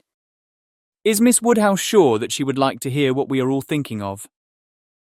Oh, no, no, cried Emma, laughing as carelessly as she could. Upon no account in the world. It is the very last thing I would stand the brunt of just now. Let me hear anything rather than what you are all thinking of. I will not say quite all. There are 1 or 2, perhaps, glancing at Mr. Weston and Harriet, whose thoughts I might not be afraid of knowing. It is a sort of thing, cried Mrs. Elton emphatically, which I should not have thought myself privileged to inquire into, though perhaps as the chaperone of the party, I never was in any circle, exploring parties, young ladies, married women. Her mutterings were chiefly to her husband, and he murmured in reply, Very true, my love, very true. Exactly so indeed. Quite unheard of, but some ladies say anything. Better pass it off as a joke. Everybody knows what is due to you. It will not do, whispered Frank to Emma. They are most of them affronted. I will attack them with more address. Ladies and gentlemen, I am ordered by Miss Woodhouse to say that she waives her right of knowing exactly what you may all be thinking of, and only requires something very entertaining from each of you, in a general way. Here are 7 of you besides myself, who, she is pleased to say, am very entertaining already, and she only demands from each of you either one thing very clever, be it prose or verse, original or repeated, or 2 things moderately clever, or 3 things very dull indeed, and she engages to laugh heartily at them all. Oh, very well. exclaimed Miss Bates. Then I need not be uneasy. 3 things very dull indeed. That will just do for me, you know. I shall be sure to say 3 dull things as soon as ever I open my mouth, shan't I? Looking round with the most good-humoured dependence on everybody's assent. Do not you all think I shall? Emma could not resist. Ah, ma'am, but there may be a difficulty. Pardon me, but you will be limited as to number. Only 3 at once. Miss Bates, deceived by the mock ceremony of her manner, did not immediately catch her meaning, but when it burst on her, it could not anger, though a slight blush showed that it could pain her. Ah, well, to be sure, yes, I see what she means. Turning to Mr. Knightley. And I will try to hold my tongue. I must make myself very disagreeable, or she would not have said such a thing to an old friend. I like your plan, cried Mr. Weston. Agreed, agreed, I will do my best. I'm making a conundrum. How will a conundrum reckon? Low, I'm afraid, sir, very low, answered his son. But we shall be indulgent, especially to anyone who leads the way. No, said Emma. It will not reckon low. A conundrum of Mr. Weston's shall clear him and his next neighbour. Come, sir, pray let me hear it. I doubt it's being very clever myself, said Mr. Weston. It is too much a matter of fact, but here it is. What 2 letters of the alphabet are there that express perfection? What 2 letters express perfection? I'm sure I do not know. Ah, you will never guess. You, to Emma, I am certain, will never guess. I will tell you. M&A. Emma. Do you understand? Understanding and gratification came together. It might be a very indifferent piece of wit, but Emma found a great deal to laugh at and enjoy in it, and so did Frank and Harriet. It did not seem to touch the rest of the party equally. Some looked very stupid about it, and Mr. Knightley gravely said, This explains the sort of clever thing that is wanted, and Mr. Weston has done very well for himself. But he must have knocked up everybody else. Perfection should not have come quite so soon. Oh, for myself, I protest I must be excused, said Mrs. Elton. I really cannot attempt. I'm not at all fond of the sort of thing. I had an acrostic once sent to me upon my own name, which I was not at all pleased with. I knew who it came from. An abominable puppy, you know who I mean. Nodding at her husband. These kind of things are very well at Christmas when one is sitting round the fire, but quite out of place, in my opinion, when one is exploring about the country in summer. Miss Woodhouse must excuse me. I'm not one of those who have witty things at everybody's service. I do not pretend to be a wit. I have a great deal of vivacity in my own way, but I really must be allowed to judge when to speak and when to hold my tongue. Pass us, if you please, Mr. Churchill. Pass Mr. E, Knightley, Jane and myself. We have nothing clever to say, not one of us. Yes, pray pass me, added her husband with a sort of sneering consciousness. I have nothing to say that can entertain Miss Woodhouse or any other young lady, an old married man quite good for nothing. Shall we walk, Augusta? With all my heart. I'm really tired of exploring so long on one spot. Come, Jane, take my other arm. Jane declined it, however, and the husband and wife walked off. Happy couple, said Frank Churchill, as soon as they were out of hearing. How well they suit one another. Very lucky, marrying as they did, upon an acquaintance formed only in a public place. They only knew each other, I think, a few weeks in Bath. Peculiarly lucky. For as to any real knowledge of a person's disposition that Bath, or any public place, can give, it is all nothing. There can be no knowledge. It is only by seeing women in their own homes, among their own set, just as they always are, that you can form any just judgment.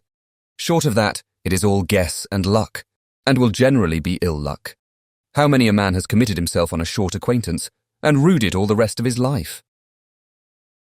Miss Fairfax, who had seldom spoken before, except among her own confederates, spoke now. Such things do occur, undoubtedly. She was stopped by a cough. Frank Churchill turned towards her to listen. You were speaking, said he gravely. She recovered her voice. I was only going to observe that though such unfortunate circumstances do sometimes occur both to men and women, I cannot imagine them to be very frequent.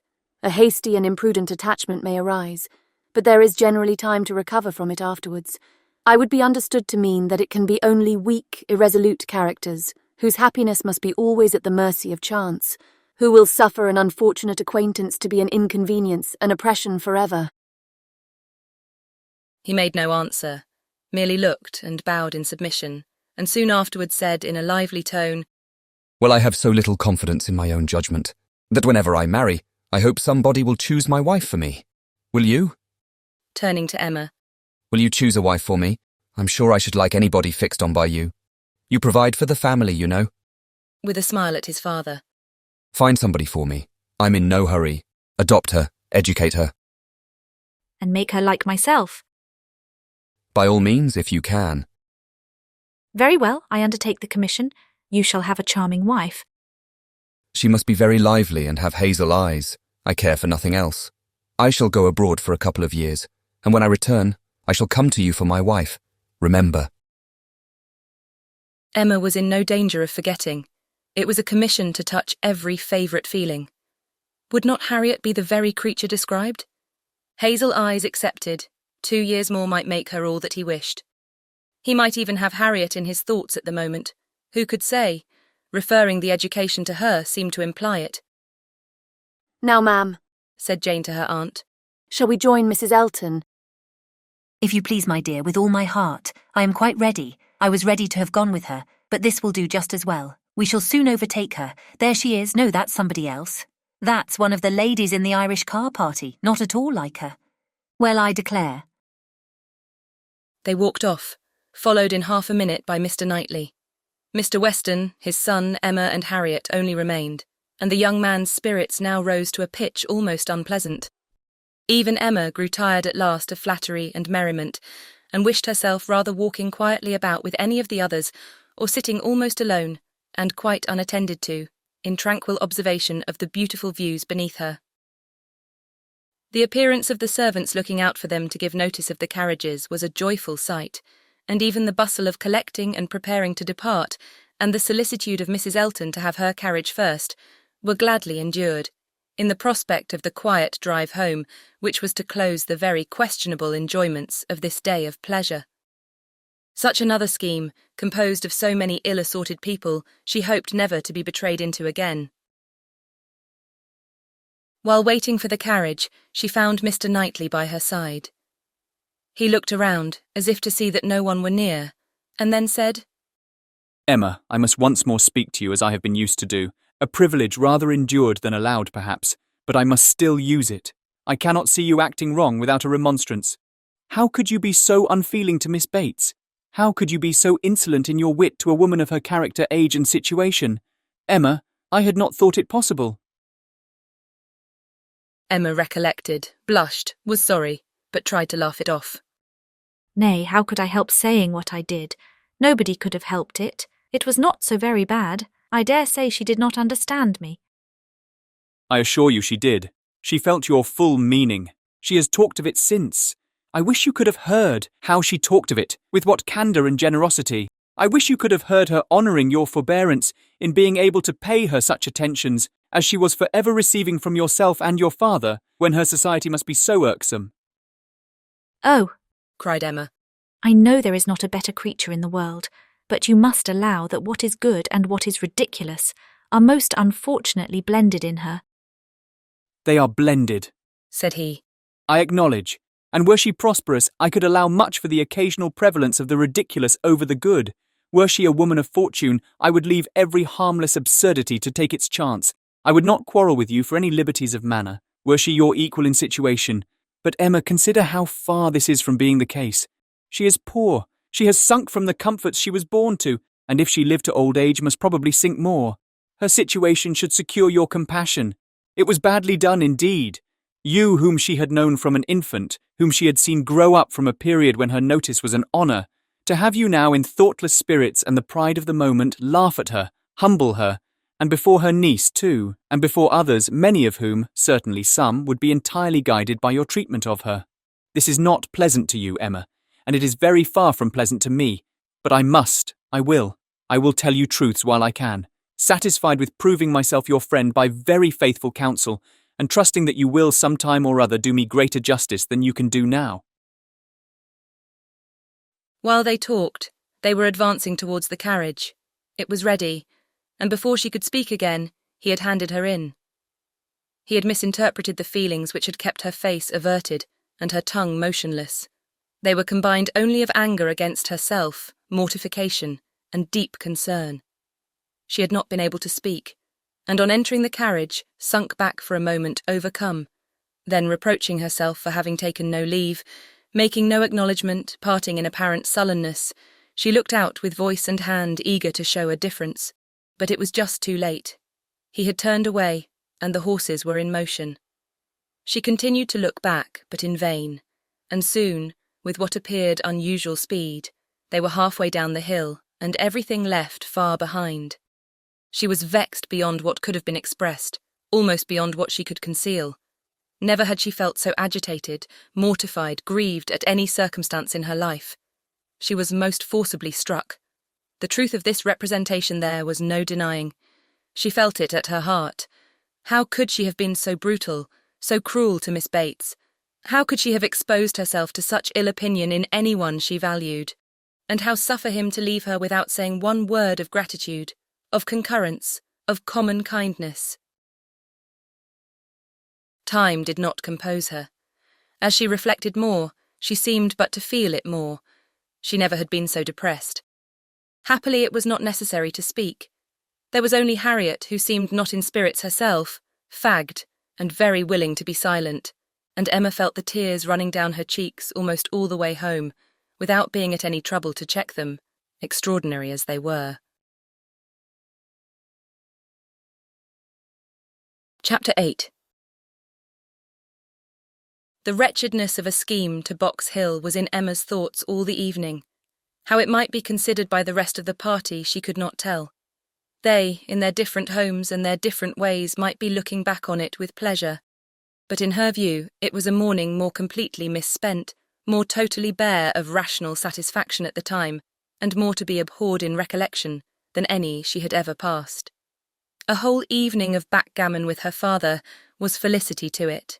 There indeed lay real pleasure, for there she was giving up the sweetest hours of the 24 to his comfort, and feeling that, unmerited as might be the degree of his fond affection and confiding esteem, she could not, in her general conduct, be open to any severe reproach. As a daughter, she hoped she was not without a heart. She hoped no one could have said to her, "How could you be so unfeeling to your father? I will tell you truths while I can." Miss Bates should never again, no, never. If attention in future could do away the past, she might hope to be forgiven. She had been often remiss, her conscience told her so. Remiss perhaps more in thought than fact, scornful, ungracious. But it should be so no more. In the warmth of true contrition, she would call upon her the very next morning, and it should be the beginning, on her side, of a regular, equal, kindly intercourse. She was just as determined when the morrow came, and went early, that nothing might prevent her. It was not unlikely, she thought, that she might see Mr. Knightley in her way, or perhaps he might come in while she were paying her visit. She had no objection. She would not be ashamed of the appearance of the penitence, so justly and truly hers. Her eyes were towards Donwell as she walked, but she saw him not. The ladies were all at home. She had never rejoiced at the sound before, nor ever before entered the passage, nor walked up the stairs, with any wish of giving pleasure, but in conferring obligation, or of deriving it, except in subsequent ridicule. There was a bustle on her approach, a good deal of moving and talking. She heard Miss Bates's voice. Something was to be done in a hurry. The maid looked frightened and awkward, hoped she would be pleased to wait a moment, and then ushered her in too soon. The aunt and niece seemed both escaping into the adjoining room. Jane she had a distinct glimpse of, looking extremely ill, and before the door had shut them out, she heard Miss Bates saying, "Well, my dear, I shall say you are laid down upon the bed, and I'm sure you are ill enough." Poor old Mrs. Bates, civil and humble as usual, looked as if she did not quite understand what was going on. "I'm afraid Jane is not very well," said she. "But I do not know. They tell me she is well. I dare say my daughter will be here presently, Miss Woodhouse. I hope you find a chair. I wish Hetty had not gone. I'm very little able. Have you a chair, ma'am?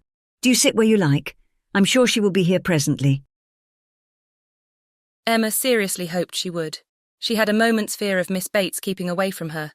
but Miss Bates soon came. Very happy and obliged. But Emma's conscience told her that there was not the same cheerful volubility as before, less ease of look and manner.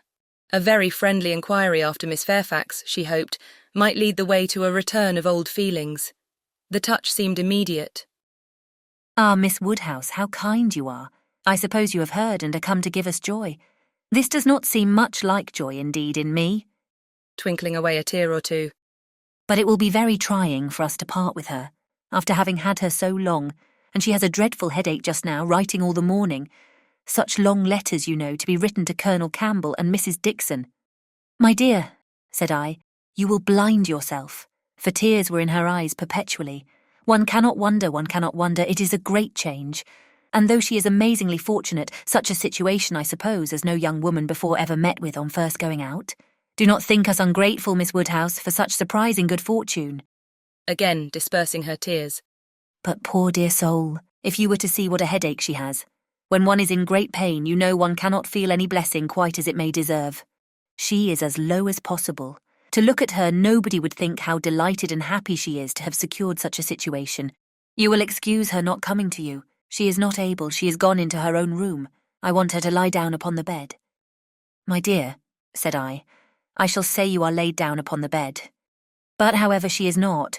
She is walking about the room. But now that she has written her letters, she says she shall soon be well. She will be extremely sorry to miss seeing you, Miss Woodhouse, but your kindness will excuse her. You were kept waiting at the door. I was quite ashamed, but somehow there was a little bustle, for it so happened that we had not heard the knock. Until you were on the stairs, we did not know anybody was coming. It is only Mrs. Cole, said I. Depend upon it, nobody else would come so early. Well, said she, it must be born some time or other, and it may as well be now. But then Patty came in and said it was you. Oh, said I, it is Miss Woodhouse. I'm sure you will like to see her. I can see nobody, said she. And up she got and would go away, and that was what made us keep you waiting, and extremely sorry and ashamed we were. If you must go, my dear, said I, you must, and I will say you are laid down upon the bed. Emma was most sincerely interested. Her heart had been long growing kinder towards Jane, and this picture of her present sufferings acted as a cure of every former ungenerous suspicion, and left her nothing but pity. And the remembrance of the less just and less gentle sensations of the past obliged her to admit that Jane might very naturally resolve on seeing Mrs. Cole or any other steady friend, when she might not bear to see herself. She spoke as she felt, with earnest regret and solicitude, sincerely wishing that the circumstances which she collected from Miss Bates to be now actually determined on might be as much for Miss Fairfax's advantage and comfort as possible. It must be a severe trial to them all. She had understood it was to be delayed till the Colonel Campbell's return. So very kind, replied Miss Bates. But you are always kind. There was no bearing such an always, and to break through her dreadful gratitude, Emma made the direct inquiry of, Where, may I ask, is Miss Fairfax going? To a Mrs. Smallridge, charming woman, most superior, to have the charge of her 3 little girls, delightful children. Impossible that any situation could be more replete with comfort, if we except, perhaps, Mrs. Suckling's own family and Mrs. Bragg's. But Mrs. Smallridge is intimate with both, and in the very same neighbourhood, lives only 4 miles from Maple Grove. Jane will be only 4 miles from Maple Grove. Mrs. Elton, I suppose, has been the person to whom Miss Fairfax owes. Yes, our good Mrs. Elton, the most indefatigable, true friend. She would not take a denial. She would not let Jane say no, for when Jane first heard of it, it was the day before yesterday, the very morning we were at Donwell. When Jane first heard of it, she was quite decided against accepting the offer, and for the reasons you mention. Exactly as you say, she had made up her mind to close with nothing till Colonel Campbell's return, and nothing should induce her to enter into any engagement at present. And so she told Mrs. Elton over and over again, and I am sure I had no more idea that she would change her mind. But that good Mrs. Elton, whose judgment never fails her, saw farther than I did. It is not everybody that would have stood out in such a kind way as she did, and refused to take Jane's answer.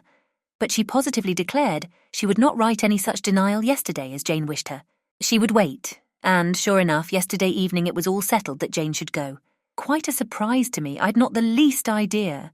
Jane took Mrs. Elton aside and told her at once, that upon thinking over the advantages of Mrs. Smallridge's situation, she had come to the resolution of accepting it.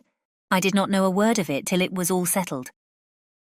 You spent the evening with Mrs. Elton? Yes, all of us. Mrs. Elton would have us come. It was settled so upon the hill while we were walking about with Mr. Knightley. You must all spend your evening with us, said she. I positively must have you all come. Mr. Knightley was there too, was he? No, not Mr. Knightley. He declined it from the first, and though I thought he would come because Mrs. Elton declared she would not let him off, he did not. But my mother and Jane and I were all there, and a very agreeable evening we had. Such kind friends, you know, Miss Woodhouse, one must always find agreeable, though everybody seemed rather fagged after the morning's party. Even pleasure, you know, is fatiguing, and I cannot say that any of them seemed very much to have enjoyed it. However, I shall always think it a very pleasant party and feel extremely obliged to the kind friends who included me in it. Miss Fairfax, I suppose, though you were not aware of it, had been making up her mind the whole day. I dare say she had. Whenever the time may come, it must be unwelcome to her and all her friends. But I hope her engagement will have every alleviation that is possible. I mean, as to the character and manners of the family. Thank you, dear Miss Woodhouse. Yes, indeed, there is everything in the world that can make her happy in it. Except the Sucklings and Braggs, there is not such another nursery establishment so liberal and elegant in all Mrs. Elton's acquaintance. Mrs. Smallridge, a most delightful woman, a style of living almost equal to Maple Grove. And as to the children, except the little Sucklings and little Braggs, there are not such elegant, sweet children anywhere. Jane will be treated with such regard and kindness. It will be nothing but pleasure, a life of pleasure. And her salary, I really cannot venture to name her salary to you, Miss Woodhouse.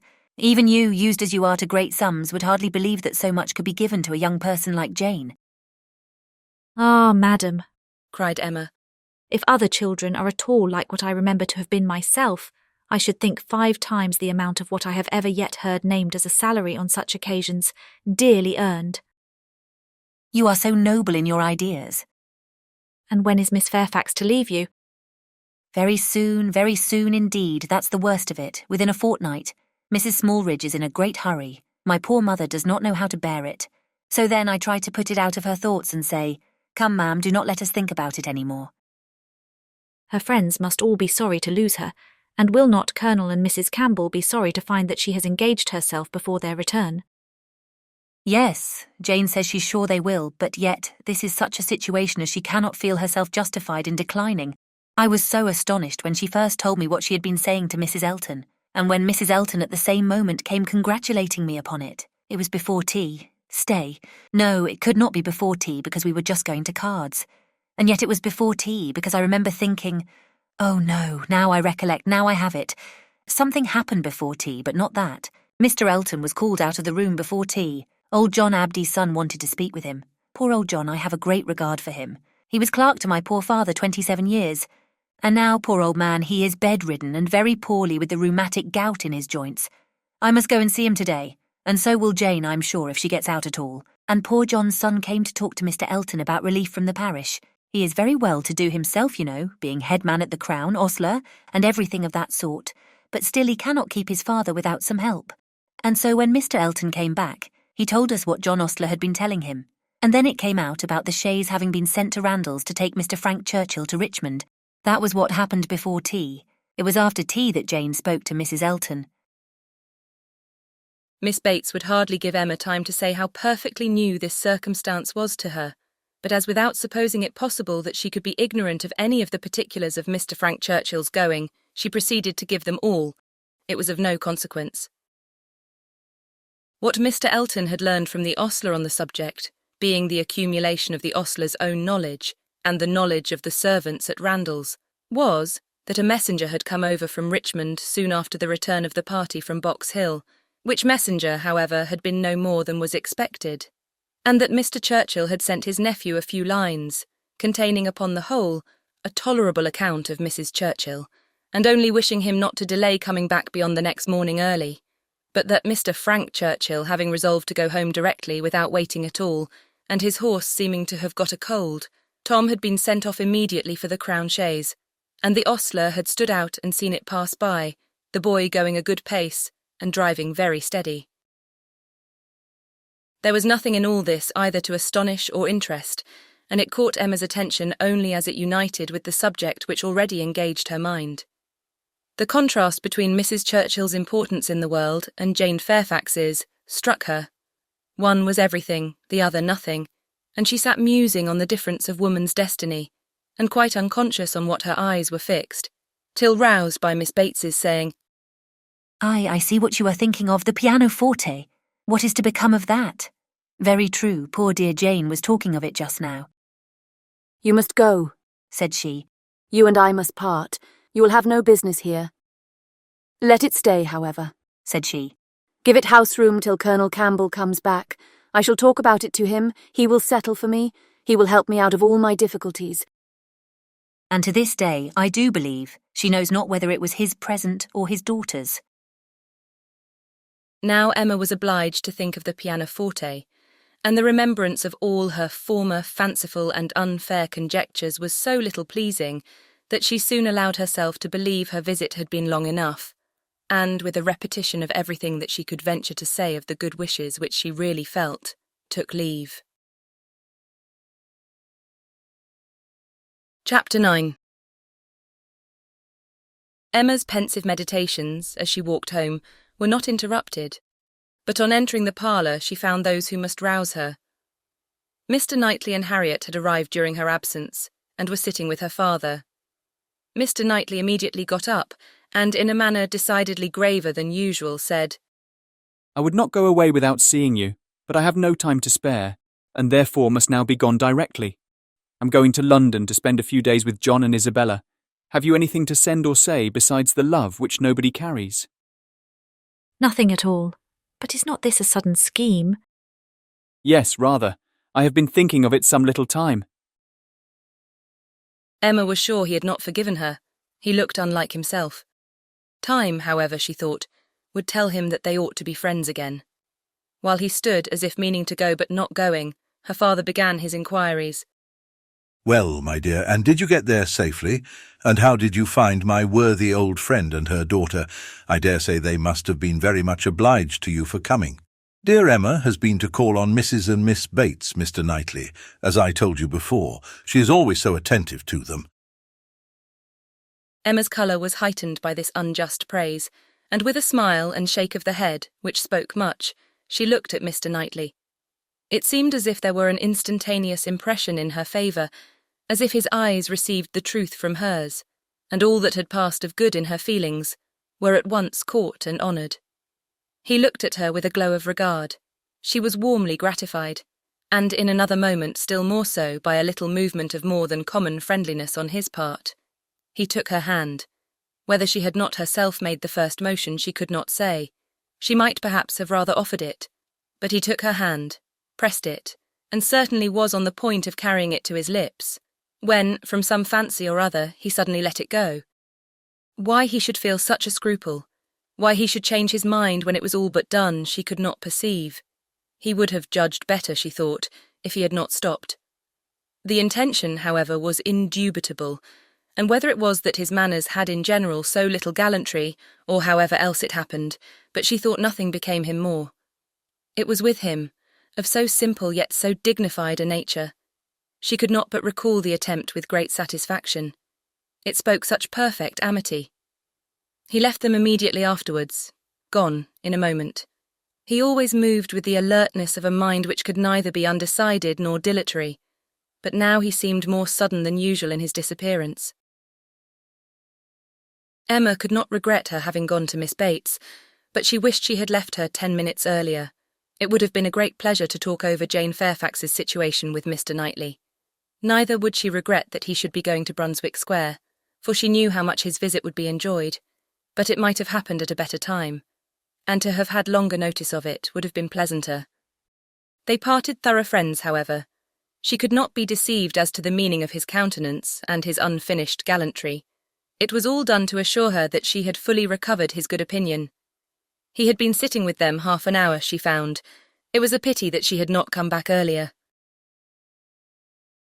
In the hope of diverting her father's thoughts from the disagreeableness of Mr. Knightley's going to London, and going so suddenly, and going on horseback, which she knew would be all very bad, Emma communicated her news of Jane Fairfax, and her dependence on the effect was justified.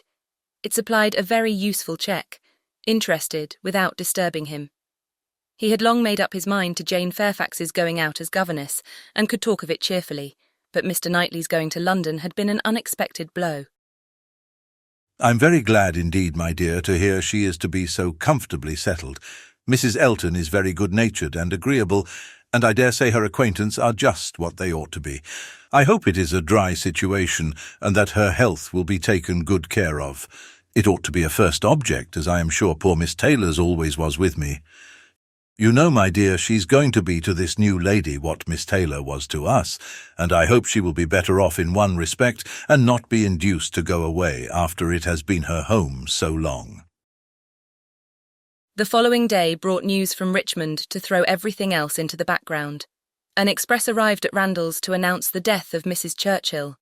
Though her nephew had had no particular reason to hasten back on her account, she had not lived above 36 hours after his return. A sudden seizure of a different nature from anything foreboded by her general state had carried her off after a short struggle.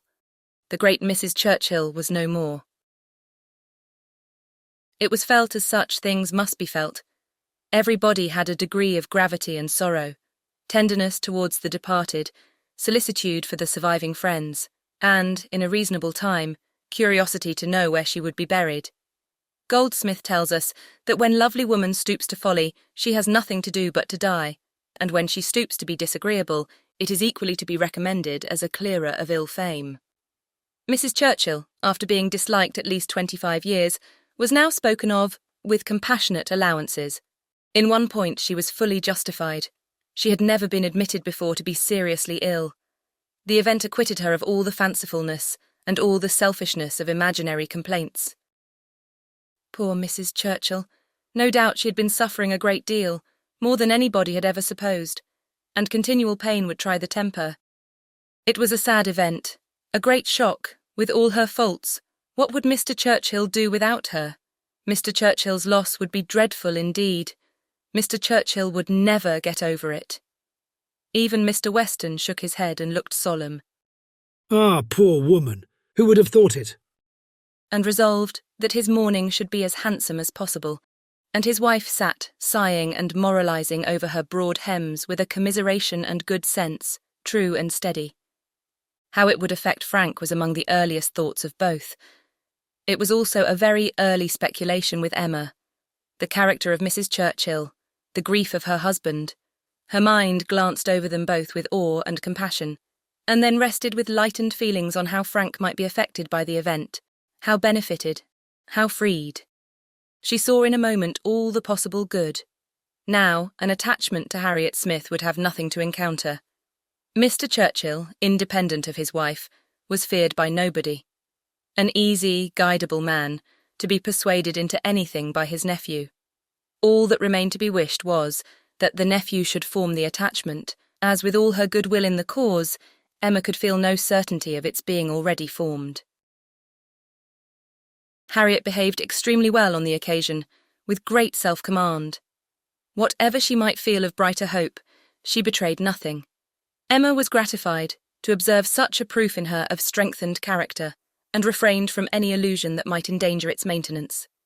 They spoke, therefore, of Mrs. Churchill's death with mutual forbearance. Short letters from Frank were received at Randalls, communicating all that was immediately important of their state and plans. Mr. Churchill was better than could be expected, and their first removal, on the departure of the funeral for Yorkshire, was to be to the house of a very old friend in Windsor, to whom Mr. Churchill had been promising a visit the last 10 years. At present, there was nothing to be done for Harriet. Good wishes for the future were all that could yet be possible on Emma's side.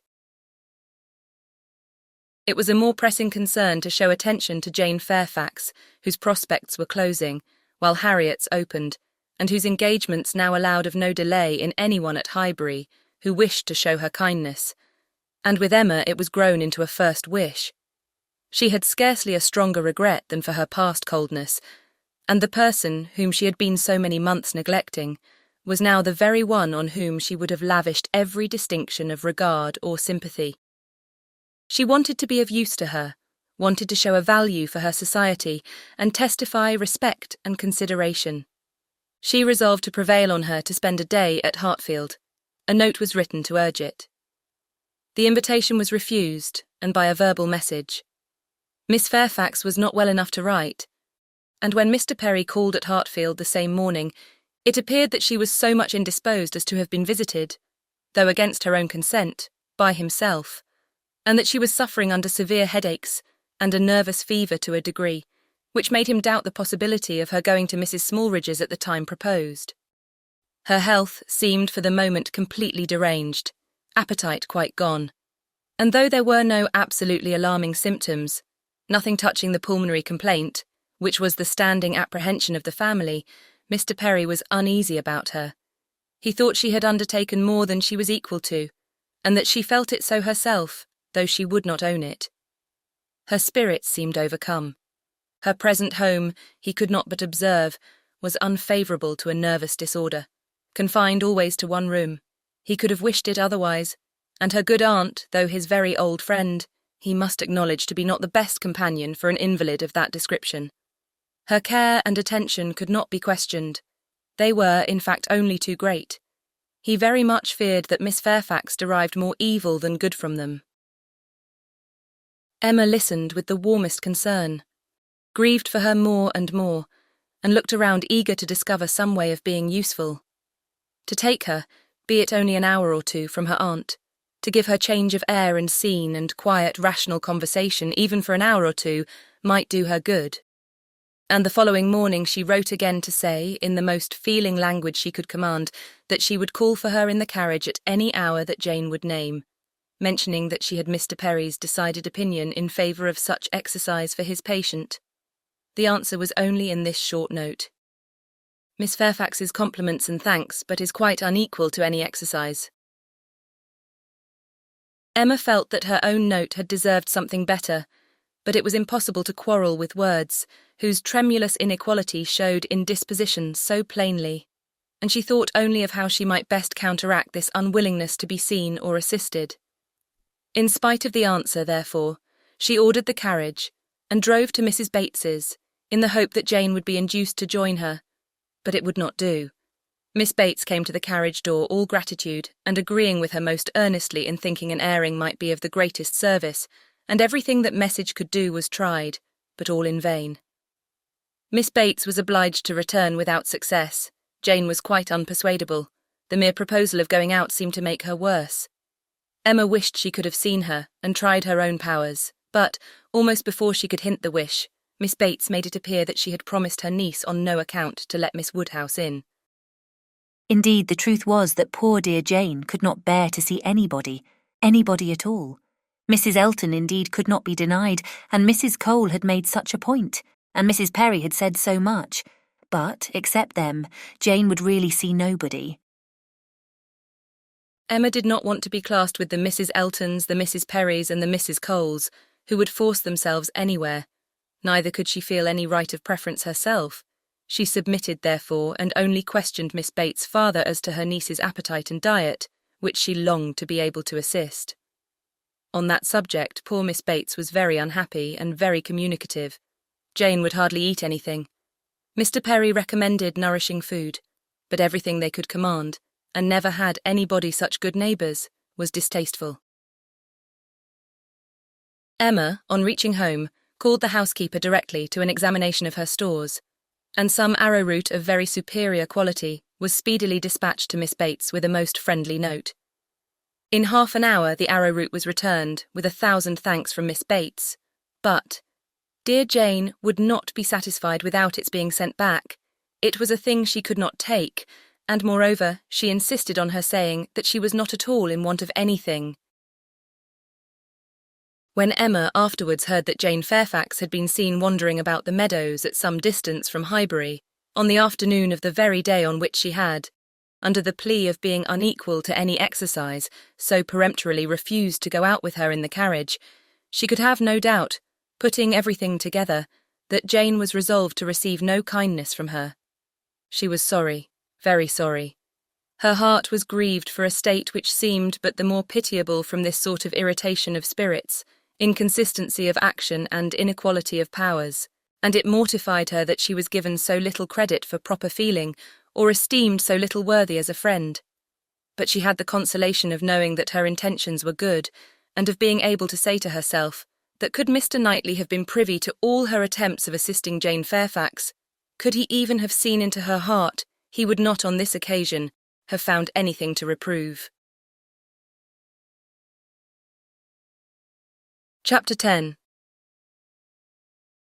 One morning, about 10 days after Mrs. Churchill's decease, Emma was called downstairs to Mr. Weston, who could not stay 5 minutes and wanted particularly to speak with her. He met her at the parlour door, and hardly asking her how she did, in the natural key of his voice, sunk it immediately to say, unheard by her father, "Can you come to Randalls at any time this morning? Do, if it be possible. Mrs. Weston wants to see you. She must see you." Is she unwell? No, not at all. Only a little agitated. She would have ordered the carriage and come to you, but she must see you alone, and that you know—" nodding towards her father. "Humph. Can you come?" Certainly. This moment, if you please. It is impossible to refuse what you ask in such a way. But what can be the matter? Is she really not ill? Depend upon me, but ask no more questions. You'll know it all in time. The most unaccountable business. But hush, hush. To guess what all this meant was impossible even for Emma. Something really important seemed announced by his looks. But as her friend was well, she endeavoured not to be uneasy, and settling it with her father that she would take her walk now, she and Mr. Weston were soon out of the house together and on their way at a quick pace for Randalls. "Now," said Emma, when they were fairly beyond the sweep gates. "Now, Mr. Weston, do let me know what has happened." No, he gravely replied. "Don't ask me. I promised my wife to leave it all to her. She will break it to you better than I can. Do not be impatient, Emma. It will all come out too soon." "Break it to me," cried Emma, standing still with terror. "Good God, Mr. Weston, tell me at once. Something has happened in Brunswick Square. I know it has. Tell me, I charge you. Tell me this moment what it is." "No, indeed you are mistaken." "Mr. Weston, do not trifle with me. Consider how many of my dearest friends are now in Brunswick Square. Which of them is it? I charge you by all that is sacred not to attempt concealment." "Upon my word, Emma." "Your word? Why not your honour? Why not say upon your honour that it has nothing to do with any of them? Good heavens, what can be to be broke to me that does not relate to one of that family?" "Upon my honour," said he, very seriously. "It does not. It is not in the smallest degree connected with any human being of the name of Knightley." Emma's courage returned, and she walked on. "I was wrong," he continued, "in talking of its being broke to you. I should not have used the expression. In fact, it does not concern you. It concerns only myself. That is, we hope. Humph. In short, my dear Emma, there is no occasion to be so uneasy about it. I don't say that it is not a disagreeable business, but things might be much worse. If we walk fast, we shall soon be at Randalls." Emma found that she must wait, and now it required little effort. She asked no more questions, therefore, merely employed her own fancy, and that soon pointed out to her the probability of its being some money concern, something just come to light of a disagreeable nature in the circumstances of the family, something which the late event at Richmond had brought forward. Her fancy was very active. 6 natural children, perhaps, and poor Frank cut off. This, though very undesirable, would be no matter of agony to her. It inspired little more than an animating curiosity. "Who is that gentleman on horseback?" said she, as they proceeded, speaking more to assist Mr. Weston in keeping his secret than with any other view. "I do not know. One of the Otways. Not Frank. It is not Frank, I assure you. You will not see him. He is halfway to Windsor by this time." "Has your son been with you then?" "Oh yes, did not you know? Well, never mind." For a moment he was silent, and then added in a tone much more guarded and demure.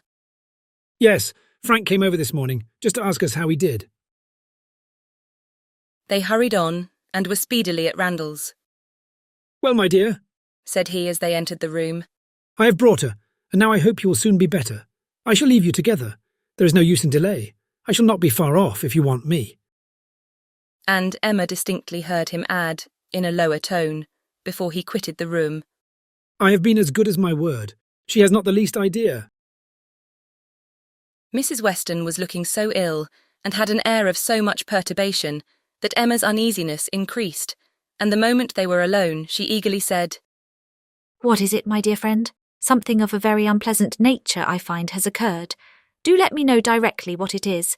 I have been walking all this way in complete suspense. We both abhor suspense. Do not let mine continue longer. It will do you good to speak of your distress, whatever it may be." "Have you indeed no idea?" said Mrs. Weston in a trembling voice. "Cannot you, my dear Emma? Cannot you form a guess as to what you are to hear?" "So far as that it relates to Mr. Frank Churchill, I do guess." "You are right. It does relate to him, and I will tell you directly." Resuming her work and seeming resolved against looking up. "He has been here this very morning, on a most extraordinary errand. It is impossible to express our surprise. He came to speak to his father on a subject, to announce an attachment." She stopped to breathe. Emma thought first of herself, and then of Harriet. "More than an attachment, indeed," resumed Mrs. Weston. "An engagement, a positive engagement. What will you say, Emma? What will anybody say when it is known that Frank Churchill and Miss Fairfax are engaged? Nay, that they have been long engaged." Emma even jumped with surprise, and horror-struck exclaimed, "Jane Fairfax! Good God, you are not serious, you do not mean it." "You may well be amazed," returned Mrs. Weston, still averting her eyes and talking on with eagerness, that Emma might have time to recover. "You may well be amazed, but it is even so. There has been a solemn engagement between them ever since October, formed at Weymouth and kept a secret from everybody. Not a creature knowing it but themselves, neither the Campbells nor her family nor his. It is so wonderful that though perfectly convinced of the fact, it is yet almost incredible to myself. I can hardly believe it. I thought I knew him." Emma scarcely heard what was said. Her mind was divided between two ideas, her own former conversations with him about Miss Fairfax and poor Harriet, and for some time she could only exclaim and require confirmation, repeated confirmation. "Well," said she at last, trying to recover herself, "this is a circumstance which I must think of at least half a day before I can at all comprehend it. What, engaged to her all the winter, before either of them came to Highbury?" "Engaged since October, secretly engaged. It has hurt me, Emma, very much. It has hurt his father equally. Some part of his conduct we cannot excuse." Emma pondered a moment and then replied, "I will not pretend not to understand you, and to give you all the relief in my power, be assured that no such effect has followed his attentions to me as you are apprehensive of." Mrs. Weston looked up, afraid to believe, but Emma's countenance was as steady as her words. "That you may have less difficulty in believing this boast of my present perfect indifference," she continued, "I will farther tell you that there was a period in the early part of our acquaintance when I did like him, when I was very much disposed to be attached to him, nay, was attached, and how it came to cease is perhaps the wonder. Fortunately, however, it did cease. I have really for some time past, for at least these 3 months, cared nothing about him.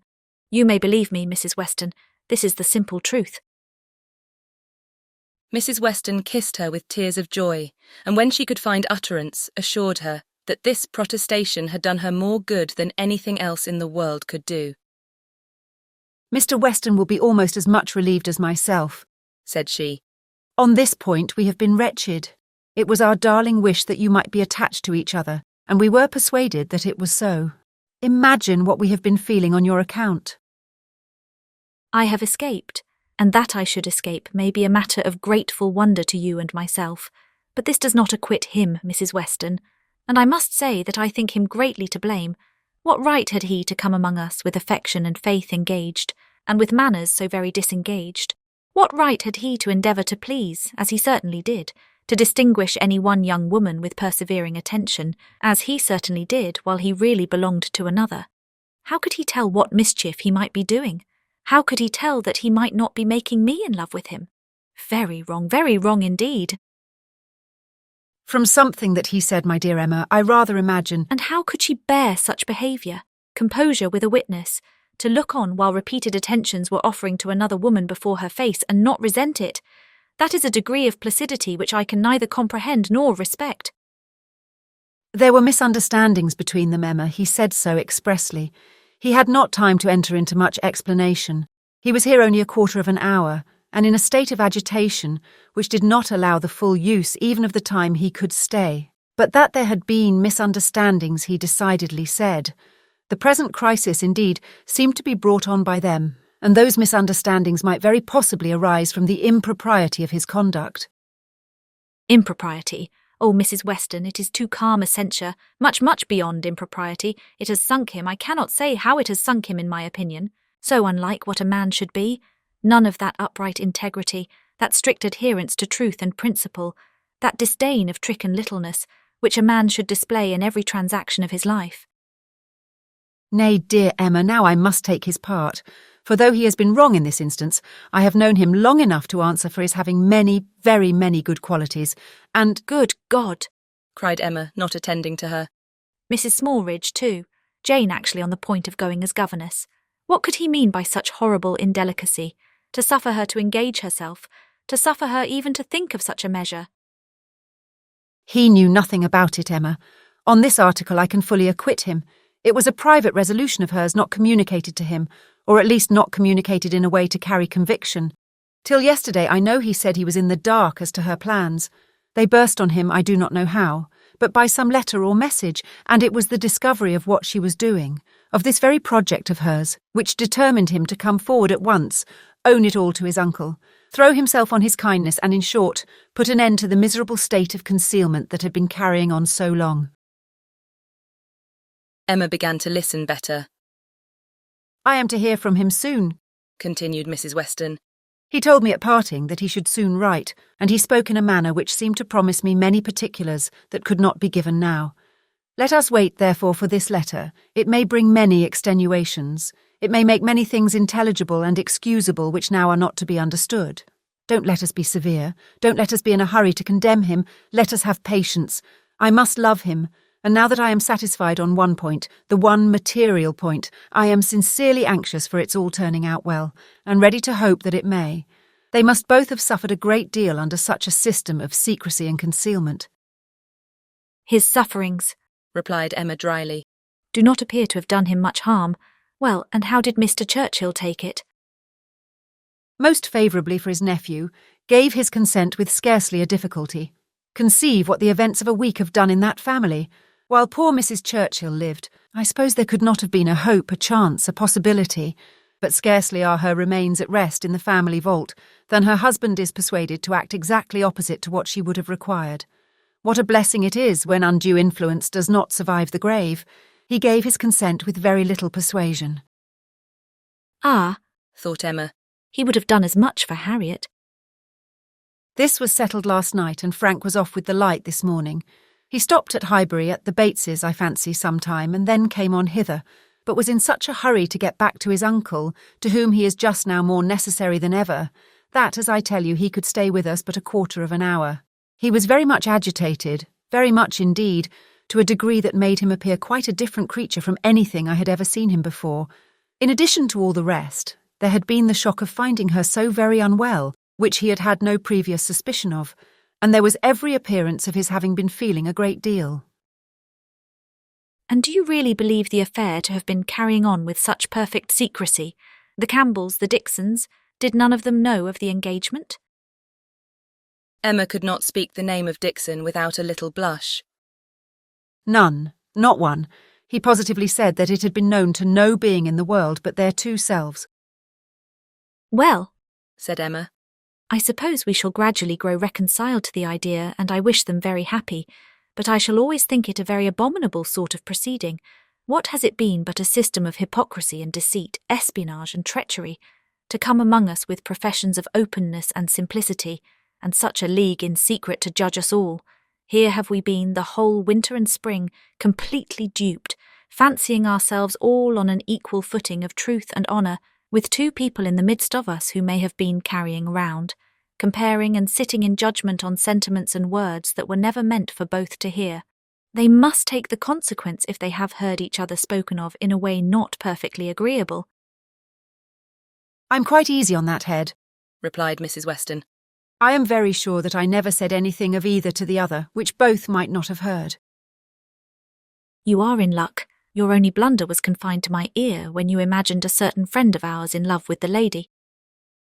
True, but as I have always had a thoroughly good opinion of Miss Fairfax, I never could, under any blunder, have spoken ill of her, and as to speaking ill of him, there I must have been safe. At this moment, Mr. Weston appeared at a little distance from the window, evidently on the watch. His wife gave him a look which invited him in, and while he was coming round, added, Now, dearest Emma, let me entreat you to say and look everything that may set his heart at ease, and incline him to be satisfied with the match. Let us make the best of it, and indeed, almost everything may be fairly said in her favour. It is not a connection to gratify, but if Mr. Churchill does not feel that, why should we? And it may be a very fortunate circumstance for him, for Frank, I mean, that he should have attached himself to a girl of such steadiness of character and good judgment as I have always given her credit for, and still am disposed to give her credit for, in spite of this one great deviation from the strict rule of right. And how much may be said in her situation for even that error? Much indeed, cried Emma feelingly. If a woman can ever be excused for thinking only of herself, it is in a situation like Jane Fairfax's. Of such, one may almost say that the world is not theirs nor the world's law. She met Mr. Weston on his entrance, with a smiling countenance, exclaiming, A very pretty trick you have been playing me, upon my word. This was a device, I suppose, to sport with my curiosity, and exercise my talent of guessing. But you really frightened me. I thought you had lost half your property at least, and here, instead of its being a matter of condolence, it turns out to be one of congratulation. I congratulate you, Mr. Weston, with all my heart, on the prospect of having one of the most lovely and accomplished young women in England for your daughter. A glance or two between him and his wife convinced him that all was as right as this speech proclaimed, and its happy effect on his spirits was immediate. His air and voice recovered their usual briskness. He shook her heartily and gratefully by the hand, and entered on the subject in a manner to prove that he now only wanted time and persuasion to think the engagement no very bad thing. His companions suggested only what could palliate imprudence or smooth objections, and by the time they had talked it all over together, and he had talked it all over again with Emma, in their walk back to Hartfield, he was become perfectly reconciled, and not far from thinking it the very best thing that Frank could possibly have done. Chapter 11. Harriet, poor Harriet. Those were the words. In them lay the tormenting ideas which Emma could not get rid of, and which constituted the real misery of the business to her. Frank Churchill had behaved very ill by herself, very ill in many ways, but it was not so much his behaviour as her own, which made her so angry with him. It was the scrape which he had drawn her into on Harriet's account that gave the deepest hue to his offence. Poor Harriet, to be a second time the dupe of her misconceptions and flattery. Mr. Knightley had spoken prophetically when he once said, Emma, you have been no friend to Harriet Smith. She was afraid she had done her nothing but disservice. It was true that she had not to charge herself, in this instance as in the former, with being the sole and original author of the mischief, with having suggested such feelings as might otherwise never have entered Harriet's imagination. For Harriet had acknowledged her admiration and preference of Frank Churchill before she had ever given her a hint on the subject, but she felt completely guilty of having encouraged what she might have repressed. She might have prevented the indulgence and increase of such sentiments. Her influence would have been enough, and now she was very conscious that she ought to have prevented them. She felt that she had been risking her friend's happiness on most insufficient grounds. Common sense would have directed her to tell Harriet that she must not allow herself to think of him, and that there were 500 chances to 1 against his ever caring for her. But with common sense, she added, I'm afraid I have had little to do. She was extremely angry with herself. If she could not have been angry with Frank Churchill too, it would have been dreadful. As for Jane Fairfax, she might at least relieve her feelings from any present solicitude on her account. Harriet would be anxiety enough. She need no longer be unhappy about Jane, whose troubles and whose ill health, having of course the same origin, must be equally under cure. Her days of insignificance and evil were over. She would soon be well and happy and prosperous. Emma could now imagine why her own attentions had been slighted.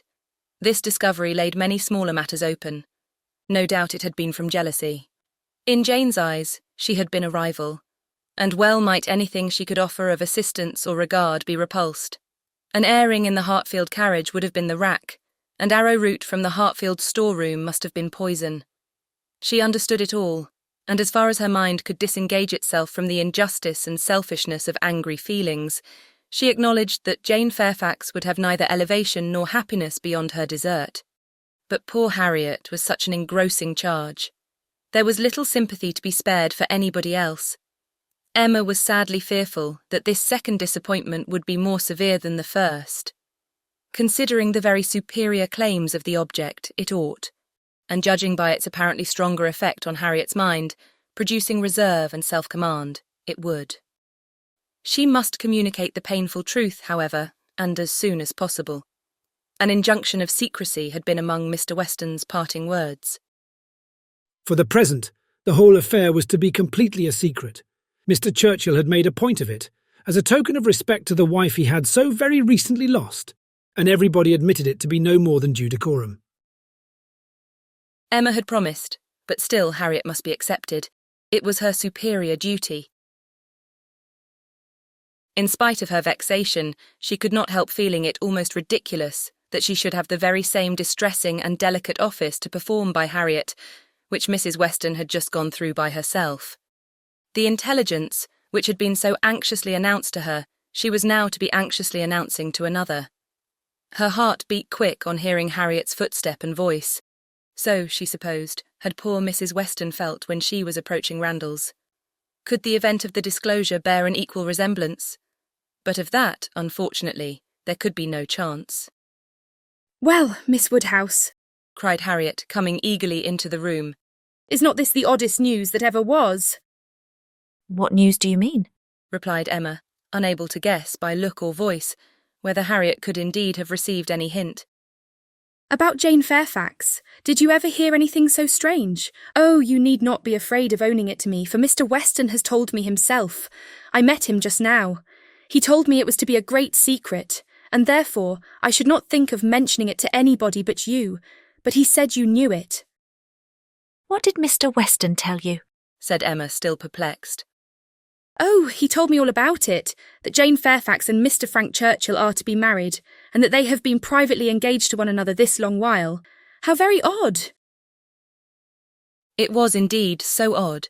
Harriet's behaviour was so extremely odd that Emma did not know how to understand it. Her character appeared absolutely changed. She seemed to propose showing no agitation or disappointment or peculiar concern in the discovery. Emma looked at her, quite unable to speak. "Had you any idea," cried Harriet, "of his being in love with her? You perhaps might. You," blushing as she spoke, "who can see into everybody's heart, but nobody else." "Upon my word," said Emma, "I begin to doubt my having any such talent. Can you seriously ask me, Harriet, whether I imagined him attached to another woman at the very time that I was, tacitly if not openly, encouraging you to give way to your own feelings? I never had the slightest suspicion, till within the last hour, of Mr. Frank Churchill's having the least regard for Jane Fairfax. You may be very sure that if I had, I should have cautioned you accordingly." "Me?" cried Harriet, colouring and astonished. "Why should you caution me? You do not think I care about Mr. Frank Churchill?" "I'm delighted to hear you speak so stoutly on the subject," replied Emma, smiling. "But you do not mean to deny that there was a time, and not very distant either, when you gave me reason to understand that you did care about him?" "Him? Never, never! Dear Miss Woodhouse, how could you so mistake me?" Turning away distressed. "Harriet," cried Emma after a moment's pause. "What do you mean, good heaven? What do you mean, mistake you? Am I to suppose, then?" She could not speak another word. Her voice was lost, and she sat down, waiting in great terror till Harriet should answer. Harriet, who was standing at some distance, and with face turned from her, did not immediately say anything, and when she did speak, it was in a voice nearly as agitated as Emma's. "I should not have thought it possible," she began, "that you could have misunderstood me. I know we agreed never to name him, but considering how infinitely superior he is to everybody else, I should not have thought it possible that I could be supposed to mean any other person, Mr. Frank Churchill, indeed. I do not know who would ever look at him in the company of the other. I hope I have a better taste than to think of Mr. Frank Churchill, who is like nobody by his side. And that you should have been so mistaken is amazing, I am sure, but for believing that you entirely approved and meant to encourage me in my attachment. I should have considered it at first too great a presumption almost, to dare to think of him. At first, if you had not told me that more wonderful things had happened, that there had been matches of greater disparity, those were your very words, I should not have dared to give way to, I should not have thought it possible. But if you, who had been always acquainted with him— Harriet, cried Emma, collecting herself resolutely. Let us understand each other now without the possibility of farther mistake. Are you speaking of Mr. Knightley? To be sure I am. I never could have an idea of anybody else, and so I thought you knew.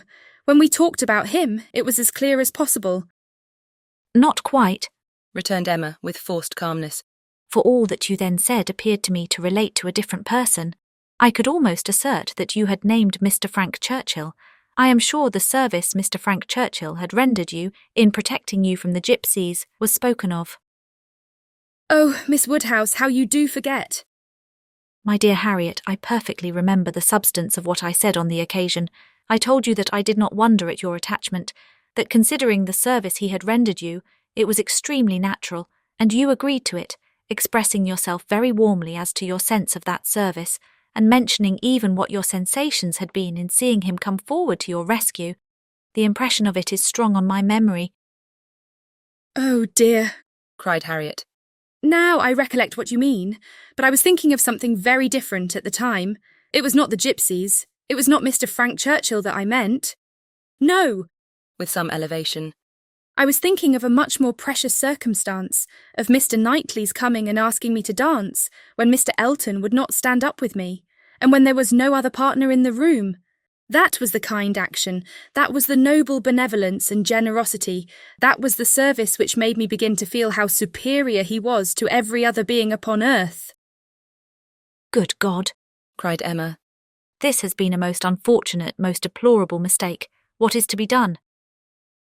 You would not have encouraged me then if you had understood me. At least, however, I cannot be worse off than I should have been if the other had been the person, and now it is possible. She paused a few moments. Emma could not speak. I do not wonder, Miss Woodhouse, she resumed, that you should feel a great difference between the two, as to me or as to anybody. You must think one 500 million times more above me than the other.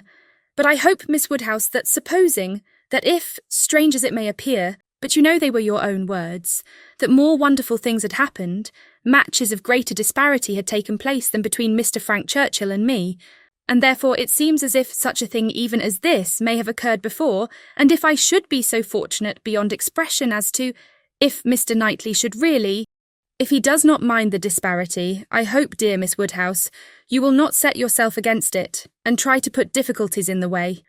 But you are too good for that, I am sure. Harriet was standing at one of the windows. Emma turned round to look at her in consternation and hastily said, Have you any idea of Mr. Knightley's returning your affection? Yes, replied Harriet modestly, but not fearfully. I must say that I have. Emma's eyes were instantly withdrawn, and she sat silently meditating, in a fixed attitude, for a few minutes. A few minutes were sufficient for making her acquainted with her own heart. A mind like hers, once opening to suspicion, made rapid progress. She touched, she admitted, she acknowledged the whole truth. Why was it so much worse that Harriet should be in love with Mr. Knightley than with Frank Churchill? Why was the evil so dreadfully increased by Harriet's having some hope of a return? It darted through her with the speed of an arrow that Mr. Knightley must marry no one but herself. Her own conduct, as well as her own heart, was before her in the same few minutes. She saw it all with a clearness which had never blessed her before. How improperly had she been acting by Harriet? How inconsiderate, how indelicate, how irrational, how unfeeling had been her conduct. What blindness, what madness had led her on. It struck her with dreadful force, and she was ready to give it every bad name in the world. Some portion of respect for herself, however, in spite of all these demerits, some concern for her own appearance, and a strong sense of justice by Harriet, There would be no need of compassion to the girl who believed herself loved by Mr. Knightley, but justice required that she should not be made unhappy by any coldness now, gave Emma the resolution to sit and endure farther with calmness, with even apparent kindness. For her own advantage, indeed, it was fit that the utmost extent of Harriet's hopes should be inquired into, and Harriet had done nothing to forfeit the regard and interest which had been so voluntarily formed and maintained, or to deserve to be slighted by the person whose counsels had never led her right. Rousing from reflection, therefore, and subduing her emotion, she turned to Harriet again, and, in a more inviting accent, renewed the conversation. For as to the subject which had first introduced it, the wonderful story of Jane Fairfax, that was quite sunk and lost, neither of them thought but of Mr. Knightley and themselves. Harriet, who had been standing in no unhappy reverie, was yet very glad to be called from it, by the now encouraging manner of such a judge, and such a friend as Miss Woodhouse, and only wanted invitation, to give the history of her hopes with great, though trembling delight. Emma's tremblings as she asked and as she listened were better concealed than Harriet's, but they were not less. Her voice was not unsteady, but her mind was in all the perturbation that such a development of self, such a burst of threatening evil, such a confusion of sudden and perplexing emotions must create. She listened with much inward suffering, but with great outward patience, to Harriet's detail. Methodical or well arranged or very well delivered, it could not be expected to be. But it contained, when separated from all the feebleness and tautology of the narration, a substance to sink her spirit, especially with the corroborating circumstances which her own memory brought in favour of Mr. Knightley's most improved opinion of Harriet. Harriet had been conscious of a difference in his behaviour ever since those 2 decisive dances. Emma knew that he had on that occasion found her much superior to his expectation. From that evening, or at least from the time of Miss Woodhouse's encouraging her to think of him, Harriet had begun to be sensible of his talking to her much more than he had been used to do, and of his having indeed quite a different manner towards her, a manner of kindness and sweetness. Latterly she had been more and more aware of it. When they had been all walking together, he had so often come and walked by her and talked so very delightfully. He seemed to want to be acquainted with her. Emma knew it to have been very much the case.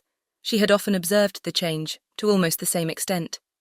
Harriet repeated expressions of approbation and praise from him, and Emma felt them to be in the closest agreement with what she had known of his opinion of Harriet. He praised her for being without art or affectation, for having simple, honest, generous feelings. She knew that he saw such recommendations in Harriet. He had dwelt on them to her more than once. Much that lived in Harriet's memory, many little particulars of the notice she had received from him, a look, a speech, a removal from one chair to another, a compliment implied, a preference inferred, had been unnoticed, because unsuspected, by Emma. Circumstances that might swell to half an hour's relation, and contained multiplied proofs to her who had seen them, had passed undiscerned by her who now heard them. But the 2 latest occurrences to be mentioned, the 2 of strongest promise to Harriet, were not without some degree of witness from Emma herself. The first was his walking with her apart from the others, in the lime walk at Donwell, where they had been walking some time before Emma came, and he had taken pains, as she was convinced, to draw her from the rest to himself, and at first he had talked to her in a more particular way than he had ever done before, in a very particular way indeed. Harriet could not recall it without a blush. He seemed to be almost asking her whether her affections were engaged. But as soon as she, Miss Woodhouse, appeared likely to join them, he changed the subject and began talking about farming. The second was his having sat talking with her nearly half an hour before Emma came back from her visit, the very last morning of his being at Hartfield, though, when he first came in, he had said that he couldn't stay 5 minutes, and his having told her during their conversation that though he must go to London, it was very much against his inclination that he left home at all, which was much more, as Emma felt, than he had acknowledged to her. The superior degree of confidence towards Harriet, which this one article marked, gave her severe pain. On the subject of the first of the 2 circumstances, she did, after a little reflection, venture the following question. Might he not? Is not it possible that when inquiring as you thought into the state of your affections, he might be alluding to Mr. Martin, He might have Mr. Martin's interest in view. But Harriet rejected the suspicion with spirit. Mr. Martin? No, indeed. There was not a hint of Mr. Martin. I hope I know better now than to care for Mr. Martin, or to be suspected of it. When Harriet had closed her evidence, she appealed to her dear Miss Woodhouse to say whether she had not good ground for hope. I never should have presumed to think of it at first, said she. But for you. You told me to observe him carefully and let his behaviour be the rule of mine, and so I have. But now I seem to feel that I may deserve him, and that if he does choose me, it will not be anything so very wonderful. The bitter feelings occasioned by this speech, the many bitter feelings, made the utmost exertion necessary on Emma's side, to enable her to say, on reply, Harriet, I will only venture to declare that Mr. Knightley is the last man in the world who would intentionally give any woman the idea of his feeling for her more than he really does. Harriet seemed ready to worship her friend for a sentence so satisfactory, and Emma was only saved from raptures and fondness, which at that moment would have been dreadful penance, by the sound of her father's footsteps. He was coming through the hall. Harriet was too much agitated to encounter him. She could not compose herself. Mr. Woodhouse would be alarmed. She had better go. With most ready encouragement from her friend, therefore, she passed off through another door, and the moment she was gone, this was the spontaneous burst of Emma's feelings. Oh God, that I had never seen her. The rest of the day, the following night, were hardly enough for her thoughts. She was bewildered amidst the confusion of all that had rushed on her within the last few hours. Every moment had brought a fresh surprise, and every surprise must be matter of humiliation to her. How to understand it all? How to understand the deceptions she had been thus practising on herself and living under, the blunders, the blindness of her own head and heart? She sat still, she walked about, she tried her own room, she tried the shrubbery. In every place, every posture, she perceived that she had acted most weakly, that she had been imposed on by others in a most mortifying degree, that she had been imposing on herself in a degree yet more mortifying, that she was wretched, and should probably find this day but the beginning of wretchedness. To understand, thoroughly understand her own heart, was the first endeavour. To that point went every leisure moment which her father's claims on her allowed, and every moment of involuntary absence of mind. How long had Mr. Knightley been so dear to her, as every feeling declared him now to be? When had his influence, such influence, begun? When had he succeeded to that place in her affection, which Frank Churchill had once, for a short period, occupied? She looked back. She compared the two, compared them, as they had always stood in her estimation, from the time of the latter's becoming known to her, and as they must at any time have been compared by her, had it, by any blessed felicity occurred to her to institute the comparison. She saw that there never had been a time when she did not consider Mr. Knightley as infinitely the superior, or when his regard for her had not been infinitely the most dear. She saw that in persuading herself, in fancying, in acting to the contrary, she had been entirely under a delusion, totally ignorant of her own heart, and in short, that she had never really cared for Frank Churchill at all. This was the conclusion of the first series of reflection. This was the knowledge of herself, on the first question of inquiry, which she reached, and without being long in reaching it. She was most sorrowfully indignant, ashamed of every sensation but the one revealed to her, her affection for Mr. Knightley. Every other part of her mind was disgusting. With insufferable vanity had she believed herself in the secret of everybody's feelings, with unpardonable arrogance proposed to arrange everybody's destiny. She was proved to have been universally mistaken, and she had not quite done nothing, for she had done mischief. She had brought evil on Harriet, on herself, and she too much feared, on Mr. Knightley. Were this most unequal of all connections to take place, on her must rest all the reproach of having given it a beginning. For his attachment, she must believe to be produced only by a consciousness of Harriet's. And even were this not the case, he would never have known Harriet at all but for her folly. Mr. Knightley and Harriet Smith, it was a union to distance every wonder of the kind. The attachment of Frank Churchill and Jane Fairfax became commonplace, threadbare, stale in the comparison, exciting no surprise, presenting no disparity, affording nothing to be said or thought. Mr. Knightley and Harriet Smith. Such an elevation on her side, such a debasement on his. It was horrible to Emma to think how it must sink him in the general opinion, to foresee the smiles, the sneers, the merriment it would prompt at his expense, the mortification and disdain of his brother, the thousand inconveniences to himself. Could it be? No, it was impossible, and yet it was far, very far from impossible. Was it a new circumstance for a man of first-rate abilities to be captivated by very inferior powers? Was it new for one, perhaps too busy to seek, to be the prize of a girl who would seek him? Was it new for anything in this world to be unequal, inconsistent, incongruous, or for chance and circumstance, as second causes, to direct the human fate? Oh, had she never brought Harriet forward? Had she left her where she ought, and where he had told her she ought? Had she not, with a folly which no tongue could express, prevented her marrying the unexceptionable young man who would have made her happy and respectable in the line of life to which she ought to belong? All would have been safe. None of this dreadful sequel would have been. How Harriet could ever have had the presumption to raise her thoughts to Mr. Knightley, how she could dare to fancy herself the chosen of such a man till actually assured of it. But Harriet was less humble, had fewer scruples than formerly. Her inferiority, whether of mind or situation, seemed little felt. She had seemed more sensible of Mr. Elton's being to stoop in marrying her than she now seemed of Mr. Knightley's. Alas, was not that her own doing too? Who had been at pains to give Harriet notions of self-consequence but herself? Who but herself had taught her that she was to elevate herself if possible, and that her claims were great to a high worldly establishment? If Harriet, from being humble, were grown vain, it was her doing too. Chapter 12. Till now that she was threatened with its loss, Emma had never known how much of her happiness depended on being first with Mr. Knightley, first in interest and affection.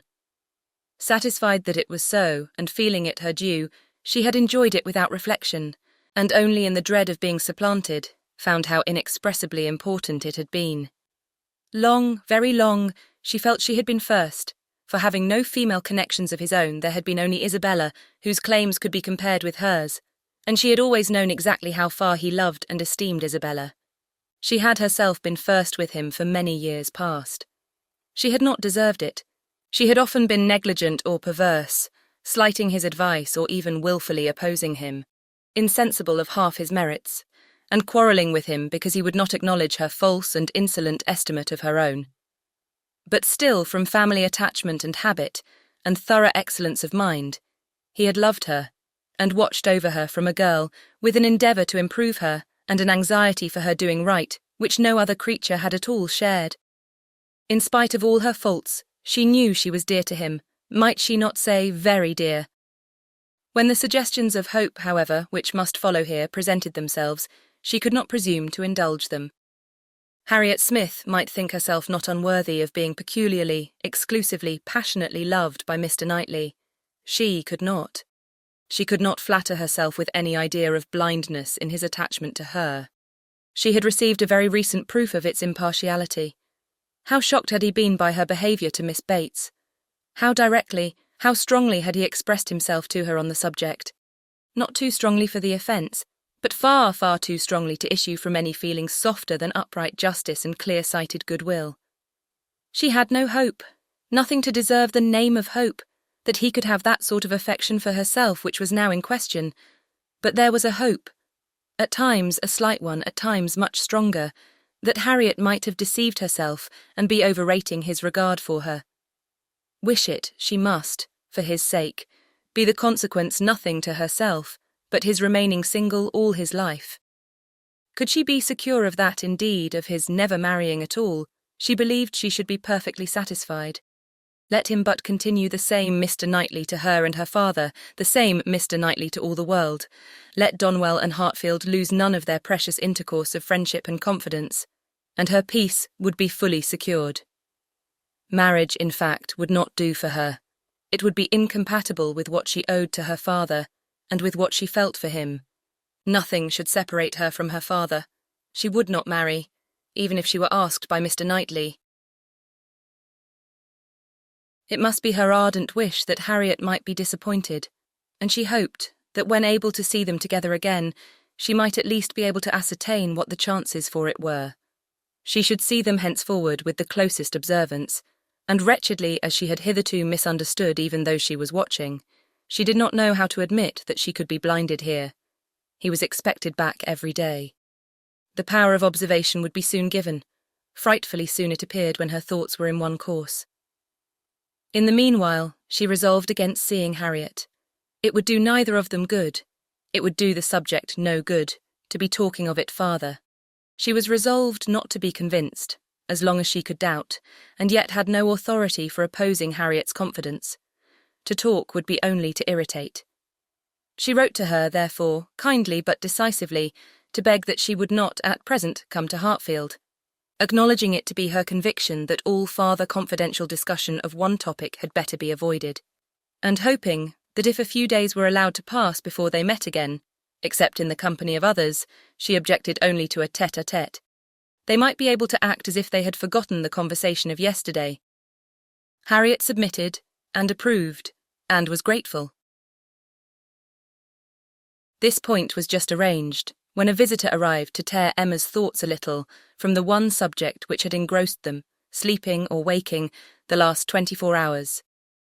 Mrs. Weston, who had been calling on her daughter-in-law-elect, and took Hartfield in her way home, almost as much in duty to Emma as in pleasure to herself, to relate all the particulars of so interesting an interview.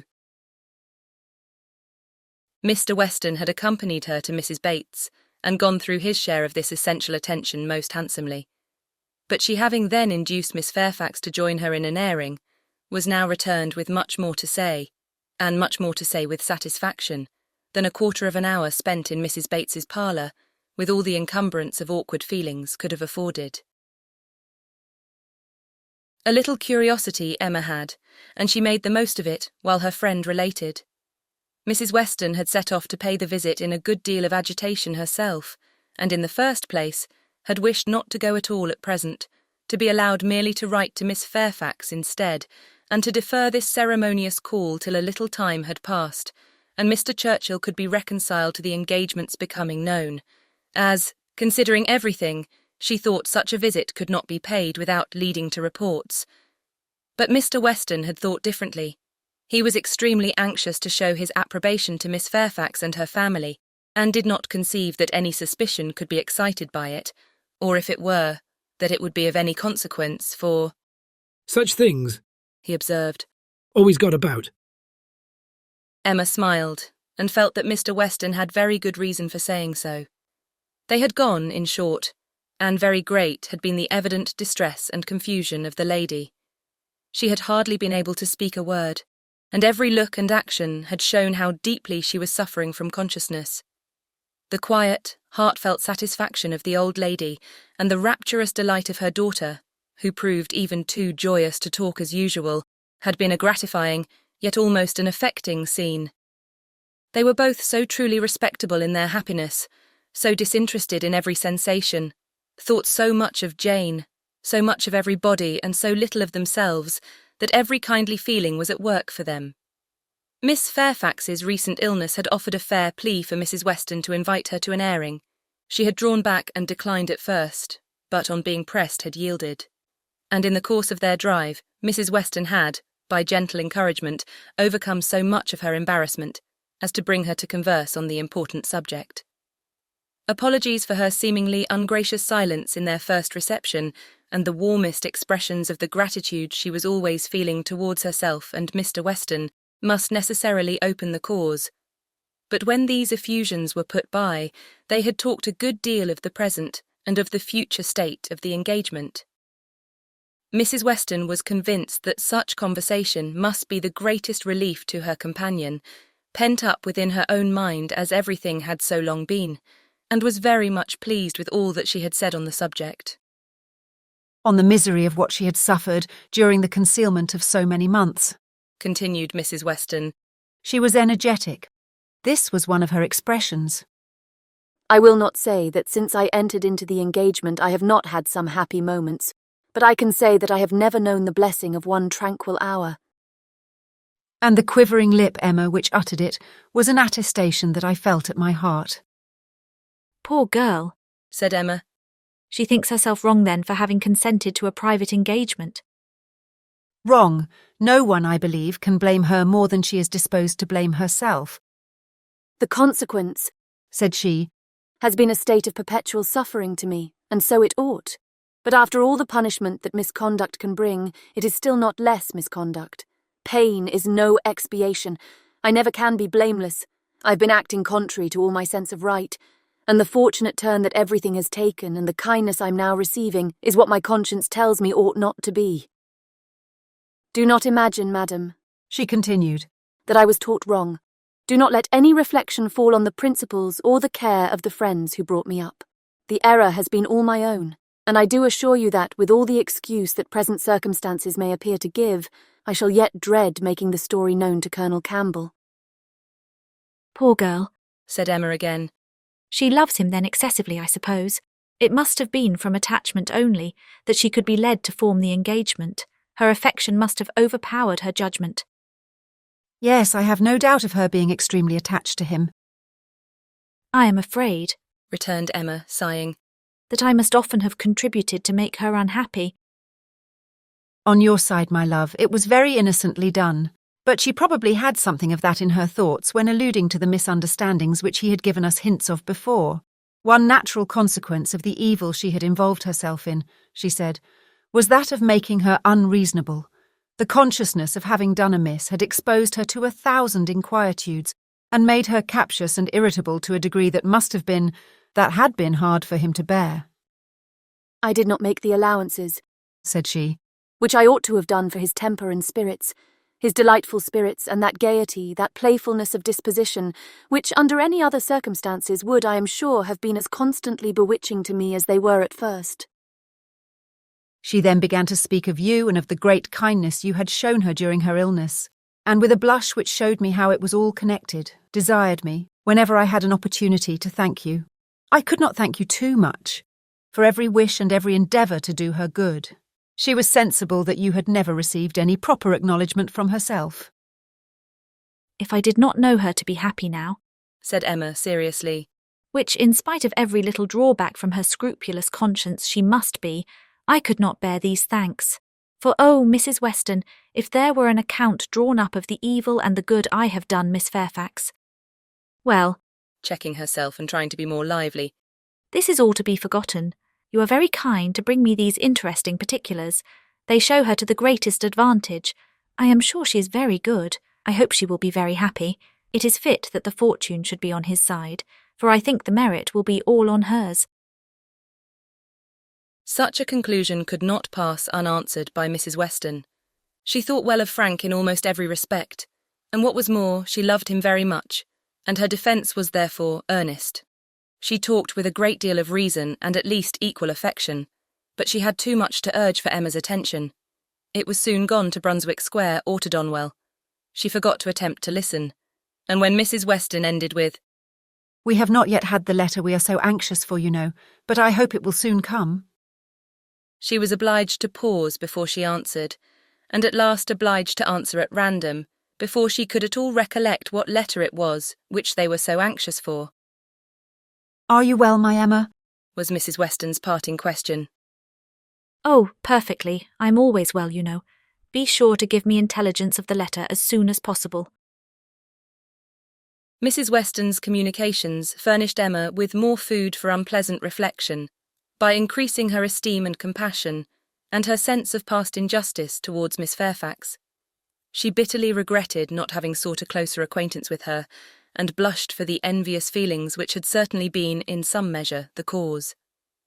Had she followed Mr. Knightley's known wishes in paying that attention to Miss Fairfax, which was every way her due, had she tried to know her better, had she done her part towards intimacy, had she endeavoured to find a friend there instead of in Harriet Smith, she must, in all probability, have been spared from every pain which pressed on her now.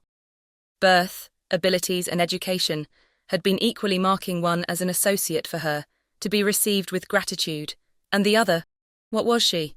Supposing even that they had never become intimate friends, that she had never been admitted into Miss Fairfax's confidence on this important matter, which was most probable. Still, in knowing her as she ought, and as she might, she must have been preserved from the abominable suspicions of an improper attachment to Mr. Dixon, which she had not only so foolishly fashioned and harboured herself, but had so unpardonably imparted.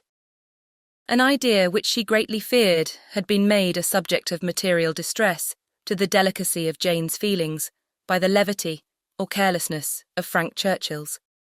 Of all the sources of evil surrounding the former, since her coming to Highbury, she was persuaded that she must herself have been the worst. She must have been a perpetual enemy. They never could have been all three together, without her having stabbed Jane Fairfax's peace in 1,000 instances. And on Box Hill, perhaps, it had been the agony of a mind that would bear no more. The evening of this day was very long and melancholy at Hartfield. The weather added what it could of gloom. A cold, stormy rain set in, and nothing of July appeared but in the trees and shrubs which the wind was despoiling, and the length of the day which only made such cruel sights the longer visible. The weather affected Mr. Woodhouse, and he could only be kept tolerably comfortable by almost ceaseless attention on his daughter's side, and by exertions which had never cost her half so much before. It reminded her of their first forlorn tête-à-tête on the evening of Mrs. Weston's wedding day, but Mr. Knightley had walked in then, soon after tea, and dissipated every melancholy fancy. Alas, such delightful proofs of Hartfield's attraction, as those sort of visits conveyed, might shortly be over. The picture which she had then drawn of the privations of the approaching winter had proved erroneous. No friends had deserted them, no pleasures had been lost, but her present forebodings, she feared, would experience no similar contradiction. The prospect before her now was threatening to a degree that could not be entirely dispelled, that might not be even partially brightened. If all took place that might take place among the circle of her friends, Hartfield must be comparatively deserted, and she left to cheer her father with the spirits only of ruined happiness. The child to be born at Randalls must be a tie there even dearer than herself, and Mrs. Weston's heart and time would be occupied by it. They should lose her, and probably in great measure her husband also. Frank Churchill would return among them no more, and Miss Fairfax, it was reasonable to suppose, would soon cease to belong to Highbury. They would be married and settled either at or near Enscombe. All that were good would be withdrawn, and if to these losses the loss of Donwell were to be added, what would remain of cheerful or of rational society within their reach?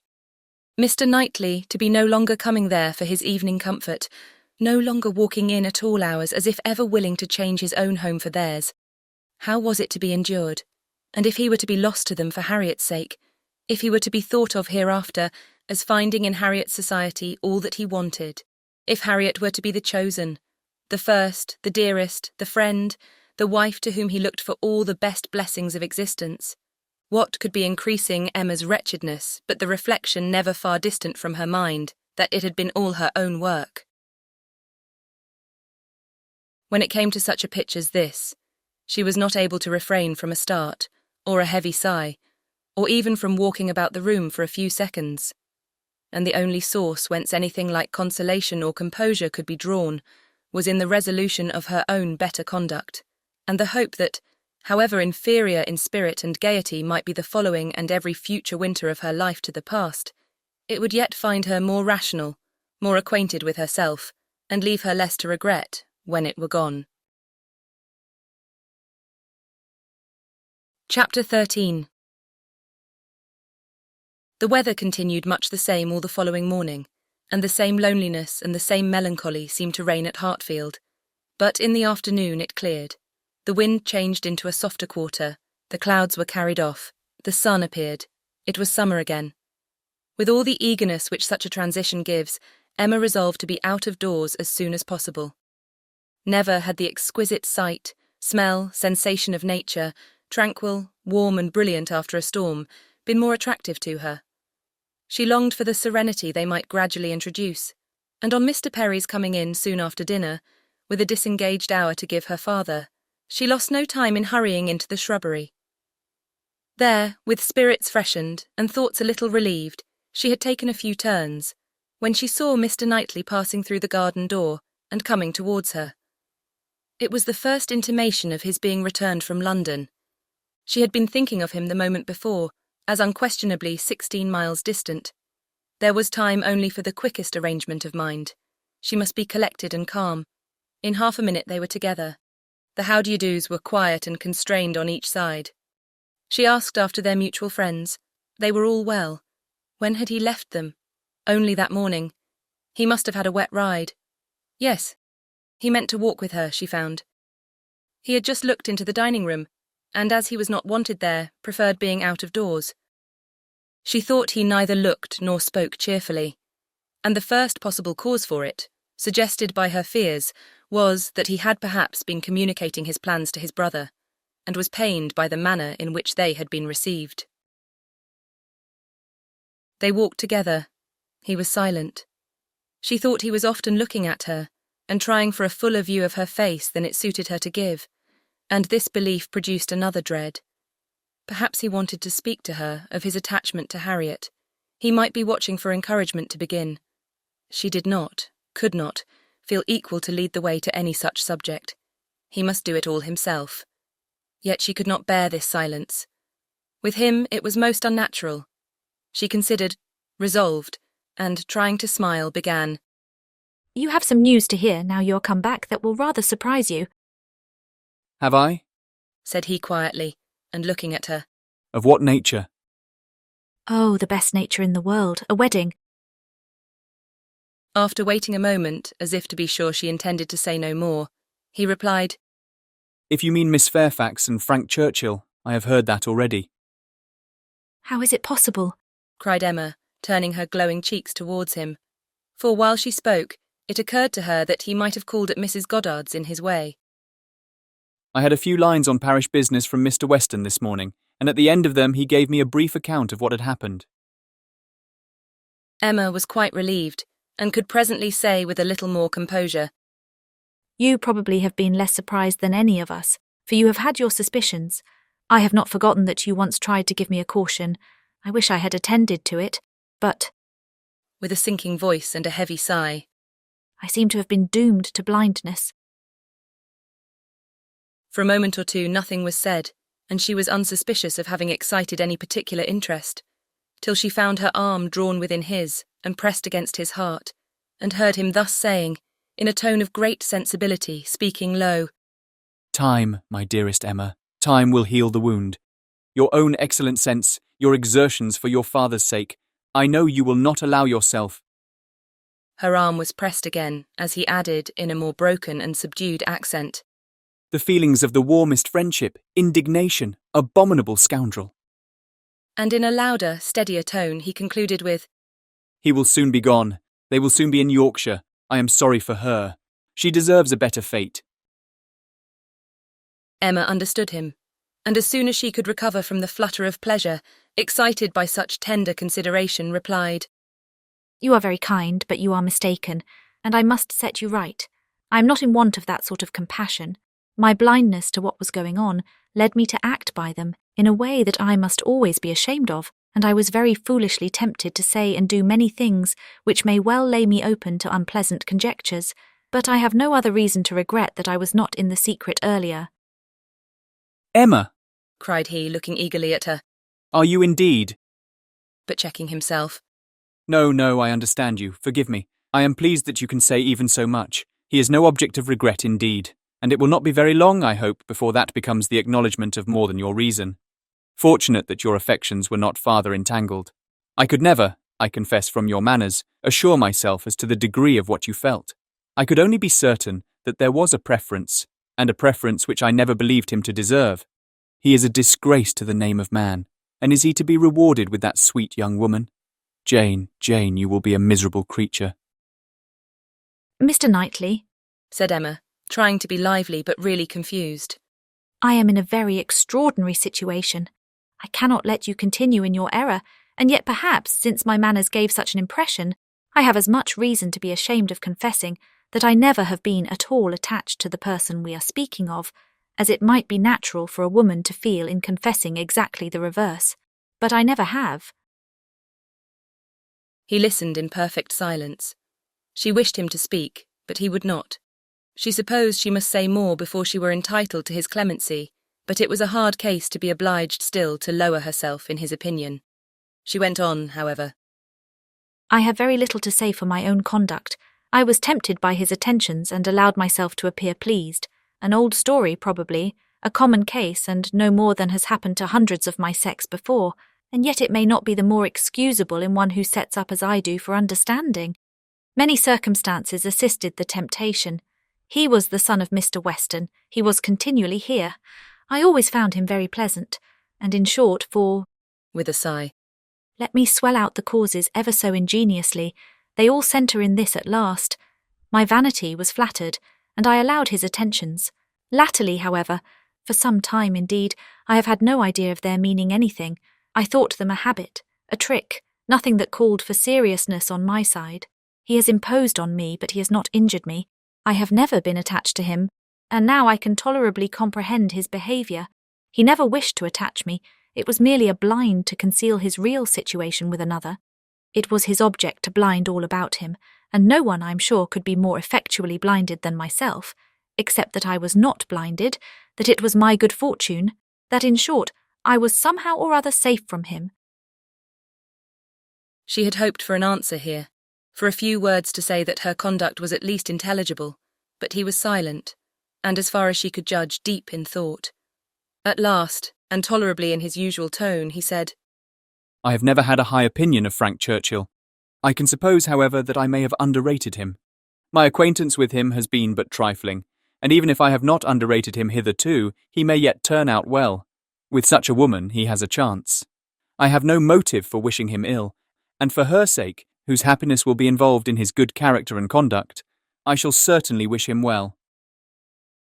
I have no doubt of their being happy together, said Emma. I believe them to be very mutually and very sincerely attached. He is a most fortunate man, returned Mr. Knightley with energy. So early in life, at 23, a period when, if a man chooses a wife, he generally chooses ill. At 23 to have drawn such a prize. What years of felicity that man, in all human calculation, has before him, assured of the love of such a woman. The disinterested love for Jane Fairfax's character vouches for her disinterestedness, everything in his favour, equality of situation, I mean, as far as regards society and all the habits and manners that are important, equality in every point but one, and that one, since the purity of her heart is not to be doubted, such as must increase his felicity, for it will be his to bestow the only advantages she wants. A man would always wish to give a woman a better home than the one he takes her from, and he who can do it, where there is no doubt of her regard, must, I think, be the happiest of mortals. Frank Churchill is indeed the favourite of fortune. Everything turns out for his good. He meets with a young woman at a watering place, gains her affection, cannot even weary her by negligent treatment, and had he and all his family sought round the world for a perfect wife for him, they could not have found her superior. His aunt is in the way. His aunt dies. He has only to speak. His friends are eager to promote his happiness. He had used everybody ill, and they are all delighted to forgive him. He's a fortunate man indeed. You speak as if you envied him. And I do envy him, Emma. In one respect, he is the object of my envy. Emma could say no more. They seemed to be within half a sentence of Harriet, and her immediate feeling was to avert the subject if possible. She made her plan. She would speak of something totally different. The children in Brunswick Square, and she only waited for breath to begin, when Mr. Knightley startled her by saying, You will not ask me what is the point of envy. You are determined, I see, to have no curiosity. You are wise, but I cannot be wise. Emma, I must tell you what you will not ask, though I may wish it unsaid the next moment. Oh, then, don't speak it. Don't speak it, she eagerly cried. Take a little time. Consider. Do not commit yourself. Thank you, said he in an accent of deep mortification, and not another syllable followed. Emma could not bear to give him pain. He was wishing to confide in her, perhaps to consult her. Cost her what it would, she would listen. She might assist his resolution or reconcile him to it. She might give just praise to Harriet, or by representing to him his own independence, relieve him from that state of indecision which must be more intolerable than any alternative to such a mind as his. They had reached the house. "You are going in, I suppose?" said he. No, replied Emma, quite confirmed by the depressed manner in which he still spoke. I should like to take another turn. Mr. Perry is not gone. And after proceeding a few steps, she added, I stopped you ungraciously just now, Mr. Knightley, and I'm afraid gave you pain. But if you have any wish to speak openly to me as a friend, or to ask my opinion of anything that you may have in contemplation, as a friend indeed, you may command me. I will hear whatever you like. I will tell you exactly what I think. "As a friend," repeated Mr. Knightley. "Emma, that I fear is a word. No, I have no wish. Stay, yes. Why should I hesitate? I have gone too far already for concealment. Emma, I accept your offer. Extraordinary as it may seem, I accept it and refer myself to you as a friend. Tell me then, have I no chance of ever succeeding?" He stopped in his earnestness to look the question, and the expression of his eyes overpowered her. "My dearest Emma," said he, "for dearest you will always be, whatever the event of this hour's conversation. My dearest, most beloved Emma, tell me at once. Say no if it is to be said." She could really say nothing. "You are silent," he cried with great animation. "Absolutely silent. At present I ask no more." Emma was almost ready to sink under the agitation of this moment. The dread of being awakened from the happiest dream was perhaps the most prominent feeling. "I cannot make speeches, Emma," he soon resumed, and in a tone of such sincere, decided, intelligible tenderness as was tolerably convincing. "If I loved you less, I might be able to talk about it more, but you know what I am. You hear nothing but truth from me. I have blamed you and lectured you, and you have borne it as no other woman in England would have borne it. Bear with the truths I would tell you now, dearest Emma, as well as you have borne with them. The manner, perhaps, may have as little to recommend them. God knows I have been a very indifferent lover, but you understand me. Yes, you see, you understand my feelings, and will return them if you can. At present, I ask only to hear, once to hear your voice."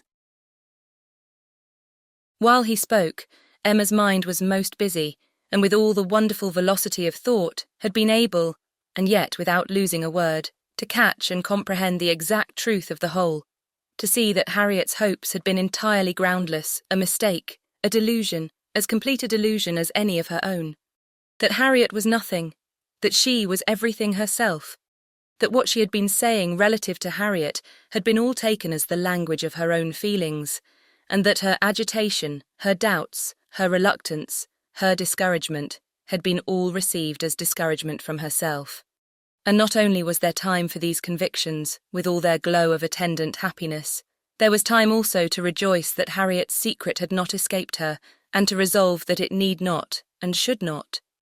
It was all the service she could now render her poor friend, for as to any of that heroism of sentiment which might have prompted her to entreat him to transfer his affection from herself to Harriet, as infinitely the most worthy of the two, or even the more simple sublimity of resolving to refuse him at once and forever, without vouchsafing any motive, because he could not marry them both, Emma had it not.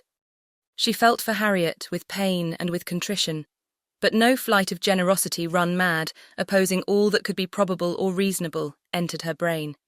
She had led her friend astray, and it would be a reproach to her forever, but her judgment was as strong as her feelings, and as strong as it had ever been before, in reprobating any such alliance for him, as most unequal and degrading.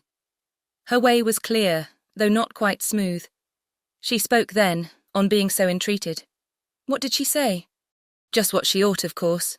A lady always does. She said enough to show there need not be despair, and to invite him to say more himself. He had despaired at one period. He had received such an injunction to caution and silence, as for the time crushed every hope. She had begun by refusing to hear him. The change had perhaps been somewhat sudden. Her proposal of taking another turn, her renewing the conversation which she had just put an end to, might be a little extraordinary. She felt its inconsistency, but Mr. Knightley was so obliging as to put up with it, and seek no farther explanation. Seldom, very seldom, does complete truth belong to any human disclosure. Seldom can it happen that something is not a little disguised or a little mistaken. But where, as in this case, though the conduct is mistaken, the feelings are not, it may not be very material. Mr. Knightley could not impute to Emma a more relenting heart than she possessed, or a heart more disposed to accept of his. He had, in fact, been wholly unsuspicious of his own influence. He had followed her into the shrubbery with no idea of trying it. He had come in his anxiety to see how she bore Frank Churchill's engagement, with no selfish view, no view at all, but of endeavouring, if she allowed him an opening, to soothe or to counsel her. The rest had been the work of the moment, the immediate effect of what he heard on his feelings. The delightful assurance of her total indifference towards Frank Churchill, of her having a heart completely disengaged from him, had given birth to the hope that in time he might gain her affection himself. But it had been no present hope. He had only, in the momentary conquest of eagerness over judgment, aspired to be told that she did not forbid his attempt to attach her. The superior hopes which gradually opened were so much the more enchanting. The affection, which he had been asking to be allowed to create if he could, was already his. Within half an hour he had passed from a thoroughly distressed state of mind to something so like perfect happiness that it could bear no other name. Her change was equal. This 1/2 hour had given to each the same precious certainty of being beloved, had cleared from each the same degree of ignorance, jealousy, or distrust. On his side, there had been a long-standing jealousy, old as the arrival, or even the expectation, of Frank Churchill. He had been in love with Emma, and jealous of Frank Churchill from about the same period, one sentiment having probably enlightened him as to the other.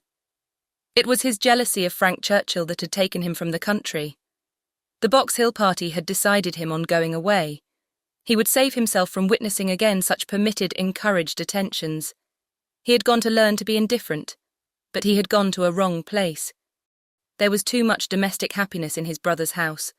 Woman wore too amiable a form in it. Isabella was too much like Emma, differing only in those striking inferiorities, which always brought the other in brilliancy before him, for much to have been done, even had his time been longer.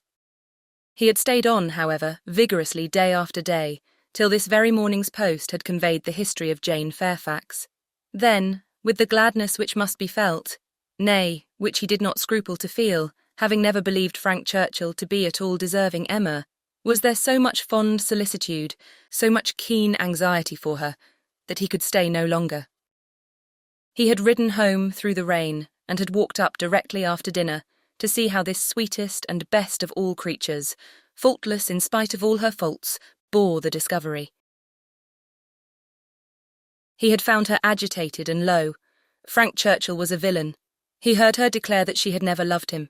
Frank Churchill's character was not desperate. She was his own Emma, by hand and word, when they returned into the house, and if he could have thought of Frank Churchill then, he might have deemed him a very good sort of fellow. Chapter 14. What totally different feelings did Emma take back into the house from what she had brought out? She had then been only daring to hope for a little respite of suffering. She was now in an exquisite flutter of happiness, and such happiness, moreover, as she believed must still be greater when the flutter should have passed away. They sat down to tea, the same party round the same table. How often it had been collected! And how often had her eyes fallen on the same shrubs in the lawn and observed the same beautiful effect of the western sun, but never in such a state of spirits, never in anything like it, and it was with difficulty that she could summon enough of her usual self to be the attentive lady of the house, or even the attentive daughter. Poor Mr. Woodhouse little suspected what was plotting against him in the breast of that man whom he was so cordially welcoming, and so anxiously hoping might not have taken cold from his ride. Could he have seen the heart, he would have cared very little for the lungs, but without the most distant imagination of the impending evil, without the slightest perception of anything extraordinary in the looks or ways of either, he repeated to them very comfortably all the articles of news he had received from Mr. Perry, and talked on with much self-contentment, totally unsuspicious of what they could have told him in return. As long as Mr. Knightley remained with them, Emma's fever continued. But when he was gone, she began to be a little tranquilized and subdued, and in the course of the sleepless night, which was the tax for such an evening, she found one or two such very serious points to consider, as made her feel that even her happiness must have some alloy. Her father and Harriet. She could not be alone without feeling the full weight of their separate claims, and how to guard the comfort of both to the utmost, was the question. With respect to her father, it was a question soon answered. She hardly knew yet what Mr. Knightley would ask, but a very short parley with her own heart produced the most solemn resolution of never quitting her father. She even wept over the idea of it as a sin of thought. While he lived, it must be only an engagement, but she flattered herself that if divested of the danger of drawing her away, it might become an increase of comfort to him. How to do her best by Harriet was of more difficult decision.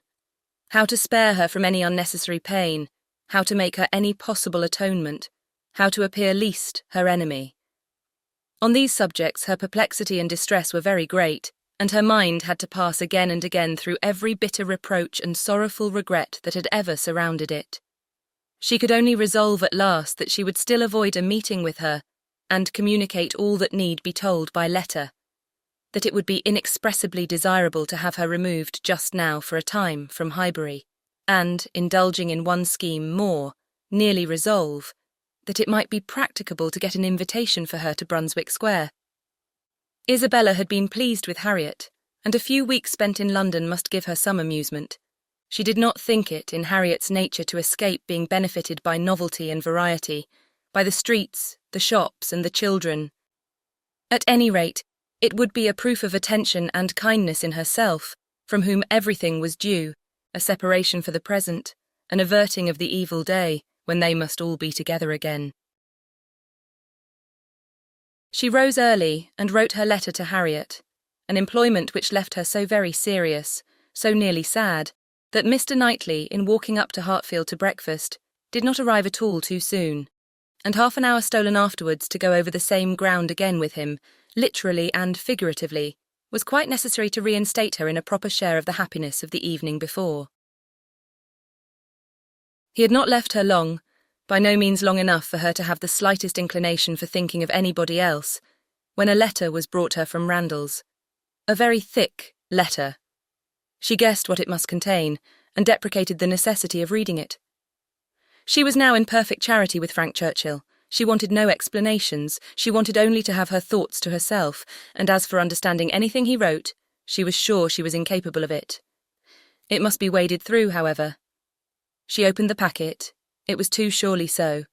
A note from Mrs. Weston to herself ushered in the letter from Frank to Mrs. Weston. I have the greatest pleasure, my dear Emma, in forwarding to you the enclosed. I know what thorough justice you will do it, and have scarcely a doubt of its happy effect. I think we shall never materially disagree about the writer again, but I will not delay you by a long preface. We are quite well. This letter has been the cure of all the little nervousness I have been feeling lately. I did not quite like your looks on Tuesday, but it was an ungenial morning, and though you will never own being affected by weather, I think everybody feels a northeast wind. I felt for your dear father very much in the storm of Tuesday afternoon and yesterday morning, but had the comfort of hearing last night by Mr. Perry that it had not made him ill. Yours ever, A.W. To Mrs. Weston. Windsor, July. My dear Madam, if I made myself intelligible yesterday, this letter will be expected, but expected or not, I know it will be read with candour and indulgence. You are all goodness, and I believe there will be need of even all your goodness to allow for some parts of my past conduct. But I have been forgiven by one who had still more to resent. My courage rises while I write. It is very difficult for the prosperous to be humble. I have already met with such success in 2 applications for pardon, that I may be in danger of thinking myself too sure of yours, and of those among your friends who have had any ground of offence. You must all endeavour to comprehend the exact nature of my situation when I first arrived at Randalls. You must consider me as having a secret which was to be kept at all hazards. This was the fact. My right to place myself in a situation requiring such concealment is another question. I shall not discuss it here. For my temptation to think it aright, I refer every cavalier to a brick house, sashed windows below, and casements above, in Highbury. I dared not address her openly. My difficulties in the then state of Enscombe must be too well known to require definition, and I was fortunate enough to prevail, before we parted at Weymouth, and to induce the most upright female mind in the creation to stoop in charity to a secret engagement. Had she refused, I should have gone mad. But you will be ready to say, what was your hope in doing this? What did you look forward to? To anything, everything. To time, chance, circumstance, slow effects, sudden bursts, perseverance and weariness, health and sickness. Every possibility of good was before me, and the first of blessings secured in obtaining her promises of faith and correspondence. If you need farther explanation, I have the honour, my dear madam, of being your husband's son, and the advantage of inheriting a disposition to hope for good, which no inheritance of houses or lands can ever equal the value of. See me then under these circumstances arriving on my first visit to Randalls, and here I am conscious of wrong, for that visit might have been sooner paid. You will look back and see that I did not come till Miss Fairfax was in Highbury, and as you were the person slighted, you will forgive me instantly, but I must work on my father's compassion, by reminding him that so long as I absented myself from his house, so long I lost the blessing of knowing you. My behaviour, during the very happy fortnight which I spent with you, did not, I hope, lay me open to reprehension, excepting on one point. And now I come to the principal, the only important part of my conduct while belonging to you, which excites my own anxiety, or requires very solicitous explanation. With the greatest respect, and the warmest friendship, do I mention Miss Woodhouse. My father perhaps will think I ought to add, with the deepest humiliation. A few words which dropped from him yesterday spoke his opinion, and some censure I acknowledge myself liable to. My behaviour to Miss Woodhouse indicated, I believe, more than it ought. In order to assist a concealment so essential to me, I was led on to make more than an allowable use of the sort of intimacy into which we were immediately thrown. I cannot deny that Miss Woodhouse was my ostensible object, but I am sure you will believe the declaration that had I not been convinced of her indifference, I would not have been induced by any selfish views to go on. Amiable and delightful as Miss Woodhouse is, she never gave me the idea of a young woman likely to be attached, and that she was perfectly free from any tendency to being attached to me was as much my conviction as my wish. She received my attentions with an easy, friendly, good-humoured playfulness, which exactly suited me. We seemed to understand each other. From our relative situation, those attentions were her due, and were felt to be so. Whether Miss Woodhouse began really to understand me before the expiration of that fortnight, I cannot say. When I called to take leave of her, I remember that I was within a moment of confessing the truth, and I then fancied she was not without suspicion, but I have no doubt of her having since detected me, at least in some degree. She may not have surmised the whole, but her quickness must have penetrated a part. I cannot doubt it. You will find, whenever the subject becomes freed from its present restraints, that it did not take her wholly by surprise. She frequently gave me hints of it. I remember her telling me at the ball that I owed Mrs. Elton gratitude for her attentions to Miss Fairfax. I hope this history of my conduct towards her will be admitted by you and my father as great extenuation of what you saw amiss. While you considered me as having sinned against Emma Woodhouse, I could deserve nothing from either. Acquit me here, and procure for me, when it is allowable, the acquittal and good wishes of that said Emma Woodhouse, whom I regard with so much brotherly affection, as to long to have her as deeply and as happily in love as myself. Whatever strange things I said or did during that fortnight, you have now a key to. My heart was in Highbury, and my business was to get my body thither as often as might be, and with the least suspicion. If you remember any queernesses, set them all to the right account.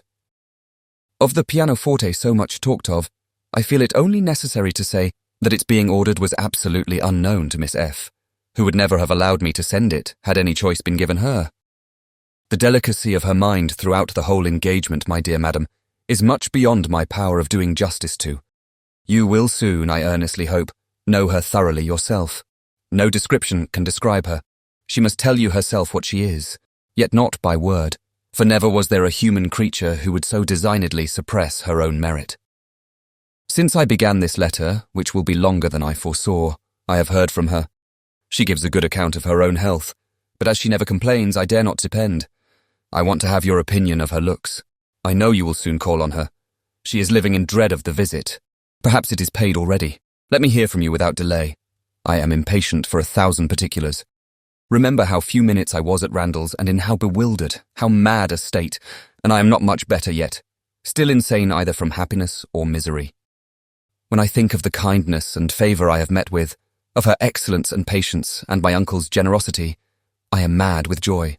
But when I recollect all the uneasiness I occasioned her, and how little I deserved to be forgiven, I am mad with anger.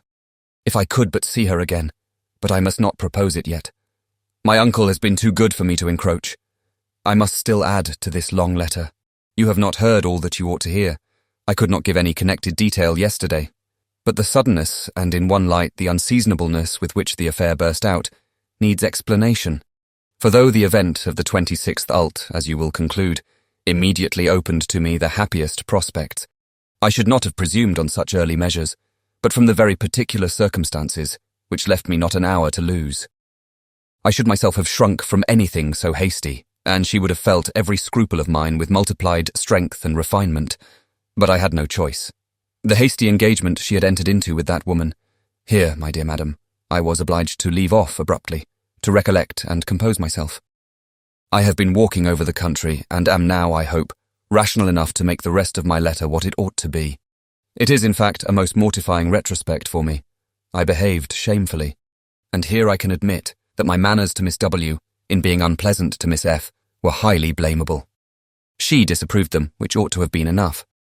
My plea of concealing the truth she did not think sufficient. She was displeased, I thought unreasonably so. I thought her, on 1,000 occasions, unnecessarily scrupulous and cautious.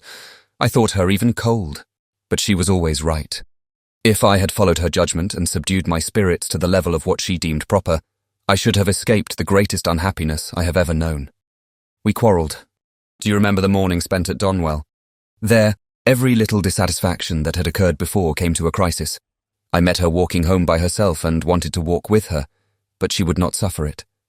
She absolutely refused to allow me, which I then thought most unreasonable. Now, however, I see nothing in it but a very natural and consistent degree of discretion. While I, to blind the world to our engagement, was behaving 1 hour with objectionable particularity to another woman, was she to be consenting the next to a proposal which might have made every previous caution useless? Had we been met walking together between Donwell and Highbury, the truth must have been suspected. I was mad enough, however, to resent. I doubted her affection. I doubted it more the next day on Box Hill, when provoked by such conduct on my side, such shameful, insolent neglect of her, and such apparent devotion to Miss W, as it would have been impossible for any woman of sense to endure. She spoke her resentment in a form of words perfectly intelligible to me. In short, my dear madam, it was a quarrel blameless on her side, abominable on mine, and I returned the same evening to Richmond, though I might have stayed with you till the next morning, merely because I would be as angry with her as possible. Even then I was not such a fool as not to mean to be reconciled in time. But I was the injured person, injured by her coldness, and I went away determined that she should make the first advances. I shall always congratulate myself that you were not of the Box Hill party. Had you witnessed my behaviour there, I can hardly suppose you would ever have thought well of me again. Its effect upon her appears in the immediate resolution it produced. As soon as she found I was really gone from Randall's, she closed with the offer of that officious Mrs. Elton, the whole system of whose treatment of her, by the by, has ever filled me with indignation and hatred. I must not quarrel with the spirit of forbearance which has been so richly extended towards myself, but otherwise I should loudly protest against the share of it which that woman has known. Jane, indeed. You will observe that I have not yet indulged myself in calling her by that name, even to you. Think, then, what I must have endured in hearing it bandied between the Eltons with all the vulgarity of needless repetition and all the insolence of imaginary superiority. Have patience with me, I shall soon have done. She closed with this offer, resolving to break with me entirely, and wrote the next day to tell me that we never were to meet again. She felt the engagement to be a source of repentance and misery to each. She dissolved it. This letter reached me on the very morning of my poor aunt's death. I answered it within an hour, but from the confusion of my mind and the multiplicity of business falling on me at once, my answer, instead of being sent with all the many other letters of that day, was locked up in my writing desk, and I, trusting that I had written enough, though but a few lines, to satisfy her, remained without any uneasiness. I was rather disappointed that I did not hear from her again speedily. But I made excuses for her, and was too busy and, may I add, too cheerful in my views to be captious.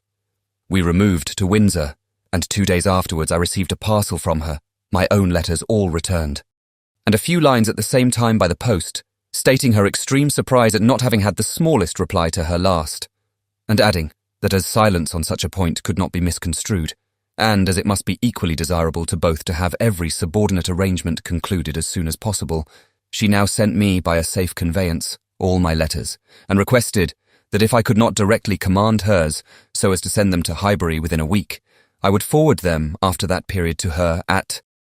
In short, the full direction to Mr. Smallridge's near Bristol stared me in the face.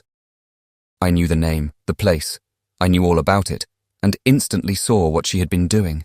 It was perfectly accordant with that resolution of character which I knew her to possess, and the secrecy she had maintained as to any such design in her former letter was equally descriptive of its anxious delicacy, for the world would not, she have seemed to threaten me.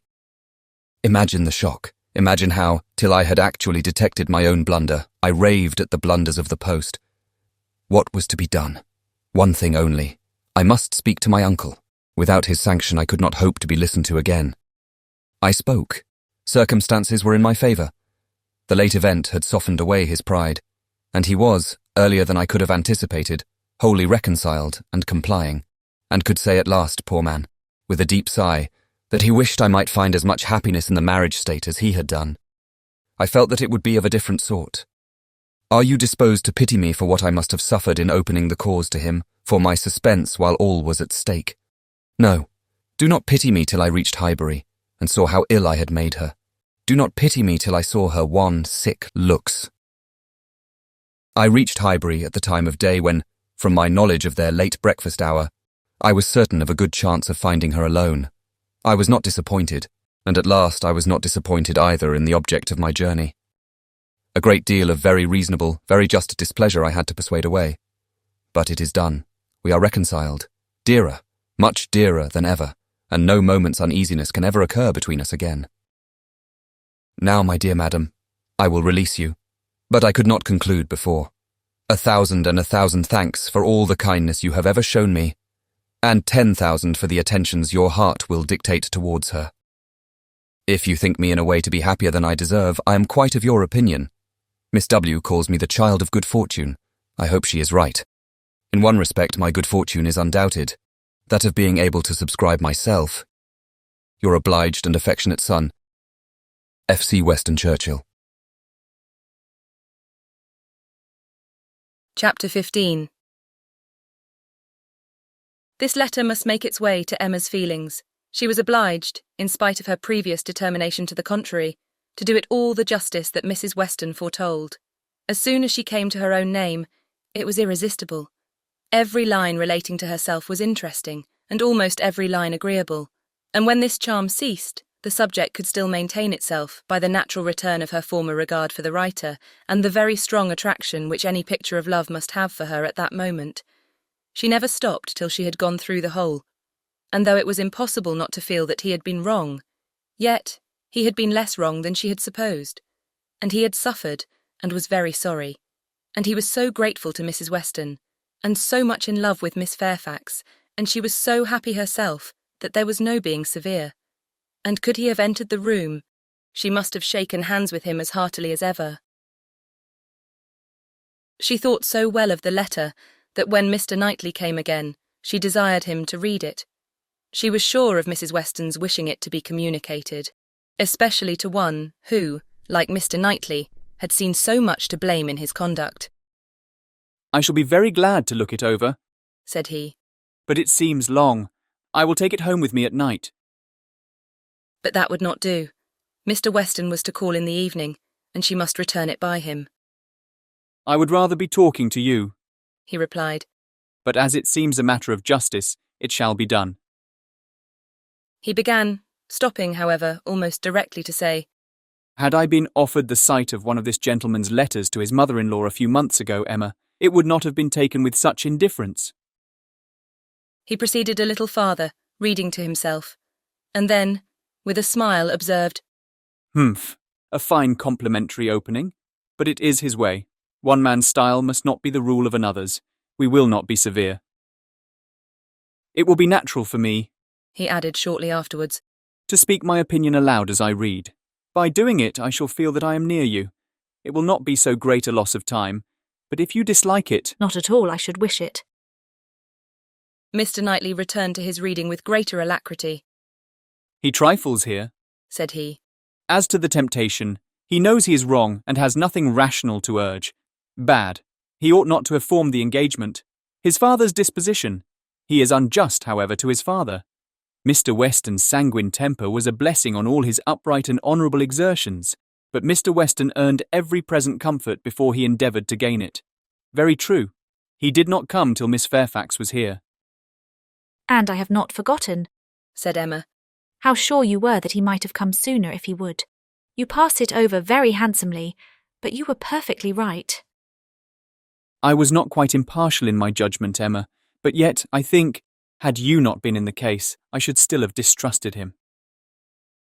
When he came to Miss Woodhouse, he was obliged to read the whole of it aloud, all that related to her, with a smile, a look, a shake of the head, a word or two of assent or disapprobation or merely of love, as the subject required, concluding, however, seriously and, after steady reflection, thus: Very bad, though it might have been worse, playing a most dangerous game, too much indebted to the event for his acquittal, no judge of his own manners by you, always deceived in fact by his own wishes, and regardless of little besides his own convenience, fancying you to have fathomed his secret, natural enough, his own mind full of intrigue that he should suspect it in others, mystery, finesse, how they pervert the understanding.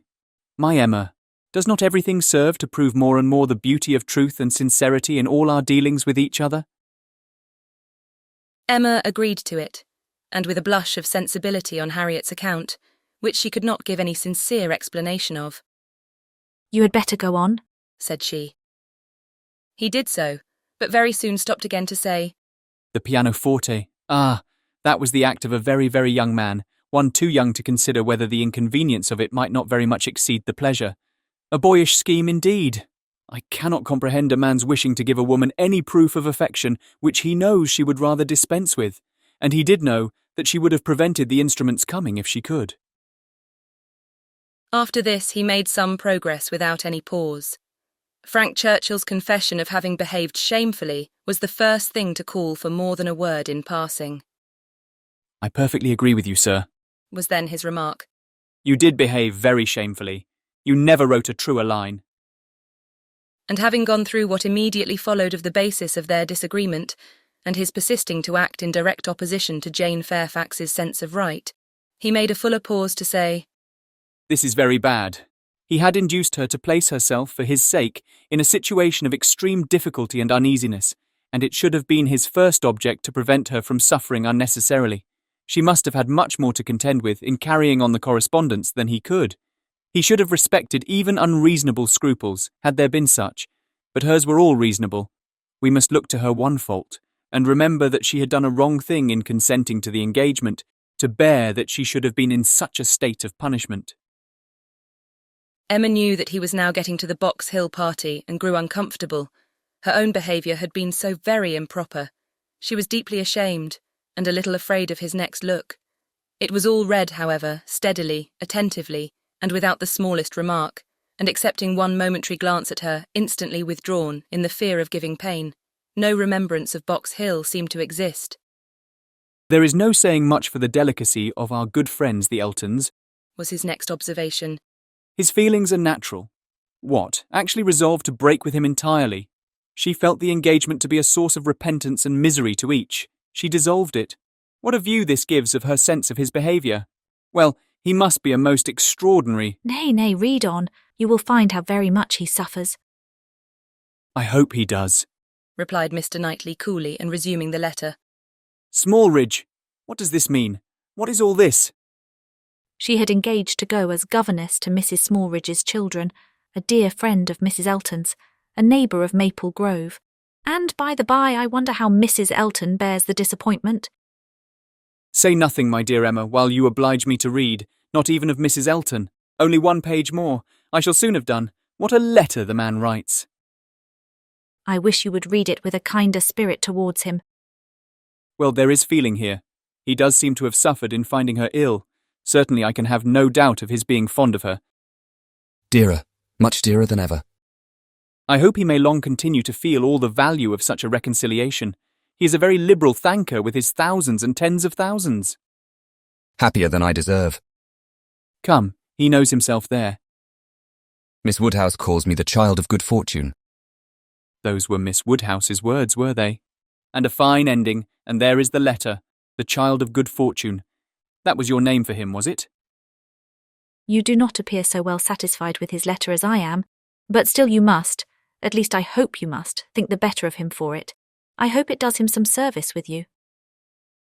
Yes, certainly it does. He has had great faults of inconsideration and thoughtlessness, and I am very much of his opinion in thinking him likely to be happier than he deserves, but still as he is, beyond a doubt, really attached to Miss Fairfax, and will soon, it may be hoped, have the advantage of being constantly with her, I am very ready to believe his character will improve, and acquire from hers the steadiness and delicacy of principle that it wants. And now, let me talk to you of something else. I have another person's interest at present so much at heart that I cannot think any longer about Frank Churchill. Ever since I left you this morning, Emma, my mind has been hard at work on one subject. The subject followed. It was in plain, unaffected, gentlemanlike English, such as Mr. Knightley used even to the woman he was in love with. How to be able to ask her to marry him without attacking the happiness of her father. Emma's answer was ready at the first word. While her dear father lived, any change of condition must be impossible for her. She could never quit him. Part only of this answer, however, was admitted. The impossibility of her quitting her father, Mr. Knightley felt as strongly as herself, but the inadmissibility of any other change he could not agree to. He had been thinking it over most deeply, most intently. He had at first hoped to induce Mr. Woodhouse to remove with her to Donwell. He had wanted to believe it feasible, but his knowledge of Mr. Woodhouse would not suffer him to deceive himself long, and now he confessed his persuasion that such a transplantation would be a risk of her father's comfort, perhaps even of his life, which must not be hazarded. Mr. Woodhouse taken from Hartfield?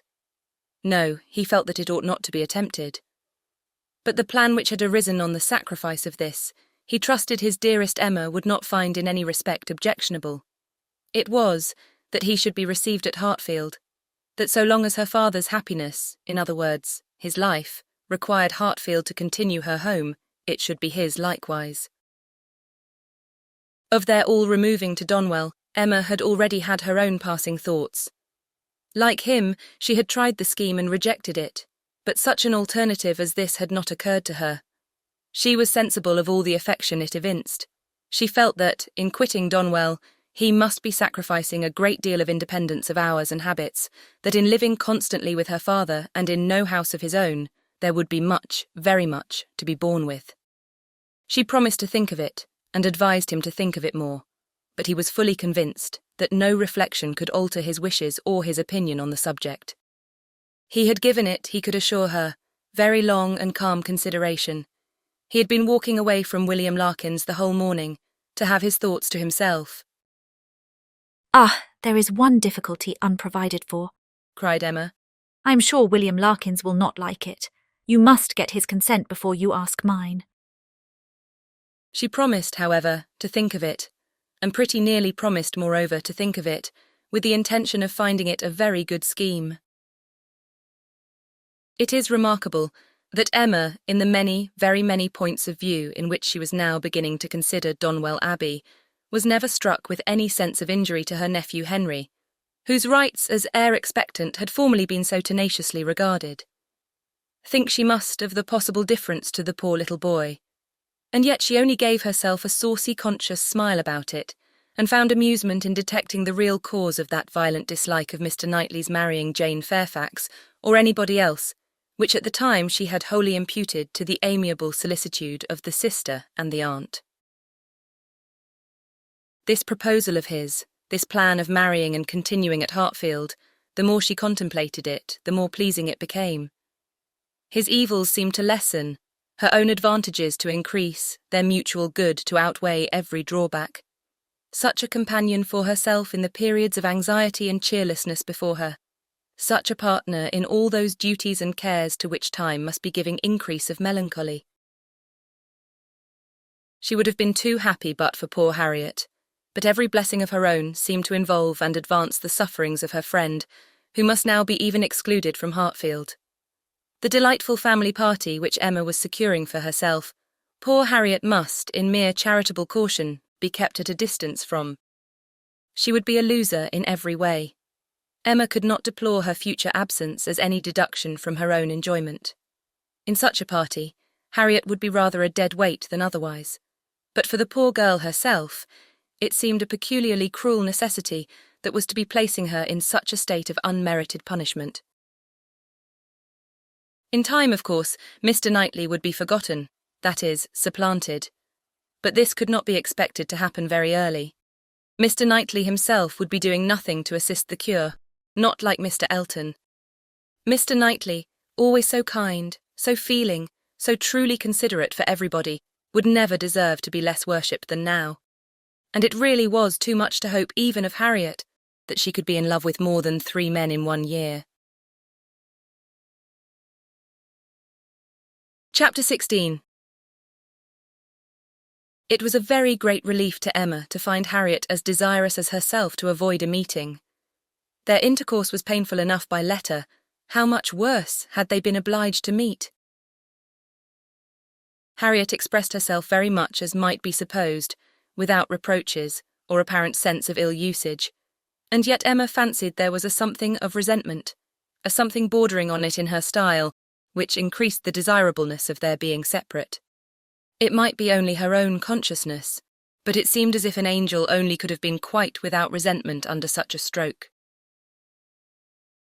She had no difficulty in procuring Isabella's invitation, and she was fortunate in having a sufficient reason for asking it without resorting to invention.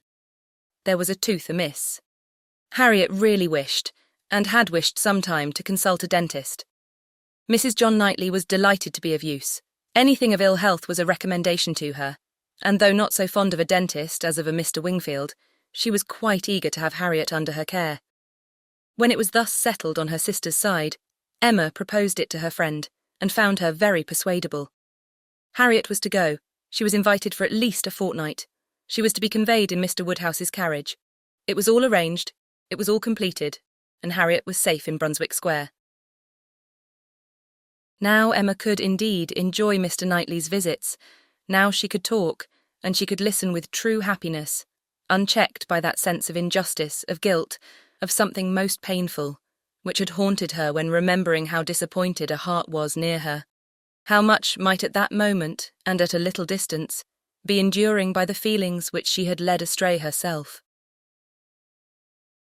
The difference of Harriet at Mrs. Goddard's, or in London, made perhaps an unreasonable difference in Emma's sensations.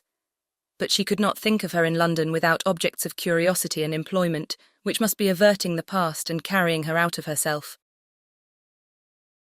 She would not allow any other anxiety to succeed directly to the place in her mind which Harriet had occupied. There was a communication before her, one which she only could be competent to make, the confession of her engagement to her father, but she would have nothing to do with it at present. She had resolved to defer the disclosure till Mrs. Weston was safe and well. No additional agitation should be thrown at this period among those she loved, and the evil should not act on herself by anticipation before the appointed time. A fortnight at least, of leisure and peace of mind, to crown every warmer but more agitating delight, should be hers. She soon resolved, equally as a duty and a pleasure, to employ half an hour of this holiday of spirits in calling on Miss Fairfax. She ought to go, and she was longing to see her, the resemblance of their present situations increasing every other motive of goodwill. It would be a secret satisfaction, but the consciousness of a similarity of prospect would certainly add to the interest with which she should attend to anything Jane might communicate. She went. She had driven once unsuccessfully to the door, but had not been into the house since the morning after Box Hill, when poor Jane had been in such distress as had filled her with compassion, though all the worst of her sufferings had been unsuspected. The fear of being still unwelcome determined her, though assured of their being at home, to wait in the passage and send up her name. She heard Patty announcing it, but no such bustle succeeded as poor Miss Bates had before made so happily intelligible. No, she heard nothing but the instant reply of, "Beg her to walk up." And a moment afterwards she was met on the stairs by Jane herself, coming eagerly forward, as if no other reception of her were felt sufficient. Emma had never seen her look so well, so lovely, so engaging. There was consciousness, animation, and warmth. There was everything which her countenance or manner could ever have wanted. She came forward with an offered hand, and said in a low but very feeling tone, "This is most kind indeed. Miss Woodhouse, it is impossible for me to express. I hope you will believe. Excuse me for being so entirely without words." Emma was gratified, and would soon have shown no want of words, if the sound of Mrs. Elton's voice from the sitting-room had not checked her, and made it expedient to compress all her friendly and all her congratulatory sensations into a very, very earnest shake of the hand. Mrs. Bates and Mrs. Elton were together. Miss Bates was out, which accounted for the previous tranquillity. Emma could have wished Mrs. Elton elsewhere, but she was in a humour to have patience with everybody, and as Mrs. Elton met her with unusual graciousness, she hoped the rencontre would do them no harm. She soon believed herself to penetrate Mrs. Elton's thoughts, and understand why she was, like herself, in happy spirits. It was being in Miss Fairfax's confidence, and fancying herself acquainted with what was still a secret to other people. Emma saw symptoms of it immediately in the expression of her face, and while paying her own compliments to Mrs. Bates, and appearing to attend to the good old lady's replies, she saw her with a sort of anxious parade of mystery fold up a letter which she had apparently been reading aloud to Miss Fairfax, and return it into the purple and gold reticule by her side, saying with significant nods, "We can finish this some other time, you know. You and I shall not want opportunities, and, in fact, you have heard all the essential already. I only wanted to prove to you that Mrs. S. admits our apology and is not offended. You see how delightfully she writes. Oh, she is a sweet creature. You would have doted on her had you gone. But not a word more. Let us be discreet, quite on our good behaviour. Hush! You remember those lines. I forget the poem at this moment. For when a lady's in the case, you know all other things give place. Now I say, my dear, in our case, for lady, read, Mum, a word to the wise. I am in a fine flow of spirits, an't I? But I want to set your heart at ease as to Mrs. S. My representation, you see, has quite appeased her." And again, on Emma's merely turning her head to look at Mrs. Bates's knitting, she added in a half-whisper, "I mentioned no names, you will observe. Oh no, cautious as a minister of state. I managed it extremely well." Emma could not doubt. It was a palpable display, repeated on every possible occasion. When they had all talked a little while in harmony of the weather and Mrs. Weston, she found herself abruptly addressed with, "Do not you think, Miss Woodhouse, our saucy little friend here is charmingly recovered? Do not you think her cure does Perry the highest credit?" Here was a side glance of great meaning at Jane. "Upon my word, Perry has restored her in a wonderful short time. Oh, if you had seen her as I did when she was at the worst." And when Mrs. Bates was saying something to Emma, whispered farther, "We do not say a word of any assistance that Perry might have, not a word of a certain young physician from Windsor. Oh no, Perry shall have all the credit." "I've scarce had the pleasure of seeing you, Miss Woodhouse," she shortly afterwards began, "since the party to Box Hill. Very pleasant party. But yet I think there was something wanting. Things did not seem... That is, there seemed a little cloud upon the spirits of some. So it appeared to me at least, but I might be mistaken. However, I think it answered so far as to tempt one to go again. What say you both to our collecting the same party and exploring to Box Hill again while the fine weather lasts? It must be the same party, you know, quite the same party, not one exception." Soon after this Miss Bates came in, and Emma could not help being diverted by the perplexity of her first answer to herself, resulting, she supposed, from doubt of what might be said, and impatience to say everything. "Thank you, dear Miss Woodhouse, you are all kindness. It is impossible to say. Yes, indeed, I quite understand dearest Jane's prospects. That is, I do not mean, but she's charmingly recovered. How is Mr. Woodhouse? I am so glad, quite out of my power. Such a happy little circle as you find us here. Yes, indeed. Charming young man, that is, so very friendly. I mean, good Mr. Perry. Such attention to Jane. And from her more than commonly thankful delight towards Mrs. Elton for being there, Emma guessed that there had been a little show of resentment towards Jane, from the vicarage quarter, which was now graciously overcome. After a few whispers, indeed, which placed it beyond a guess, Mrs. Elton, speaking louder, said, Yes, here I am, my good friend, and here I have been so long that anywhere else I should think it necessary to apologise. But the truth is that I am waiting for my lord and master. He promised to join me here and pay his respects to you. What? Are we to have the pleasure of a call from Mr. Elton? That will be a favour indeed, for I know gentlemen do not like morning visits, and Mr. Elton's time is so engaged. Upon my word it is, Miss Bates. He really is engaged from morning to night. There is no end of people's coming to him on some pretence or other. The magistrates and overseers and churchwardens are always wanting his opinion. They seem not able to do anything without him. Upon my word, Mr. E., I often say, rather you than I do not know what would become of my crayons and my instrument if I had half so many applicants. Bad enough as it is, for I absolutely neglect them both to an unpardonable degree. I believe I have not played a bar this fortnight. However, he is coming, I assure you. Yes, indeed, on purpose to wait on you all. And putting up her hand to screen her words from Emma. A congratulatory visit, you know. Oh, yes, quite indispensable. Miss Bates looked about her, so happily. He promised to come to me as soon as he could disengage himself from Knightley, but he and Knightley are shut up together in deep consultation. Mr. E. is Knightley's right hand. Emma would not have smiled for the world and only said, Is Mr. Elton gone on foot to Donwell? He will have a hot walk. Oh no, it is a meeting at the Crown, a regular meeting. Weston and Cole will be there too, but one is apt to speak only of those who lead. I fancy Mr. E. and Knightley have everything their own way. Have not you mistaken the day? Said Emma. I am almost certain that the meeting at the Crown is not till tomorrow. Mr. Knightley was at Hartfield yesterday and spoke of it as for Saturday. Oh, no, the meeting is certainly today, was the abrupt answer, which denoted the impossibility of any blunder on Mrs. Elton's side.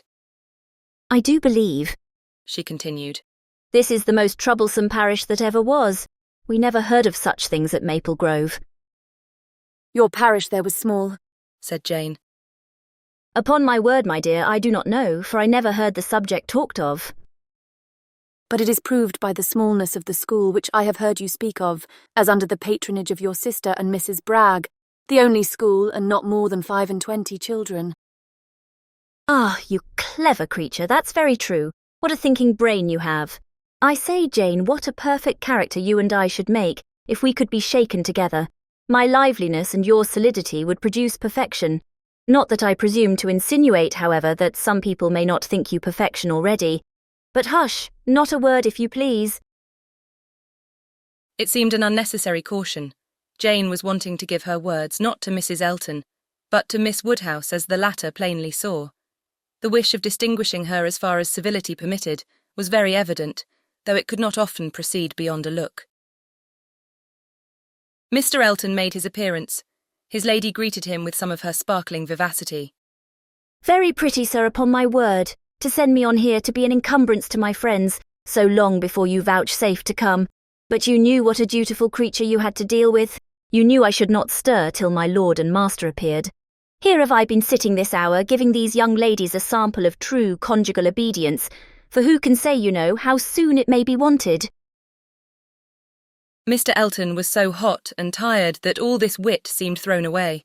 His civilities to the other ladies must be paid, but his subsequent object was to lament over himself for the heat he was suffering and the walk he had had for nothing. When I got to Donwell, said he, Knightley could not be found. Very odd, very unaccountable. After the note I sent him this morning and the message he returned that he should certainly be at home till 1. Donwell, cried his wife. My dear Mr. E., you have not been to Donwell. You mean the Crown. You come from the meeting at the Crown. No, that's tomorrow, and I particularly wanted to see Knightley today on that very account. Such a dreadful broiling morning. I went over the fields too, speaking in a tone of great ill-usage, which made it so much the worse, and then not to find him at home. I assure you I am not at all pleased, and no apology left, no message for me. The housekeeper declared she knew nothing of my being expected. Very extraordinary. And nobody knew at all which way he was gone. Perhaps to Hartfield, perhaps to the Abbey Mill, perhaps into his woods. Miss Woodhouse, this is not like our friend Knightley. Can you explain it? Emma amused herself by protesting that it was very extraordinary indeed, and that she had not a syllable to say for him. I cannot imagine, said Mrs. Elton, feeling the indignity as a wife ought to do. I cannot imagine how he could do such a thing by you, of all people in the world. The very last person whom one should expect to be forgotten. My dear Mr. E., he must have left a message for you, I am sure he must. Not even Knightley could be so very eccentric, and his servants forgot it. Depend upon it, that was the case, and very likely to happen with the Donwell servants, who are all, I have often observed, extremely awkward and remiss. I am sure I would not have such a creature as his Harry stand at our sideboard for any consideration. And as for Mrs. Hodges, Wright holds her very cheap indeed. She promised Wright a receipt and never sent it. I met William Larkins, continued Mr. Elton, as I got near the house, and he told me I should not find his master at home, but I did not believe him. William seemed rather out of humour. He did not know what was come to his master lately, he said, but he could hardly ever get the speech of him. I have nothing to do with William's wants, but it really is of very great importance that I should see Knightley today, and it becomes a matter, therefore, of very serious inconvenience that I should have had this hot walk to no purpose. Emma felt that she could not do better than go home directly. In all probability, she was at this very time waited for there, and Mr. Knightley might be preserved from sinking deeper in aggression towards Mr. Elton, if not towards William Larkins. She was pleased, on taking leave, to find Miss Fairfax determined to attend her out of the room, to go with her even downstairs. It gave her an opportunity, which she immediately made use of, to say, It is as well, perhaps, that I have not had the possibility. Had you not been surrounded by other friends, I might have been tempted to introduce a subject, to ask questions, to speak more openly than might have been strictly correct. I feel that I should certainly have been impertinent. Oh, cried Jane, with a blush and an hesitation which Emma thought infinitely more becoming to her than all the elegance of all her usual composure. There would have been no danger. The danger would have been of my wearying you. You could not have gratified me more than by expressing an interest. Indeed, Miss Woodhouse, speaking more collectedly, with the consciousness which I have of misconduct, very great misconduct, it is particularly consoling to me to know that those of my friends, whose good opinion is most worth preserving, are not disgusted to such a degree as to— I have not time for half that I could wish to say. I long to make apologies, excuses, to urge something for myself. I feel it so very due. But unfortunately, in short, if your compassion does not stand, my friend— Oh, you are too scrupulous, indeed you are, cried Emma warmly, and taking her hand. You owe me no apologies, and everybody to whom you might be supposed to owe them is so perfectly satisfied, so delighted even— You are very kind, but I know what my manners were to you. So cold and artificial. I had always a part to act. It was a life of deceit. I know that I must have disgusted you. Pray say no more. I feel that all the apologies should be on my side. Let us forgive each other at once. We must do whatever is to be done quickest, and I think our feelings will lose no time there. I hope you have pleasant accounts from Windsor? Very. And the next news, I suppose, will be that we are to lose you, just as I begin to know you. Oh, as to all that, of course nothing can be thought of yet. I am here till claimed by Colonel and Mrs. Campbell. Nothing can be actually settled yet, perhaps, replied Emma, smiling. But excuse me, it must be thought of. The smile was returned as Jane answered, You are very right, it has been thought of. And I will own to you, I am sure it will be safe, that so far as our living with Mr. Churchill at Enscombe, it is settled. There must be 3 months at least of deep mourning, but when they are over, I imagine there will be nothing more to wait for. Thank you, thank you. This is just what I wanted to be assured of. Oh, if you knew how much I love everything that is decided and open. Goodbye, goodbye. Chapter 17. Mrs. Weston's friends were all made happy by her safety, and if the satisfaction of her well-doing could be increased to Emma, it was by knowing her to be the mother of a little girl. She had been decided in wishing for a Miss Weston. She would not acknowledge that it was with any view of making a match for her hereafter, with either of Isabella's sons, but she was convinced that a daughter would suit both father and mother best. It would be a great comfort to Mr. Weston as he grew older, and even Mr. Weston might be growing older 10 years hence, to have his fireside enlivened by the sports and the nonsense, the freaks and the fancies of a child never banished from home. And Mrs. Weston, no one could doubt that a daughter would be most to her, and it would be quite a pity that anyone who so well knew how to teach should not have their powers in exercise again. She has had the advantage, you know, of practising on me, she continued, like la Baronne d'Almaine on la Comtesse de Austerlitz in Madame de Genlis's Adelaide and Theodore, and we shall now see her own little Adelaide educated on a more perfect plan. That is, replied Mr. Knightley, she will indulge her even more than she did you, and believe that she does not indulge her at all. It will be the only difference. Poor child, cried Emma. At that rate, what will become of her? Nothing very bad. The fate of thousands. She will be disagreeable in infancy and correct herself as she grows older. I'm losing all my bitterness against spoilt children, my dearest Emma. I, who am owing all my happiness to you, would not it be horrible ingratitude in me to be severe on them? Emma laughed and replied, But I had the assistance of all your endeavours to counteract the indulgence of other people. I doubt whether my own sense would have corrected me without it. Do you? I have no doubt. Nature gave you understanding. Miss Taylor gave you principles. You must have done well. My interference was quite as likely to do harm as good. It was very natural for you to say, "What right has he to lecture me?" And I'm afraid very natural for you to feel that it was done in a disagreeable manner. I do not believe I did you any good. The good was all to myself, by making you an object of the tenderest affection to me. I could not think about you so much without doting on you, faults and all, and by dint of fancying so many errors, have been in love with you ever since you were 13 at least. I am sure you were of use to me, cried Emma. I was very often influenced rightly by you, oftener than I would own at the time. I am very sure you did me good. And if poor little Anna Weston is to be spoiled, it will be the greatest humanity in you to do as much for her as you have done for me, except falling for her when she is 13. How often, when you were a girl, have you said to me with one of your saucy looks, "Mr. Knightley, I am going to do so and so. Papa says I may, or I have Miss Taylor's leave." Something which you knew I did not approve. In such cases my interference was giving you 2 bad feelings instead of 1. What an amiable creature I was. No wonder you should hold my speeches in such affectionate remembrance. Mr. Knightley. You always called me Mr. Knightley. And from habit it has not so very formal a sound. And yet it is formal. I want you to call me something else, but I do not know what. I remember once calling you George, in one of my amiable fits about 10 years ago. I did it because I thought it would offend you, but as you made no objection, I never did it again. And cannot you call me George now? Impossible. I never can call you anything but Mr. Knightley. I will not promise even to equal the elegant terseness of Mrs. Elton by calling you Mr. K. But I will promise, she added presently, laughing and blushing. I will promise to call you once by your Christian name. I do not say when, but perhaps you may guess where. In the building in which N takes M for better, for worse. Emma grieved that she could not be more openly just to one important service which his better sense would have rendered her, to the advice which would have saved her from the worst of all her womanly follies, her wilful intimacy with Harriet Smith. But it was too tender a subject. She could not enter on it.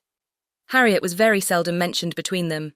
This, on his side, might merely proceed from her not being thought of, but Emma was rather inclined to attribute it to delicacy, and a suspicion, from some appearances, that their friendship were declining.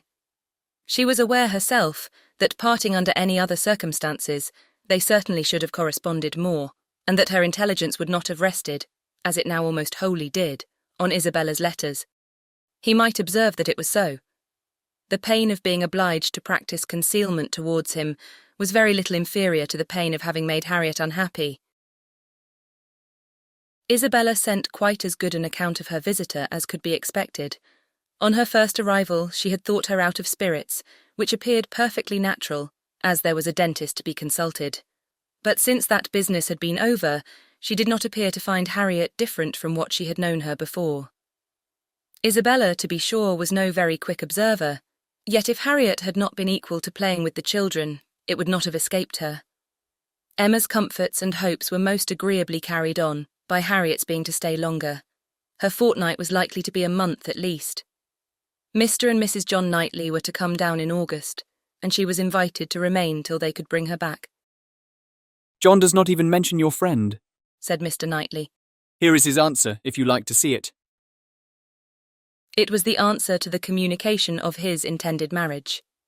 Emma accepted it with a very eager hand, with an impatience all alive to know what he would say about it, and not at all checked by hearing that her friend was unmentioned. John enters like a brother into my happiness, continued Mr. Knightley. But he is no complimenter, and though I well know him to have likewise a most brotherly affection for you, he is so far from making flourishes that any other young woman might think him rather cool in her praise, but I am not afraid of your seeing what he writes. He writes like a sensible man, replied Emma when she had read the letter. I honour his sincerity. It is very plain that he considers the good fortune of the engagement as all on my side, but that he is not without hope of my growing, in time, as worthy of your affection as you think me already. Had he said anything to bear a different construction, I should not have believed him. My Emma, he means no such thing. He only means— He and I should differ very little in our estimation of the two, interrupted she with a sort of serious smile. Much less perhaps than he is aware of, if we could enter without ceremony or reserve on the subject. Emma, my dear Emma. Oh, she cried with more thorough gaiety. If you fancy your brother does not do me justice, only wait till my dear father is in the secret and hear his opinion. Depend upon it, he will be much farther from doing you justice.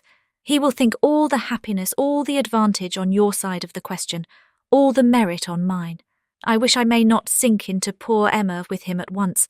His tender compassion towards oppressed worth can go no farther. Ah, he cried. I wish your father might be half as easily convinced as John will be of our having every right that equal worth can give to be happy together. I'm amused by one part of John's letter, did you notice it, where he says that my information did not take him wholly by surprise, that he was rather in expectation of hearing something of the kind. If I understand your brother, he only means so far as you're having some thoughts of marrying. He had no idea of me. He seems perfectly unprepared for that. Yes, but I am amused that he should have seen so far into my feelings. What has he been judging by? I am not conscious of any difference in my spirits or conversation that could prepare him at this time for my marrying any more than at another. But it was so, I suppose. I dare say there was a difference when I was staying with them the other day. I believe I did not play with the children quite so much as usual.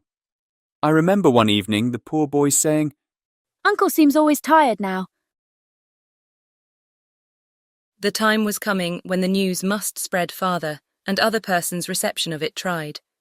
As soon as Mrs. Weston was sufficiently recovered to admit Mr. Woodhouse's visits, Emma, having it in view that her gentle reasonings should be employed in the cause, resolved first to announce it at home and then at Randalls. But how to break it to her father at last?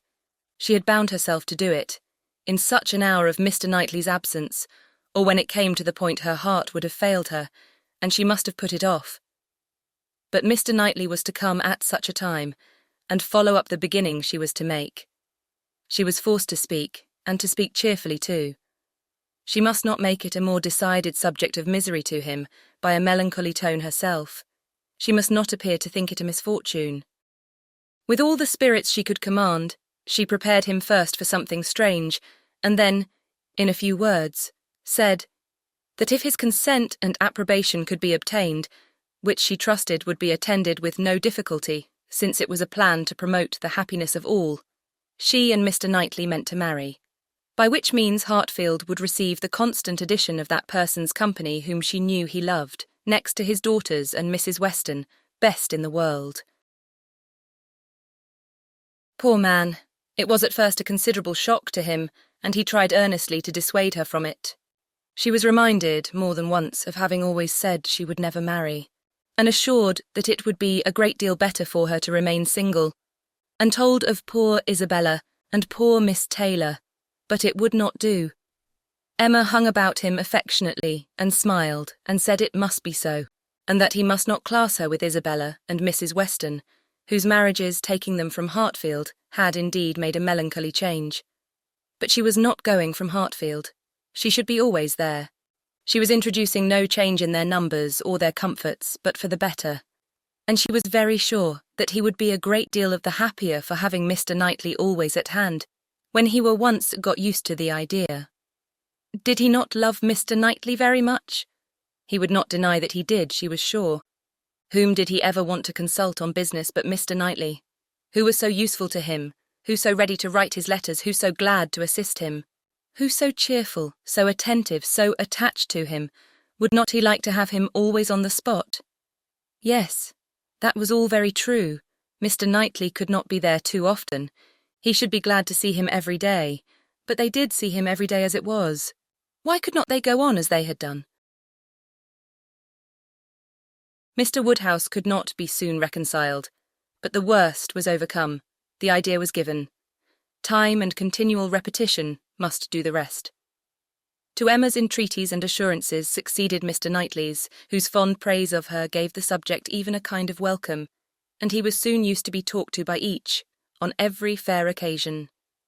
They had all the assistance which Isabella could give by letters of the strongest approbation, and Mrs. Weston was ready on the first meeting to consider the subject in the most serviceable light, first as a settled and secondly as a good one, well aware of the nearly equal importance of the two recommendations to Mr. Woodhouse's mind. It was agreed upon as what was to be, and everybody by whom he was used to be guided assuring him that it would be for his happiness, and having some feelings himself which almost admitted it, he began to think that some time or other, in another year or two perhaps, it might not be so very bad if the marriage did take place. Mrs. Weston was acting no part, feigning no feelings in all that she said to him in favour of the event. She had been extremely surprised, never more so, than when Emma first opened the affair to her, but she saw in it only increase of happiness to all, and had no scruple in urging him to the utmost. She had such a regard for Mr. Knightley as to think he deserved even her dearest Emma, and it was in every respect so proper, suitable and unexceptionable a connection, and in one respect, one point of the highest importance, so peculiarly eligible, so singularly fortunate, that now it seemed as if Emma could not safely have attached herself to any other creature, and that she had herself been the stupidest of beings in not having thought of it, and wished it long ago. How very few of those men in a rank of life to address Emma would have renounced their own home for Hartfield, and who but Mr. Knightley could know and bear with Mr. Woodhouse, so as to make such an arrangement desirable. The difficulty of disposing of poor Mr. Woodhouse had been always felt in her husband's plans and her own, for a marriage between Frank and Emma. How to settle the claims of Enscombe and Hartfield had been a continual impediment, less acknowledged by Mr. Weston than by herself. But even he had never been able to finish the subject better than by saying, "Those matters will take care of themselves. The young people will find a way." But here there was nothing to be shifted off in a wild speculation on the future. It was all right, all open, all equal, no sacrifice on any side worth the name. It was a union of the highest promise of felicity in itself, and without one real rational difficulty to oppose or delay it. Mrs. Weston, with her baby on her knee, indulging in such reflections as these, was one of the happiest women in the world. If anything could increase her delight, it was perceiving that the baby would soon have outgrown its first set of caps. The news was universally a surprise wherever it spread, and Mr. Weston had his 5 minutes' share of it, but 5 minutes were enough to familiarise the idea to his quickness of mind. He saw the advantages of the match and rejoiced in them with all the constancy of his wife, but the wonder of it was very soon nothing, and by the end of an hour he was not far from believing that he had always foreseen it. "It is to be a secret, I conclude," said he. "These matters are always a secret, till it is found out that everybody knows them. Only let me be told when I may speak out. I wonder whether Jane has any suspicion." He went to Highbury the next morning and satisfied himself on that point. He told her the news. Was not she like a daughter, his eldest daughter? He must tell her, and Miss Bates being present, it passed, of course, to Mrs. Cole, Mrs. Perry and Mrs. Elton immediately afterwards. It was no more than the principals were prepared for. They had calculated from the time of its being known at Randalls how soon it would be over Highbury, and were thinking of themselves as the evening wonder in many a family circle with great sagacity. In general, it was a very well-approved match. Some might think him, and others might think her, the most in luck. One set might recommend their all removing to Donwell and leaving Hartfield for the John Knightleys, and another might predict disagreements among their servants.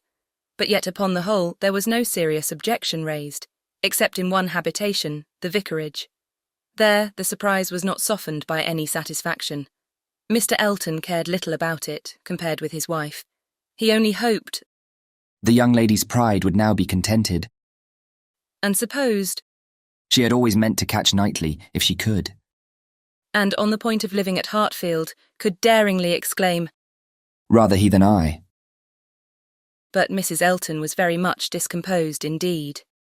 Poor Knightley, poor fellow, sad business for him.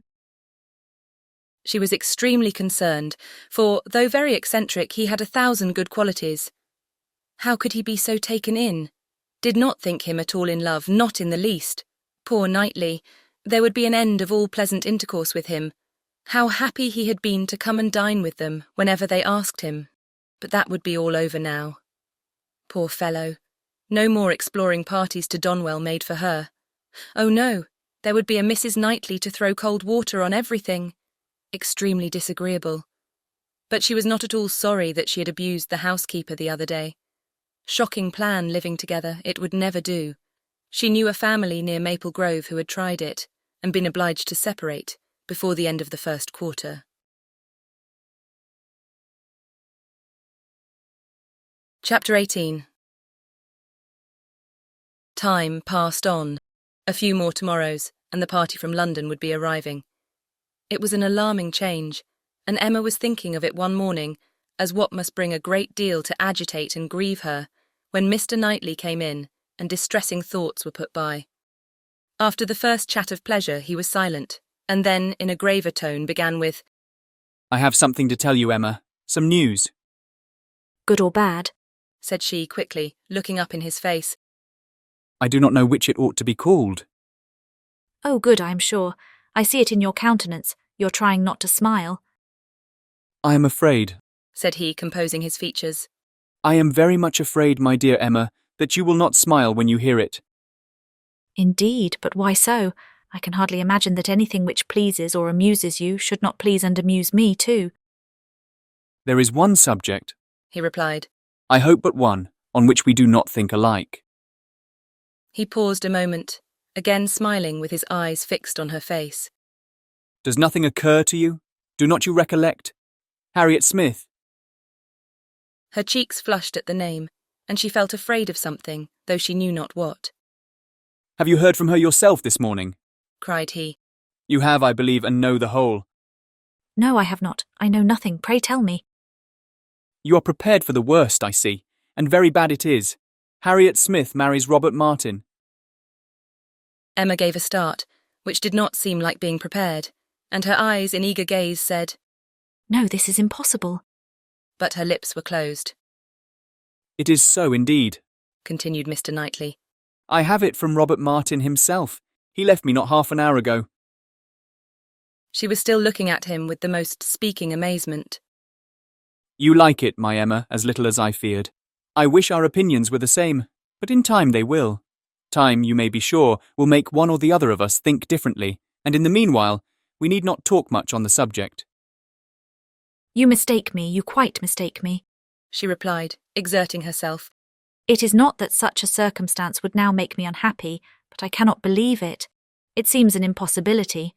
You cannot mean to say that Harriet Smith has accepted Robert Martin. You cannot mean that he has even proposed to her again, yet. You only mean that he intends it. "I mean that he has done it," answered Mr. Knightley with smiling but determined decision. "And been accepted." Good God, she cried. Well. Then, having recourse to her work-basket, in excuse for leaning down her face and concealing all the exquisite feelings of delight and entertainment which she knew she must be expressing, she added, Well, now tell me everything. Make this intelligible to me. How, where, when, let me know it all. I never was more surprised, but it does not make me unhappy, I assure you. How has it been possible? It is a very simple story. He went to town on business 3 days ago, and I got him to take charge of some papers which I was wanting to send to John. He delivered these papers to John at his chambers and was asked by him to join their party the same evening to Astley's. They were going to take the 2 eldest boys to Astley's. The party was to be our brother and sister, Henry, John, and Miss Smith. My friend Robert could not resist. They called for him in their way, were all extremely amused, and my brother asked him to dine with them the next day, which he did. And in the course of that visit, as I understand, he found an opportunity of speaking to Harriet, and certainly did not speak in vain. She made him, by her acceptance, as happy even as he is deserving. He came down by yesterday's coach, and was with me this morning immediately after breakfast to report his proceedings, first on my affairs and then on his own. This is all that I can relate of the how, where, and when. Your friend Harriet will make a much longer history when you see her. She will give you all the minute particulars, which only woman's language can make interesting. In our communications we deal only in the great. However, I must say that Robert Martin's heart seemed for him, and to me, very overflowing, and that he did mention, without its being much to the purpose, that on quitting their box at Astley's, my brother took charge of Mrs. John Knightley and little John, and he followed with Miss Smith and Henry, and that at one time they were in such a crowd as to make Miss Smith rather uneasy. He stopped. Emma dared not attempt any immediate reply. To speak, she was sure would be to betray a most unreasonable degree of happiness. She must wait a moment, or he would think her mad. Her silence disturbed him, and after observing her a little while, he added, Emma, my love, you said that this circumstance would not now make you unhappy, but I'm afraid it gives you more pain than you expected. His situation is an evil, but you must consider it as what satisfies your friend, and I will answer for your thinking better and better of him as you know him more. His good sense and good principles would delight you. As far as the man is concerned, you could not wish your friend in better hands. His rank in society I would alter if I could, which is saying a great deal, I assure you, Emma. You laugh at me about William Larkins, but I could quite as ill spare Robert Martin. He wanted her to look up and smile, and having now brought herself not to smile too broadly, she did, cheerfully answering, You need not be at any pains to reconcile me to the match. I think Harriet is doing extremely well. Her connections may be worse than his.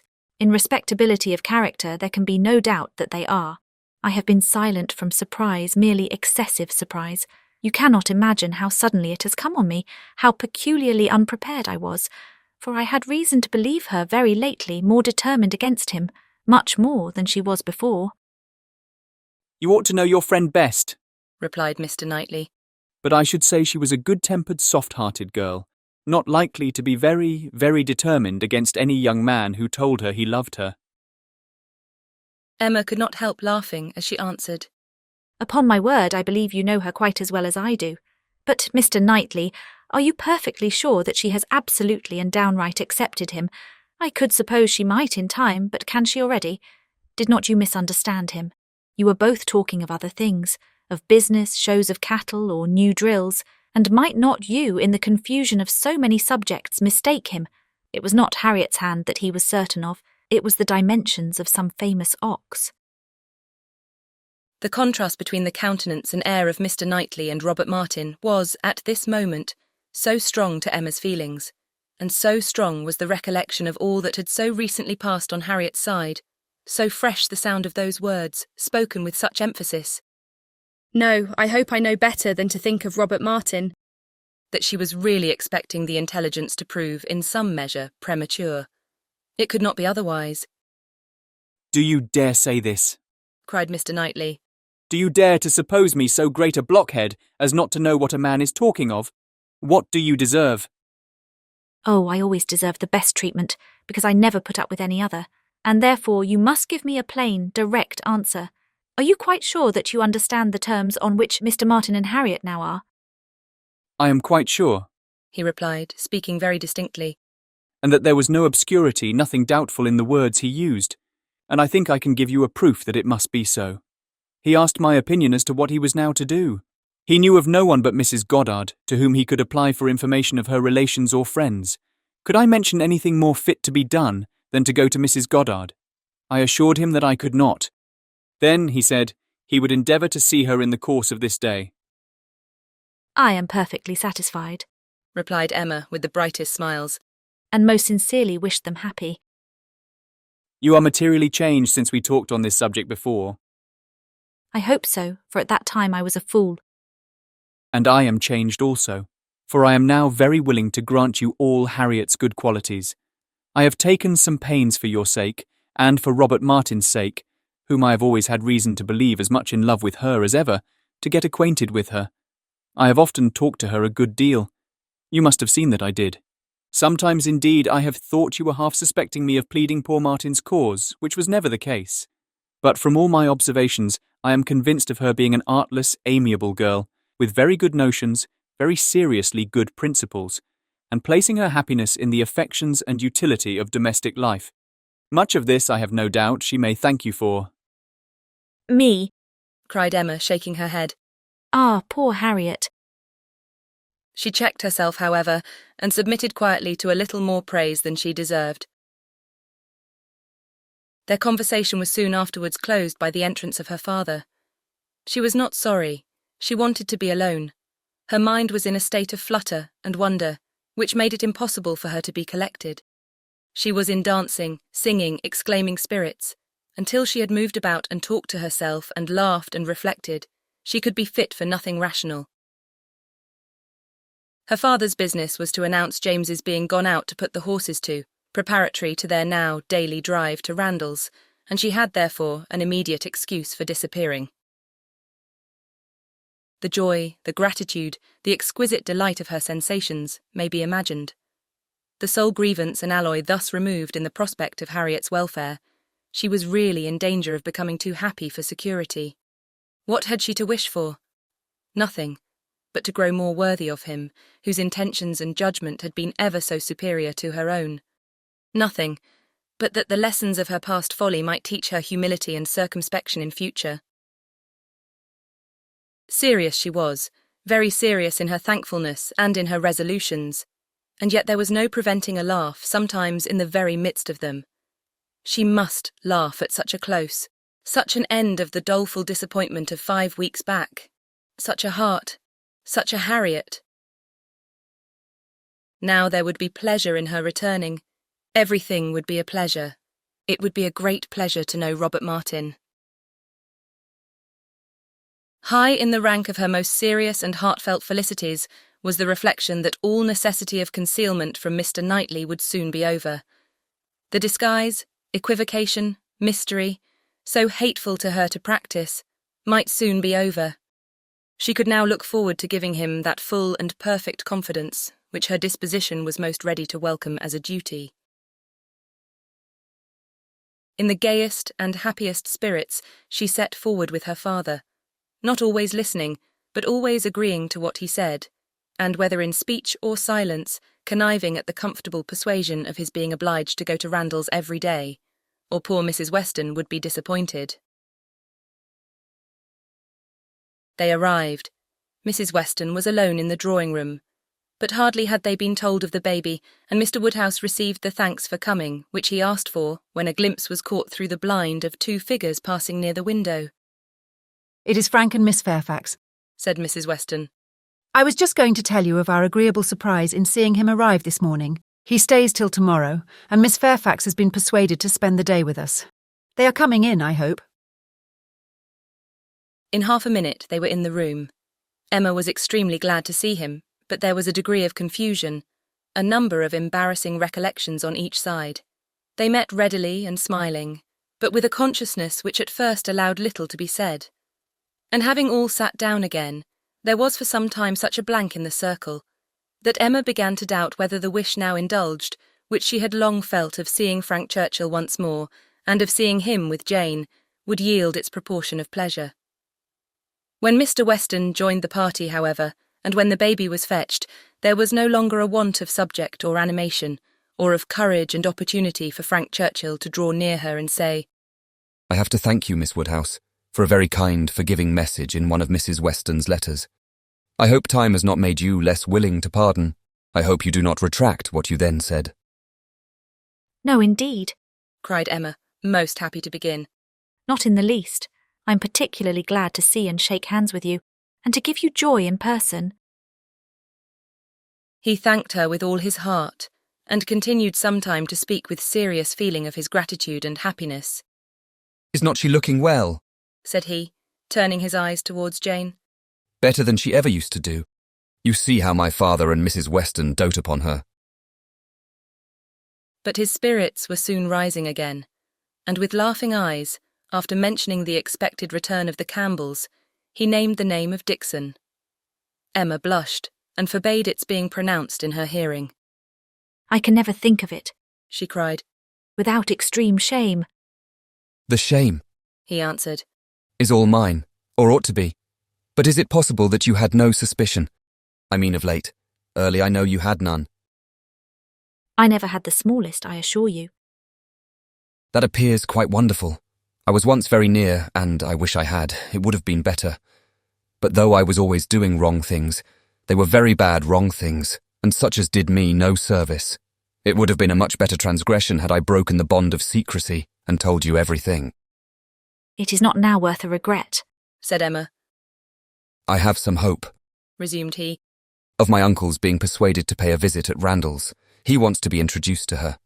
When the Campbells are returned, we shall meet them in London, and continue there, I trust, till we may carry her northward. But now I am at such a distance from her. Is not it hard, Miss Woodhouse? Till this morning, we have not once met since the day of reconciliation. Do not you pity me?" Emma spoke her pity so very kindly that with a sudden accession of gay thought he cried, "Ah, by the by."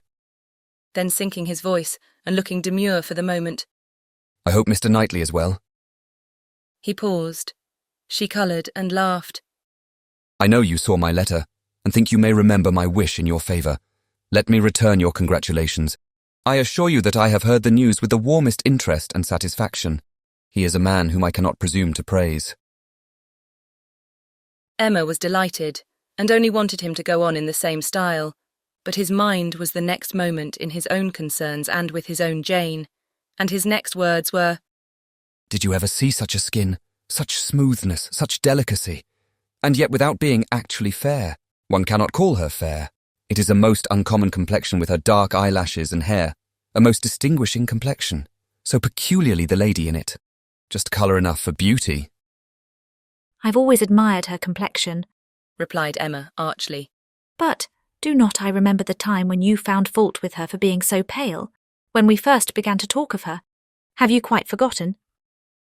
"Oh no, what an impudent dog I was. How could I dare?"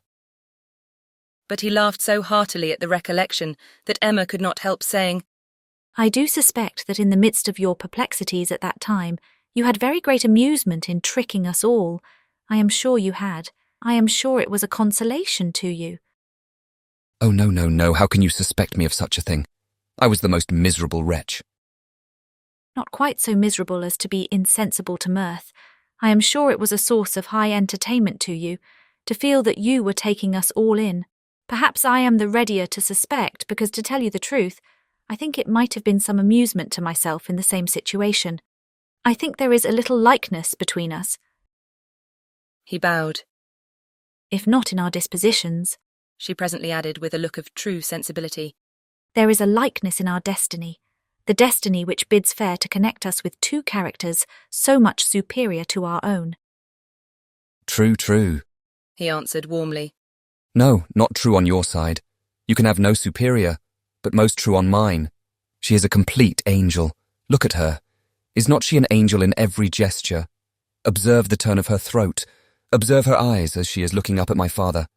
You will be glad to hear," inclining his head and whispering seriously, "that my uncle means to give her all my aunt's jewels. They are to be new set. I'm resolved to have some in an ornament for the head. Will not it be beautiful in her dark hair?" "Very beautiful indeed," replied Emma, and she spoke so kindly that he gratefully burst out, "How delighted I am to see you again, and to see you in such excellent looks. I would not have missed this meeting for the world. I should certainly have called at Hartfield, had you failed to come." The others had been talking of the child, Mrs. Weston giving an account of a little alarm she had been under the evening before, from the infant's appearing not quite well. She believed she had been foolish, but it had alarmed her, and she had been within half a minute of sending for Mr. Perry. Perhaps she ought to be ashamed, but Mr. Weston had been almost as uneasy as herself. In 10 minutes, however, the child had been perfectly well again. This was her history. And particularly interesting it was to Mr. Woodhouse, who commended her very much for thinking of sending for Perry, and only regretted that she had not done it. She should always send for Perry, if the child appeared in the slightest degree disordered, were it only for a moment. She could not be too soon alarmed, nor send for Perry too often. It was a pity, perhaps, that he had not come last night, for though the child seemed well now, very well considering, it would probably have been better if Perry had seen it. Frank Churchill caught the name. Perry, said he to Emma, and trying as he spoke to catch Miss Fairfax's eye. My friend Mr. Perry, what are they saying about Mr. Perry? Has he been here this morning? And how does he travel now? Has he set up his carriage? Emma soon recollected and understood him, and while she joined in the laugh, it was evident from Jane's countenance that she too was really hearing him, though trying to seem deaf. Such an extraordinary dream of mine, he cried. I can never think of it without laughing. She hears us, Miss Woodhouse. I see it in her cheek, her smile, her vain attempt to frown. Look at her. Do not you see that, at this instant, the very passage of her own letter, which sent me the report, is passing under her eye, that the whole blunder is spread before her, that she can attend to nothing else, though pretending to listen to the others.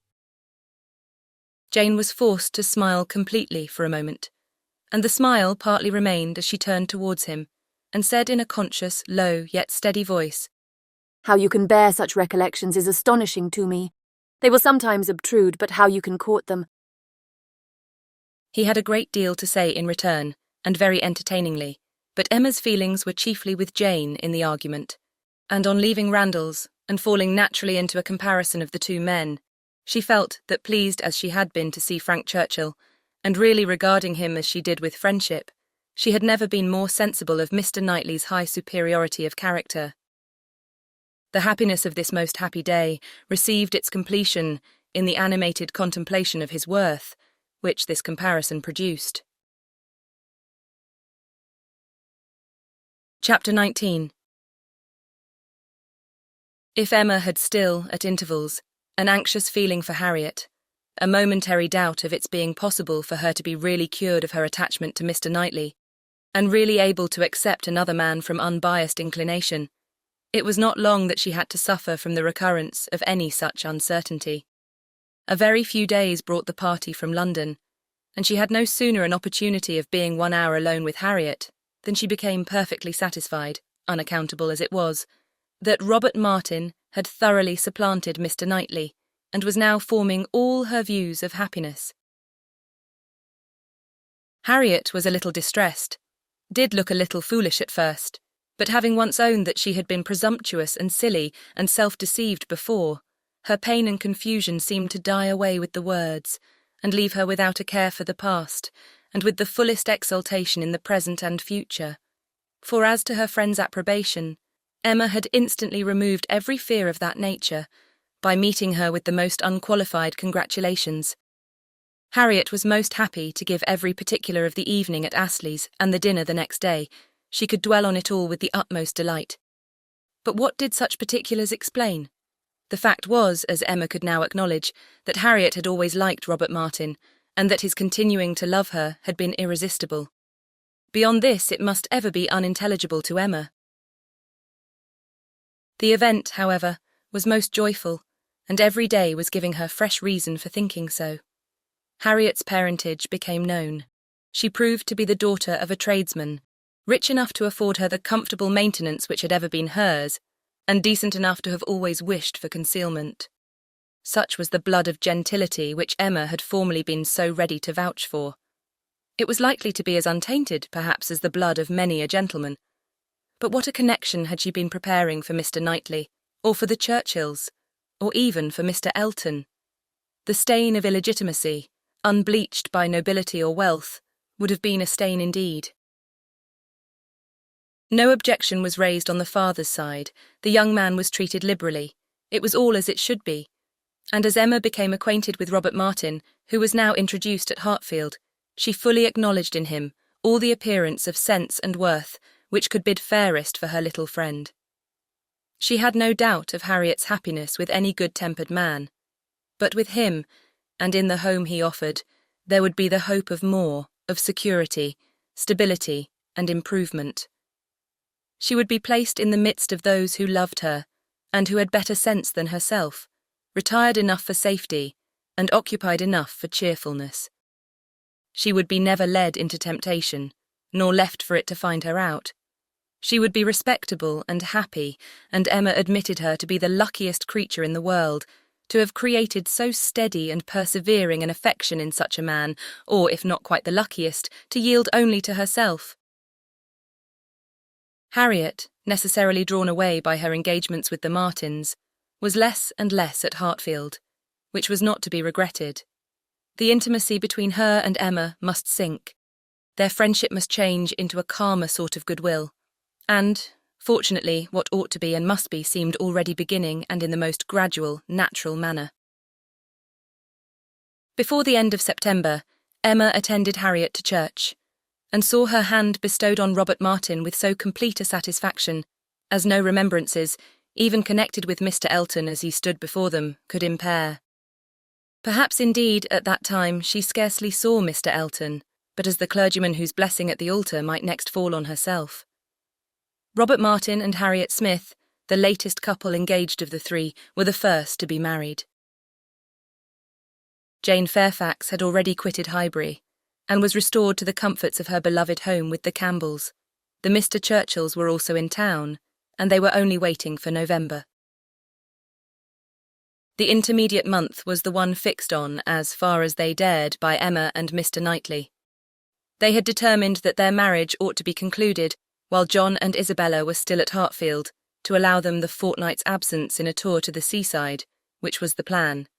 John and Isabella, and every other friend, were agreed in approving it. But Mr. Woodhouse, how was Mr. Woodhouse to be induced to consent? He, who had never yet alluded to their marriage but as a distant event. When first sounded on the subject, he was so miserable that they were almost hopeless. A second allusion, indeed, gave less pain. He began to think it was to be, and that he could not prevent it. A very promising step of the mind, on its way to resignation. Still, however, he was not happy. Nay, he appeared so much otherwise that his daughter's courage failed. She could not bear to see him suffering, to know him fancying himself neglected. And though her understanding almost acquiesced in the assurance of both the Mr. Knightleys, that when once the event were over, his distress would be soon over too, she hesitated. She could not proceed.